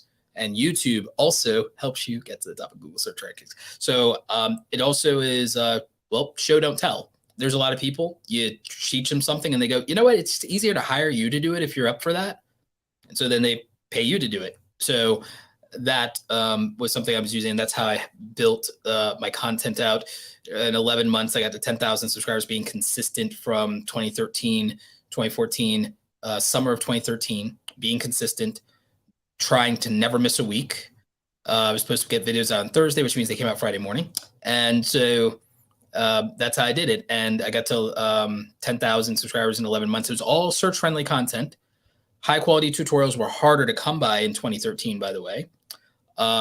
And I was also doing some question answer style videos for people trying to get into creative careers or trying to freelance. Then I started really doubling down on it in 2014. And by 2016, I had 100,000 subscribers in under 3 years. And that's because I moved to near daily content. So I got to 100,000 subscribers by making, I think, 600 videos. And that's basically how I became Roberto Blake. There you go. All right, next question. When will the podcast be back? Hopefully tonight. Hopefully tonight. I needed to I took like a month off from both the main YouTube channel and the podcast. My dog Tugboat passed away. He didn't make it through a surgery, so it's like I had some in real life stuff there. I also was working behind the scenes on a new art studio in my basement. I had some other homeowner shenanigans stuff going on, so I was just like, you know what? I don't have the bandwidth to make what I think is a quality content or to find the energy to get through the podcast mentally and emotionally. So I was like, I'll do behind the scenes work. And I only meant to really take like a week or two off, and a week or two became a month. But I'll be back tonight. Gotta do what you gotta do, man. No doubt. This next question is interesting from Mentality Health Awareness. Roberto, how can I create that catchy feeling from my thumbnails and title? Okay. So with titles and thumbnails, I think you have to start with the topic first. I'm working on something. I'm only going to tease it here. It's not ready yet. I'm working with a company to build this. I'm creating something called the Creator Scorecard or the YouTuber Scorecard. And so I have like 20 diagnostic criteria that I rate channels on. And I give it one to scale of 1 to 5, right? So a topic's ability to be interesting, you need to figure that out. And you need to be honest with yourself about whether this topic's a 1, a 2, a 3, or 4, or 5 in terms of how interesting is this topic to someone who has no idea who I am and has never watched my content? You know, you have to be able to judge that. And that topic dictates the title and the thumbnail. And so then you have to do research on that topic, and you need to qualify what is the standard of a thumbnail that gets 1 million views on a similar topic to this. What's the standard of that? And what makes that attractive? What are its characteristics? What makes a thumbnail that gets 1 million views? Because here's the thing. If you're a smaller YouTube channel and you research, well, what thumbnail gets 1 million views for the idea that I have or a similar type idea, if you got 1% of those views, you're getting 10,000 views. And if you're a small creator, that's a lot of views for you. So like, it's a lot of views for anybody, to be honest with you. So 1% of the success of 1 million view video, but you also should qualify, is there any way to make this idea? And has anyone ever gotten 1 million views for this idea? Because if someone's never gotten 1 million views for the idea before, you don't have proof that there's an audience for it. You don't have proof that there's any demand. And so determining how many times something in this topic or arena has gotten massive views kind of tells you whether it's a 1, a 2, a 3, or 4, or 5. Looking at your thumbnails, you can figure out what your thumbnails are, or you're making thumbnails that are 1, or 2, or 3, or 4, or 5 by saying, would I really click on that? And do I believe that if I like sent this to a stranger, I sent this to a friend and they didn't know it was from me and they didn't feel guilty and wanted to give me a view or something like that, would they actually watch this just to watch it? On the thumbnail, even just alone, be curious enough to watch it? Like, you have to know that. And as for a title, One of the things that makes titles not work a lot of times is if it's too hard to understand what to expect from the video in the first 15 to 30 seconds of the video, then the title pretty much fails. If the title cannot be exciting, interesting, spark curiosity, and you have to be able to align it to the hook in that first 15 seconds, if you are not thinking the video through to that extent, it is likely that that video is going to underperform because that video was not prepared, it was not researched, it was not vetted, and it was not tailored to respect the audience and their time. It was not made for a specific viewer. It was not made to prove itself to that viewer to say, you know what, you got my attention, and okay, in 15 seconds or less, prove that you deserve the attention I just gave you. And you have to plan for that. And that's what the top creators do. And the thing is, even if you're not a 4 or a 5 at that, if you can even be a 3, you have a real shot at your video doing decent, and you at least have a baseline to work from. But I mean, I've seen channels that have not even 10,000 subscribers. If they can just get a topic to be a 5 and take advantage of something like timing, good timing, right? I know a guy, he has less than 5,000 subscribers. He does a lot of videos about taxes because that's his business. He got the timing right on a new ruling from the IRS. He got the timing perfect. His 5,000 subscribers, his thumbnail was only maybe a 3 out of 5, but his timing and his topic were both a 5 out of 5. And he got 60,000 views. 5,000 subscribers, he got 60,000 views because he got the timing right on the topic. So the topic's a 5 out of 5 because it's perfect thing, perfect time. And it's predictable because we're in the season, it's tax season. But also the IRS changed something and it gave people anxiety. It's just like people who made stimulus content at the right time. Okay. And even with the thumbnail being a 3, the title was like a 4 or 5, and the topic was a 5 out of 5 on right thing, right time, right space. And so that's what really makes a difference. You can get 10 times more views than you have subscribers if you can get enough things to be somewhere between a 3. If one of them's a 3, one of them's a 4, one of them's a 5 on just topic, title, and thumbnail, like you have a shot. You have a real shot. Boom. All right. Last question. This is one for, I guess, each of us, and I'll start. Rob with Scooby, and Scooby asks, what's the strangest job each of you have had? So I'll start. The strangest job I have, the job is somewhat strange. I was a courier for railroad workers, which means I would show up at the train, pick up a bunch of railroad workers, and transport them either to a station or a hub or something. The actual job wasn't strange. The places I ended up sometimes were very strange, especially given what time of day it was. A lot of times I would work the overnight shift, and I would have to show up at some dark train yard trying to figure out where these people were so I could pick them up. That was some crazy times, but that's probably the strangest job I've had. What about you, Dan? I would say one of my first jobs, they let me make sushi. I had no experience doing this. And this local restaurant was like, yeah, we need somebody. Well, cool. I need a job. And I think they like it that way. I think they like to shape you however they can. What about you, Rob? Can't hear you. You're muted. You're muted.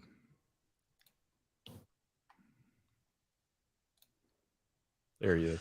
Can't think of a strange job. I used to teach English for speakers of other languages back in the UK. So I met a lot of interesting people through that who'd gone through many interesting and challenging stories themselves. So I'd say that was the most interesting job people-wise. But I would say being a YouTuber, that's my answer. That's the strangest job I've done so far. Mm-hmm. Interesting. Okay. Roberto, what's the strangest job you've had, sir? Aside from YouTuber or public speaker, the curveball's probably when I was a teenager and I was an Easter bunny at the mall. That's what being a broke teenager looks like. You do whatever you can as far as get those gigs for money. It's like I mean, geez, I sold like one of my first jobs was I was working at Hex, which is basically Macy's. It's owned by the same company, and they just branded all the Hex stores to Macy's years ago. But like, I was a women's shoe salesman like Al Bundy when I was a teenager, sitting there working in the mall. On commission against a draw, which is now considered these days, that's illegal. They have to actually pay you a wage now. Like, instead of practically working pure commissions against debt. Because you can end up literally working for free that way if they screw you on shifts, which if you're the young buck, they will. So you get that. I worked at a bookstore. I worked at a KB Toys. I ended up working my way up to being assistant manager, then acting manager at a KB Toys before they went bankrupt and out of business. Sheesh. Like, what else did I do? Oh, I worked. I was a photographer at Sears Portrait Studio. I worked Champ Sports. I did all kinds of stuff. But like I was an elf for the Santa thing. And again, another one of those holiday side gigs. Sold calendars at a kiosk for the calendar company in the mall. And yeah, Easter Bunny. That man, I have so many questions and so little time. But Rob, take it home, baby. Folks, you've maybe joined us for the last 4 hours or however much time you spent with us. We do appreciate you spending time with us, and we hope that what we've done today is educate you a little bit on the humanitarian crisis in the Ukraine, and it's inspired and motivated you to share that with your audience and ask for donations from your audience to creatorsforpeace.com, with those donations going directly to UNICEF and helping with the humanitarian crisis. We do have one more clip from Olga where she was sharing a little bit about what she's learned about child refugees on her travels. I'm reading currently that the number of child refugees stands at over 1 million. And lots of reports are being there that children got lost. Like 10 years old, 11 years old boy himself crossed the border because his mom put a phone number of a relative in Slovakia. The other 4 years old boy got lost because his grandma was killed and he was alone there. My heart cries for every child who was killed, who died, who was lost, and who is an orphan now. And it goes back to what we've been sharing in terms of the numbers, that there are, as of time of recording, but that is undoubtedly going to rise, 1.5 million children have fled the Ukraine, with a further 75,000 being displaced every single day, and that equates to basically a child every single minute in the Ukraine becoming a refugee. And Olga alluded to some of those harrowing stories that children are having to go through at the moment, where they're fleeing to several countries in Europe, and they're being separated from their fathers because men aged between 18 and 60 aren't allowed to leave the country right now. They don't necessarily speak the language that they're ending up in. And as Olga said, some are fending for themselves as they're trying to cross the border or find safety from the current crisis in Ukraine. And that's why we feel as if we need to take action here and ask you, with the 3,000 plus creators that have already expressed interest to become a creator for peace and make content, and ask for donations. So yeah, I just want to say a huge thank you for joining us, and thank you in advance for whatever you can do for this cause in the next week or so. And I'll just open it up to the three of you if you have any final thoughts or words before we check out of this live stream. Dan, if you want to go first. Just thank you. It's not easy to cover a topic like this, and if you choose to do so on your channel, I think that's awesome. And just as we did here today, the idea is to help with the humanitarian crisis, and you can do that by avoiding other pitfalls that you know, may come off as controversial topics you don't want to cover, it's absolutely fine. I mean, focus on the fact that millions of people, families and children, they need help. And if that's something you're going to do, that's awesome. And thank you so much. Viper? We've been here 4 hours today, and we've had a nice crowd for the entire 4 hours. I know this is not what we normally do, but I appreciate all of you all in the live chat being here, whether you're coming and going or whatever.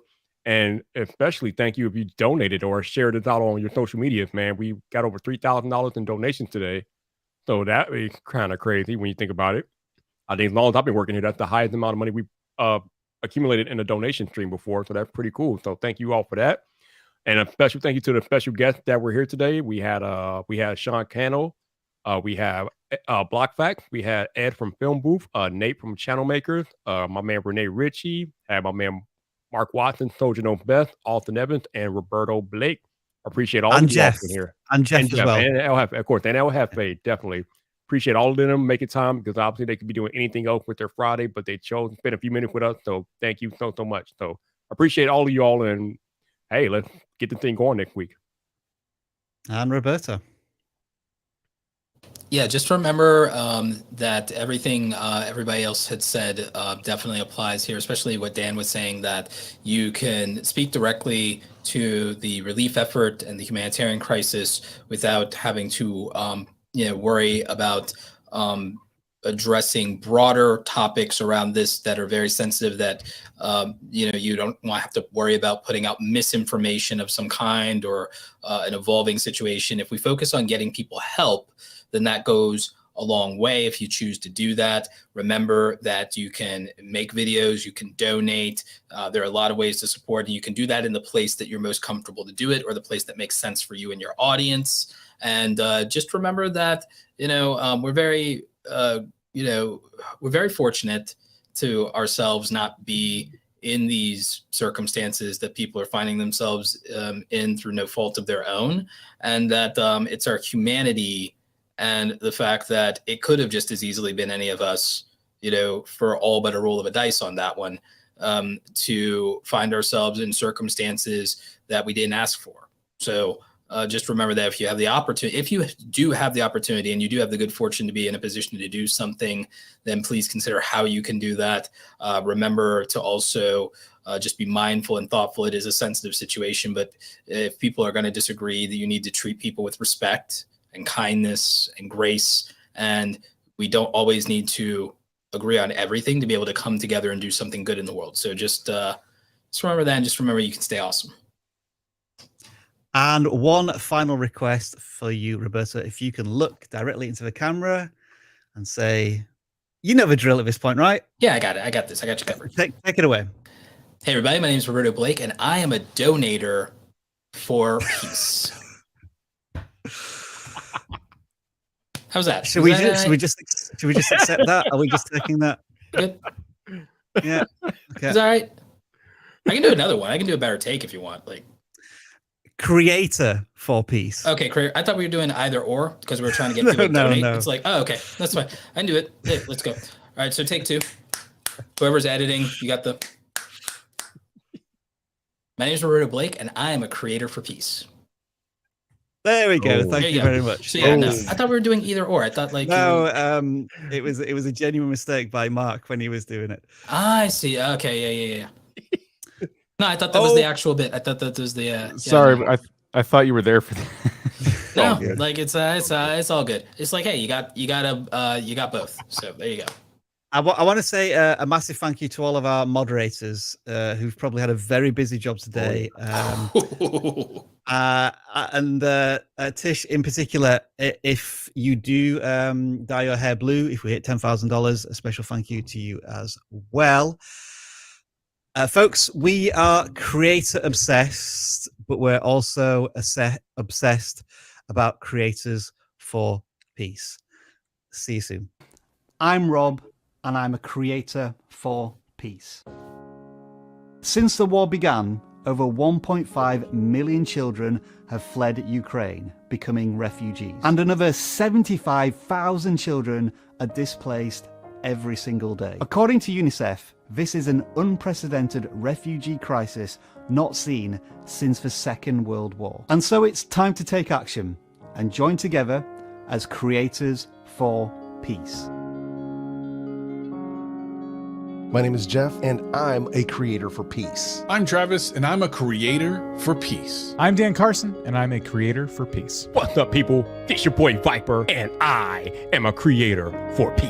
UNICEF provides life-saving essentials to vulnerable children and families all across the world. And right now, such help is urgently needed in Ukraine. We, as creators, can't sit still and be silent. This is why we are using our platform, our voice, to ask for your help. On behalf of the vidlQ family, please visit creatorsforpeace.com and make a donation directly to UNICEF. We have started the Creators for Peace movement because this crisis hits very close to home. Ukrainians work for vidlQ. They are fathers, they are mothers, and they have been forced to flee their homes. Me as a father, I had to be like as a stone. Like I literally had no stress or like any emotions. So seeing my daughter, I understood that I won't like shout because I didn't want her to be shocked. She were just asking all the time, why we are not going to the kindergarten? And I just said like, we are going to a small vacation. She also was constantly asking like, Mommy, why we're a peaceful country?